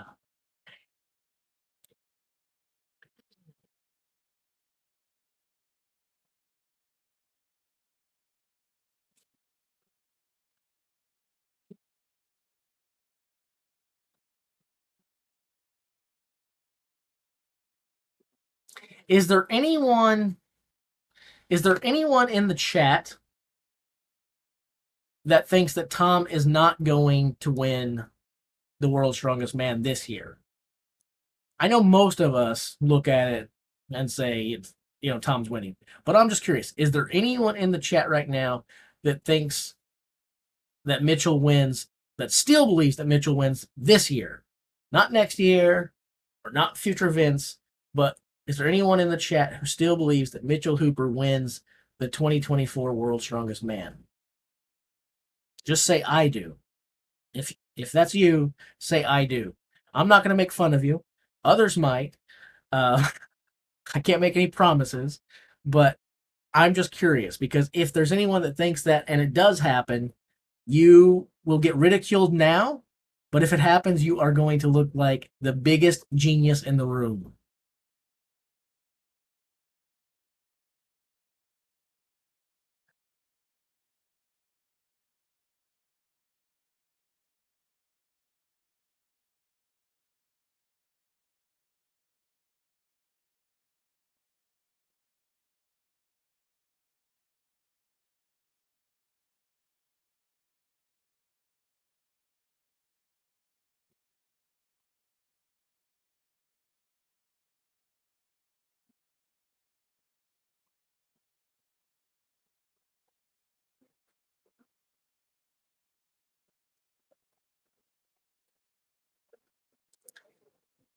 Ethan says he does. Someone's got to do it. So someone had to be the guy. So Ethan's going to be that guy for us.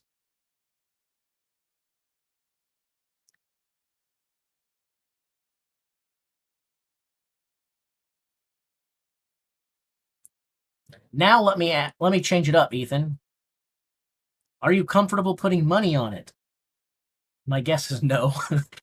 But he said someone has to be the one to say it, so I've got to be the person to ask him if he's willing to bet on it, right?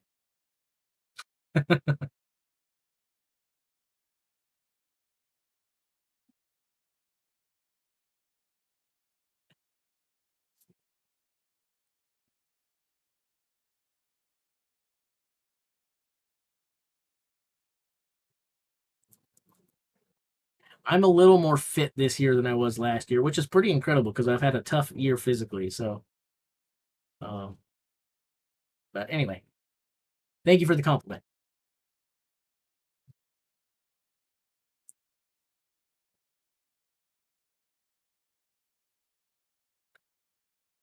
It's been a tough year physically, but I've made fewer excuses and toughed it out and worked out more anyway.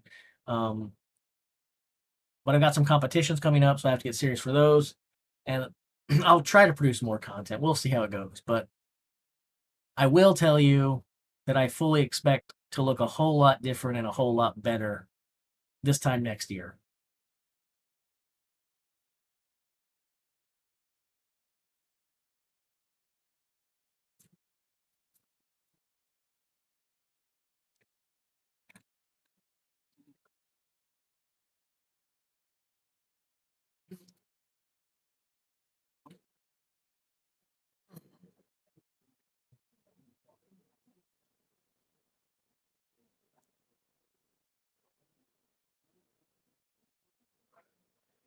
Sometimes people come here and say that, and I guess I appreciate the compliment, but I actually don't have any problems with Laws and Liz. I enjoy their content a lot. I don't really feel like I'm in competition with them, which is good because they have literally 1,000 times larger following than I do. Um, I enjoy their content, but I do think it would be. I do think that my streams would be better if I had someone else on screen with. It's nice to have someone to communicate with and that you can play off of. You guys don't want to just hear me ramble on and on and on for hours per day.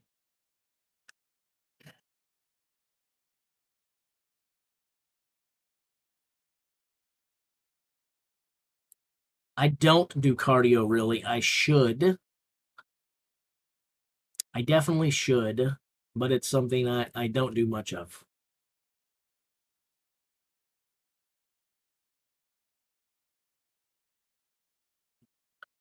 I'll do a watch along for The Strongest Man on Earth. I'm committed to doing that. Brian's show and this one's. Arnold's and Rogue are possibilities. They're always up in the air. I don't know. But for sure I'll do WSM and The Strongest Man on Earth.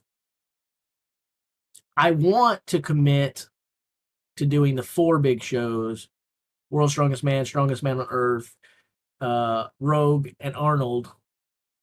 But I used to just have my own business, and that's all I had to answer to was me. Now that I'm a grunt like everybody else in the world and have a typical day job 9 to 5, I don't get to set my own schedule, and I don't have as much freedom as I used to before. So it's a little bit tougher for me to make those kind of commitments.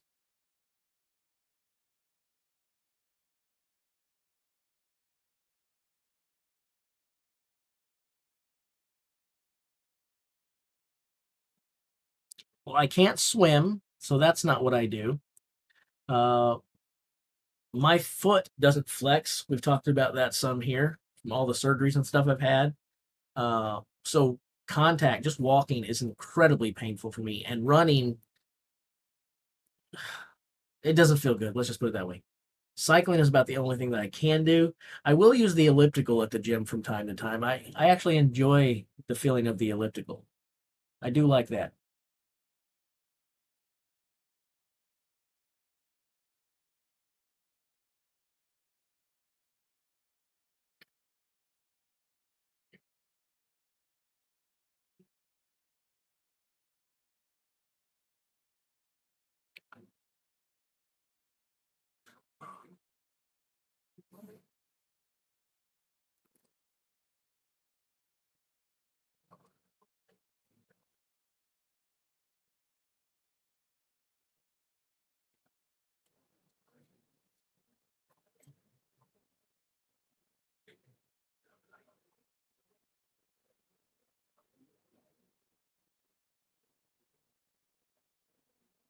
Who is Big Z?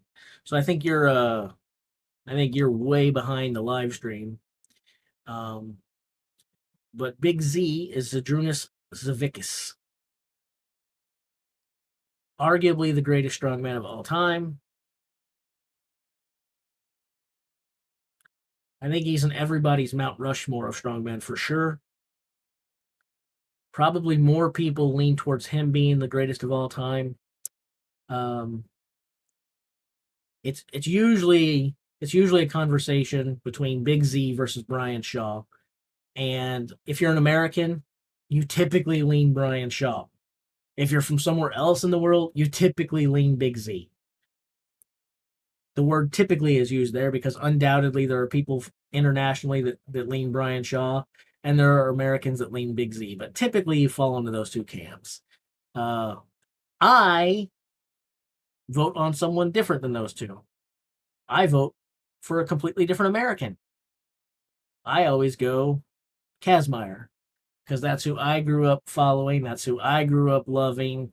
He was the guy who was head and shoulders above the people in his day.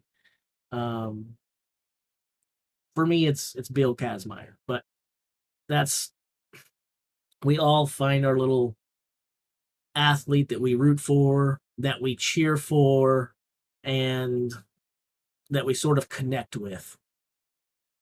And I don't think there's a right or a wrong answer. It's all opinion. It's all subjective.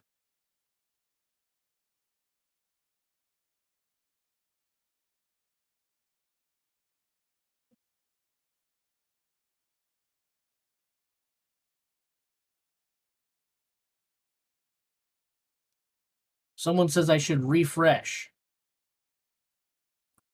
So let's do it. We do have a couple more times. So nice feedback. We have Pavlo and Tristan both getting 4, and that was a tight race. They pushed each other. Neither of them could get 5, but 43.79 and 44.58. They really, really were in a tight neck and neck race. I wonder who looked better on the fifth stone. It doesn't matter since neither of them got it. But wow, that's close. 43.79 and 44.58.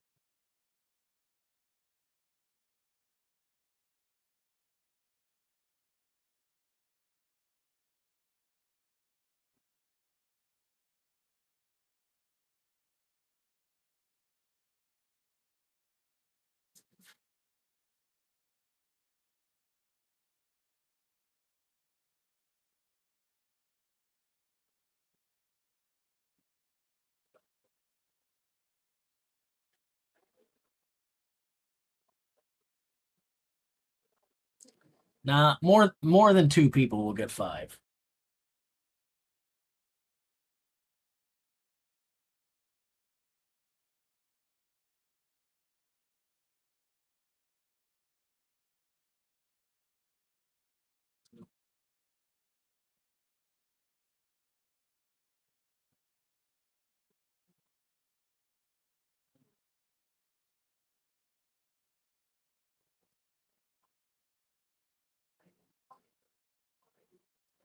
The first time you joined us was 6 of us and the dogs. Well, that's probably 4 more than I would have figured.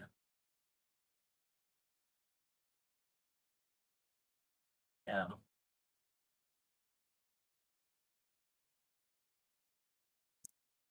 It's my favorite time of the year too. This is like Christmas and Easter rolled all into one for me. I love strongman. I love it. I love it. I love it.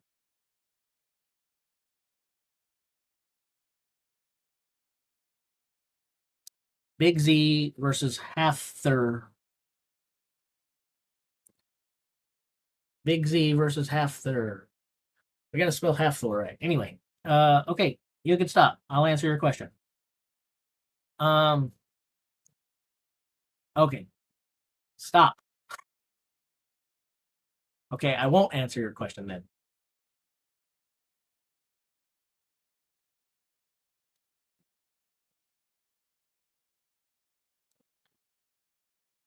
All right.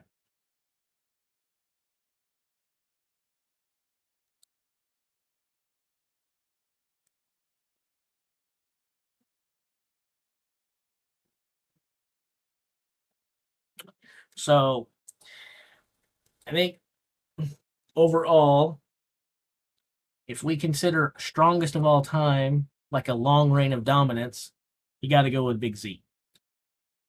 But if we go for who may have been the strongest person ever walking the earth at any one time, then I probably think there was a period on in time on Earth where no one has ever been stronger than Hafthor Bjornsson was. Wesley Derwinski and Austin Andrade, only 3 apiece.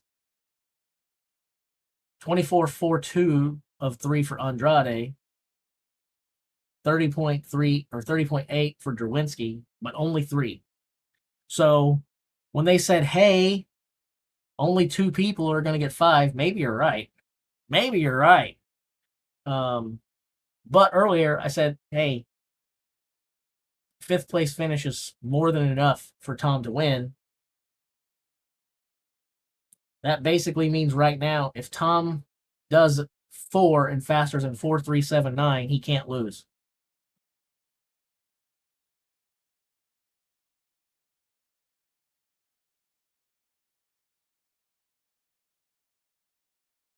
Yep. And I was asked earlier if I thought Tom would need all 5 to win. I said, I don't think so. And that's the way it's unfolded. 4 in a decent time. It didn't have to be a good time. He can get 5 faster than he needs 4 in, to be honest. He can do 5 faster than he needs 4.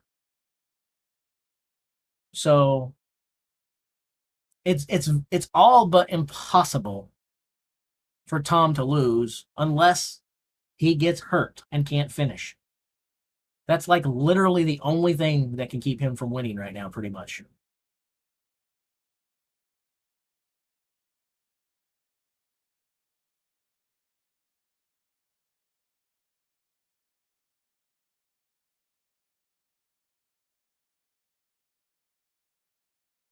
Well, if chess doesn't count, yes, there's other things I like. I'm a big fan of mixed martial arts. I'm a huge, huge, huge fan of MMA. Almost as big of a fan as I am of strongman, strength sports. Maybe even bigger. I love MMA. I like baseball and hockey a lot as well. But chess should definitely count. Okay, chess is awesome.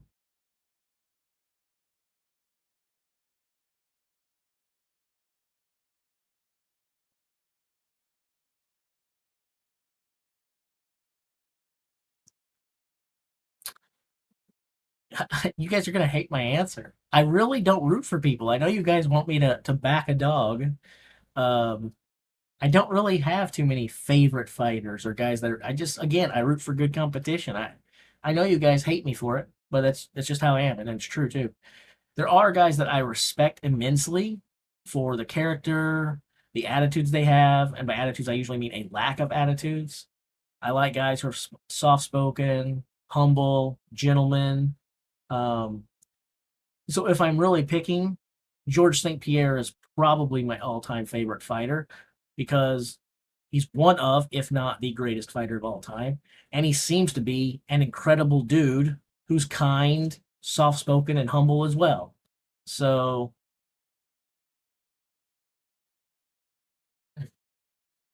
well, I did say of all time. It wasn't a cop out when I said Bill Kazmaier earlier. Um,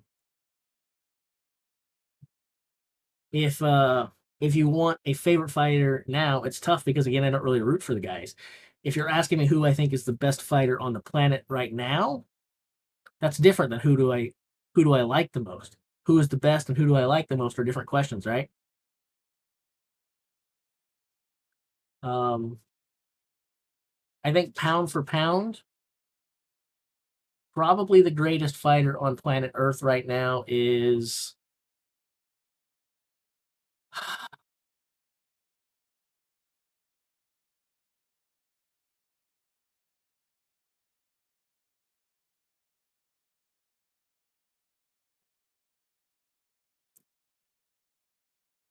man, we've got some really good talent. I don't John Jones seems like the easy answer. I don't know that I agree with that. you can make an argument that he's lost 3 of his last 5 or 6 fights.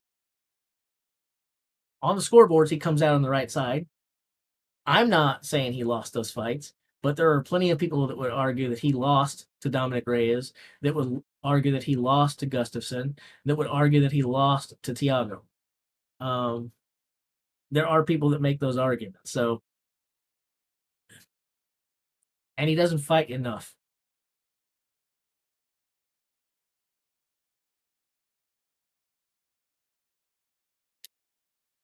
I'm almost inclined to choose a Spaniard that just unseated Volk at featherweight. Almost tempted to go there. Man, there's a lot of good fighters nowadays. There really are. I just enjoy watching it.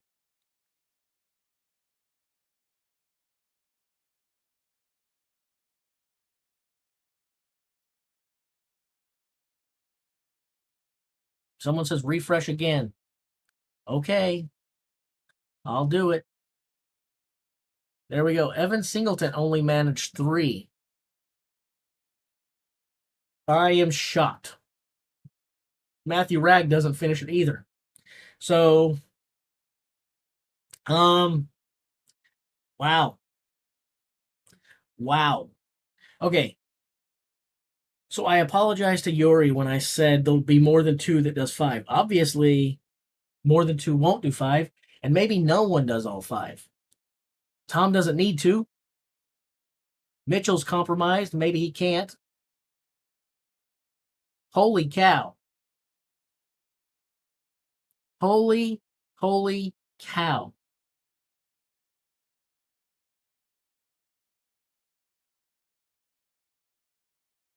Evan does have the fastest time for 3, and Matthew Ragg currently has the slowest time for 4. So they're making it interesting with that podium, aren't they? Not necessarily. We don't know yet. It couldn't be any more interesting than this right here. Evan has the fastest time for 3, and Matthew Ragg has the slowest time for 4.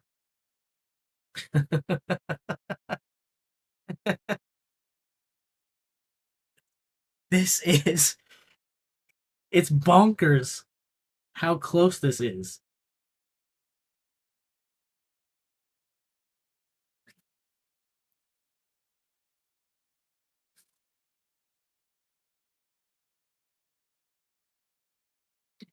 More stones always trumps less stones. So 5 and 59.59 is better than 4 in 0.1 seconds, if that answers your question, Mia.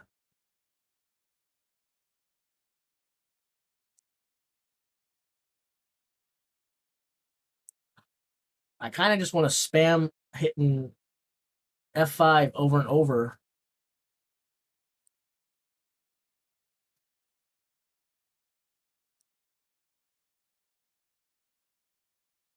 No results yet. Not for us.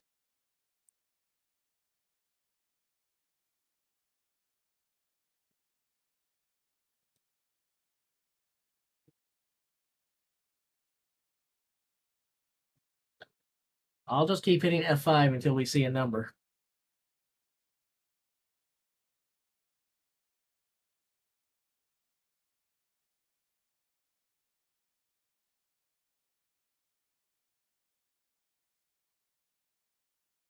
I am refreshing. There's nothing there yet.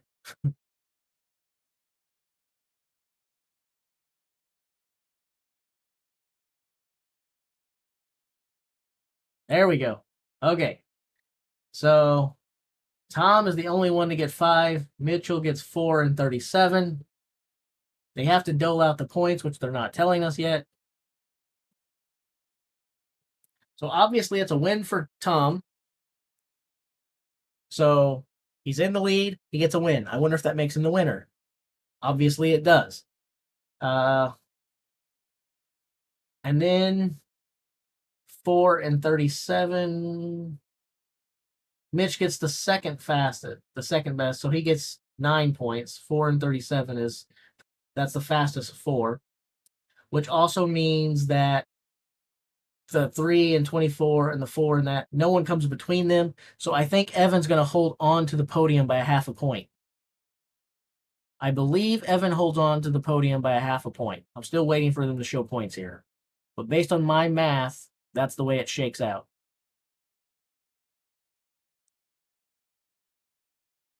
Total points. Yep, my math is right. There we go. Tom Stoltman wins it with 53 points. Mitchell Hooper takes second with 47.5. Evan Singleton gets on his first podium with 36 points, narrowly beating Matthew Ragg by 35.5. So going into the week, I said it was going to be a strapping competition between Singleton and Ragg on who would be on that podium. I thought Ragg would come out on top. I eat crow. I'm wrong. I apologize to Evan Singleton. The T-Rex fought hard all week, looked good all week, deserves to be on the podium. He beats Matthew Ragg by a half a point. Evan Singleton, the T-Rex, gets his first podium. Mitchell Hooper fought valiantly after a failed first event. Not valiantly doesn't equal a win, though. He's going to have to settle for being the bridesmaid this year. 47.5 points.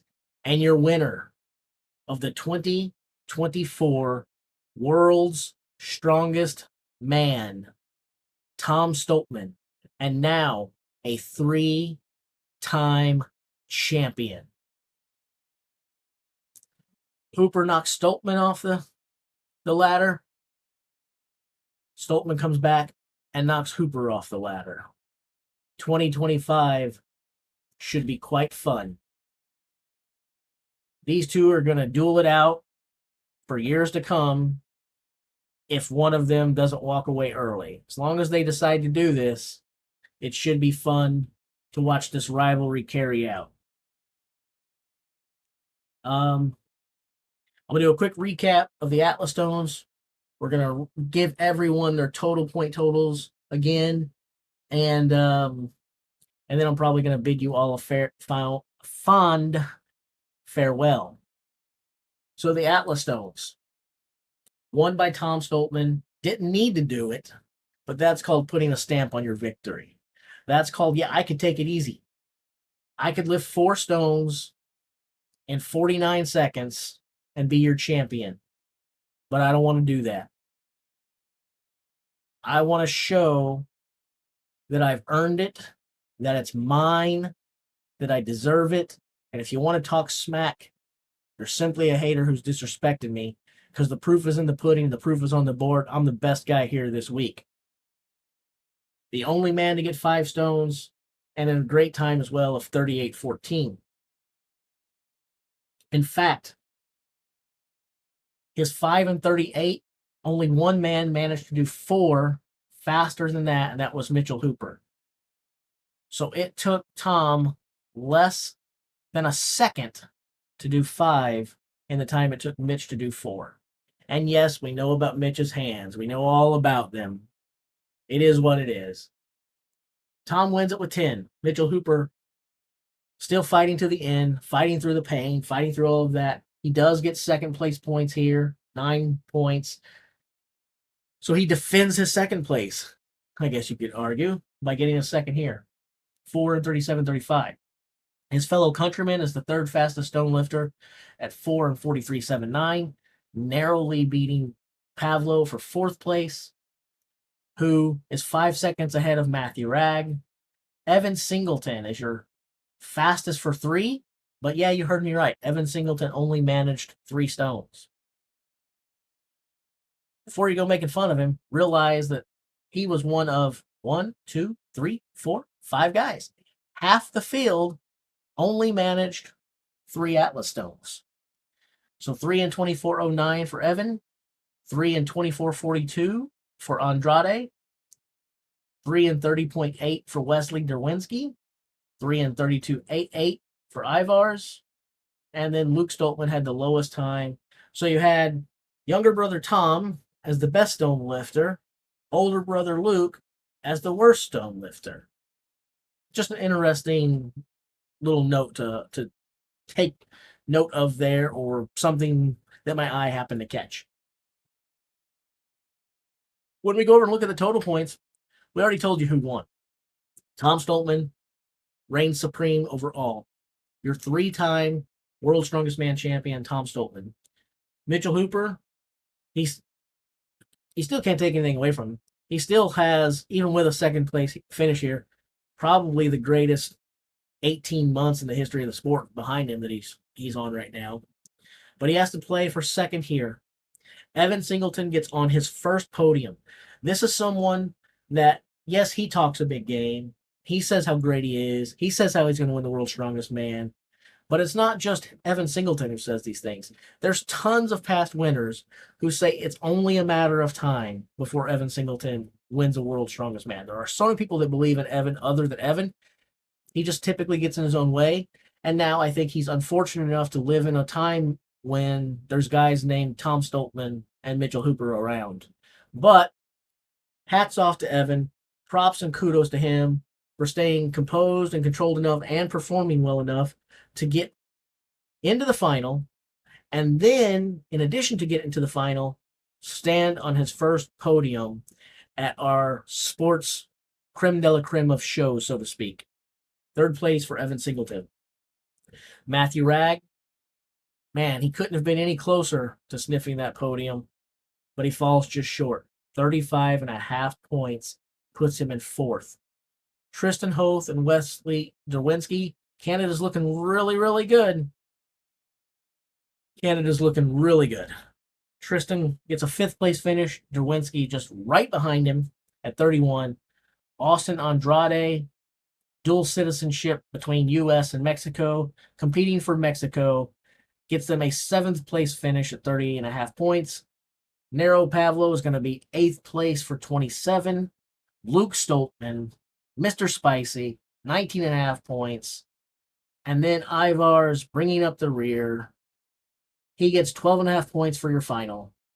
That's your 1 through 10 places at the 2024 World's Strongest Man. I will do a recap video shortly, but I'm going to hang out with you guys for a few minutes here just to see if there's any questions that you have or anything that I might have missed recently. So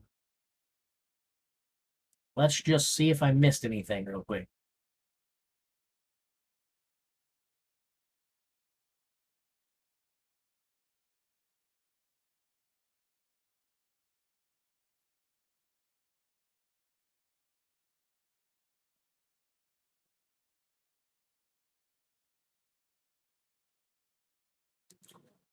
Well, let's see here. Trying to catch up, trying to catch up, trying to catch up.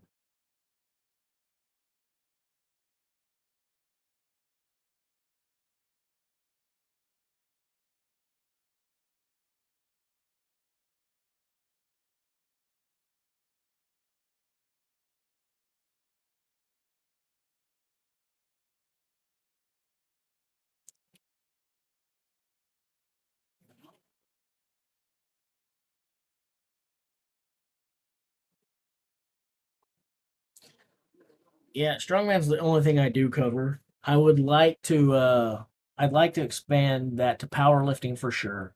I've had a lot of people ask me to also cover arm wrestling. I watch some arm wrestling videos on YouTube, but I'm not a huge fan of arm wrestling if I'm being honest. If I did start covering that, it'd probably to be nice and to cover it for the people who are asking me to. Um, it's not something I really follow closely or whatever. Um, but strongman is right now is the only thing that I do. But I would like to add powerlifting to that. And now that I'll be competing again shortly in the old man's division, in the masters division, I'll probably start doing some powerlifting coverage because I guess I'll have a vested interest in doing so. Um,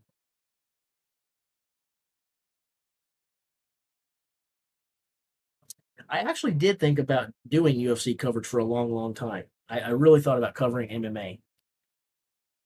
Not that would be a separate channel, but I do love MMA, and I think a lot of the takes that people have, I think they're dumb. Uh, I don't know that my I people seem to like what I have to say about strongman.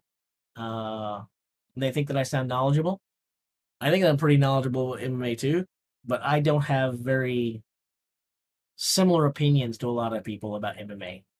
And a lot of the stuff that people think are boring, like grappling and stuff, I absolutely love and don't find it boring at all.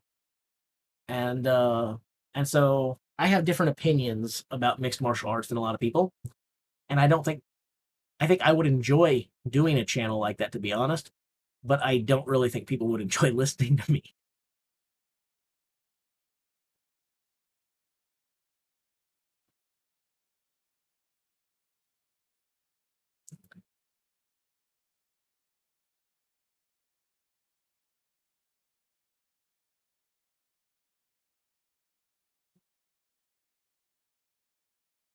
What else do you guys got?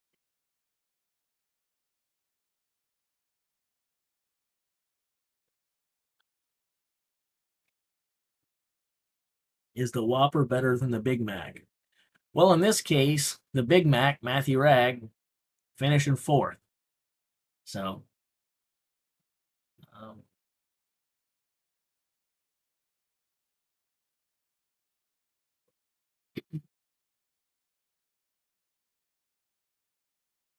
well, I would agree that, Charlotte, that's the way it should be. But I think most fans of MMA are not fans of MMA at all. They're fans of drunken brawls. They want rock'em sock'em robots. And I hate stand-ups. I have a very similar opinion to Joe Rogan about stand-ups. Fans are always like, stand them up, stand them up, stand them up. I'm like, if you don't want to be on bottom, don't get taken down. And if you don't want to stay there, get your butt up. Why is it the ref's responsibility to put you back on your feet?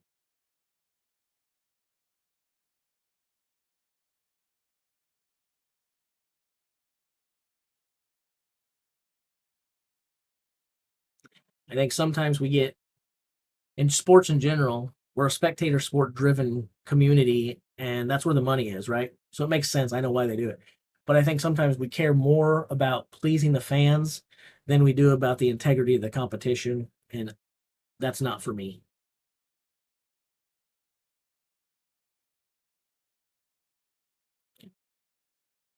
I don't know if the outcome will be the same at the Shaw Classic or not. Or, well, not the Shaw Classic again. It's the strongest man on earth held at the Shaw Classic because now the Shaw Classic is strictly the open events. It's the amateur event. The pro event for the men is the strongest man on earth. Um, but I don't know what's going to happen. But it's going to be interesting to see. And Half Thor will be there. So that should be fun. Um, so we'll get to see guys like Tom and Mitch competing right alongside Half Thor. Should be fun. Tucker's doing great. Thanks.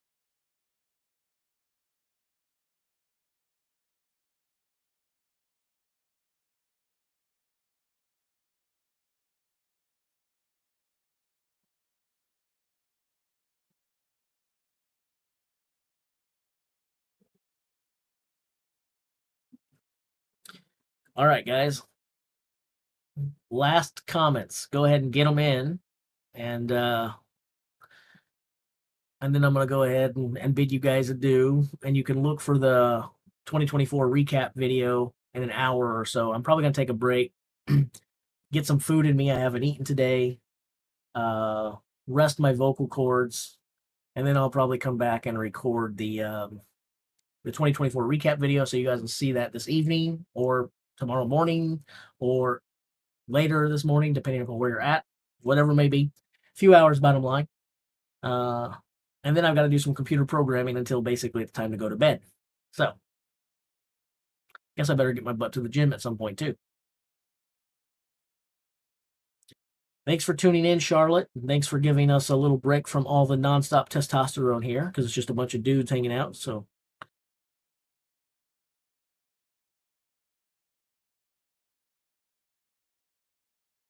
Would I train with Tom or Mitchell if given the chance? Of course I would. Of course. Not even a question. I would love an opportunity like that. Or are you asking me to choose? Like, I don't know if the question, the question can be taken two ways. It could be, who would I rather train with? Or would it be, would I just enjoy the opportunity? Okay. If I could choose only one of the two, I'd probably choose Mitchell. And I would probably choose Mitchell just because I think he is the most cerebral strength athlete on the planet right now. I think he's a thinking man. I would trust his analysis more, and I would trust him to give me better advice uh, than Tom. So if I'm being selfish because I'm wanting to get something out of the training, I'm probably choosing Mitchell Hooper if it's for selfish reasons.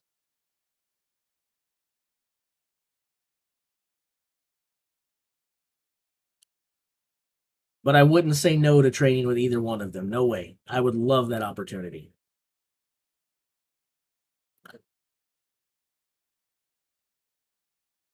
I guess I will. I guess I'll bid you guys adieu. Thanks for hanging out with me this week. I hope everybody stays safe, healthy, and happy. And we'll catch you later. Bye now.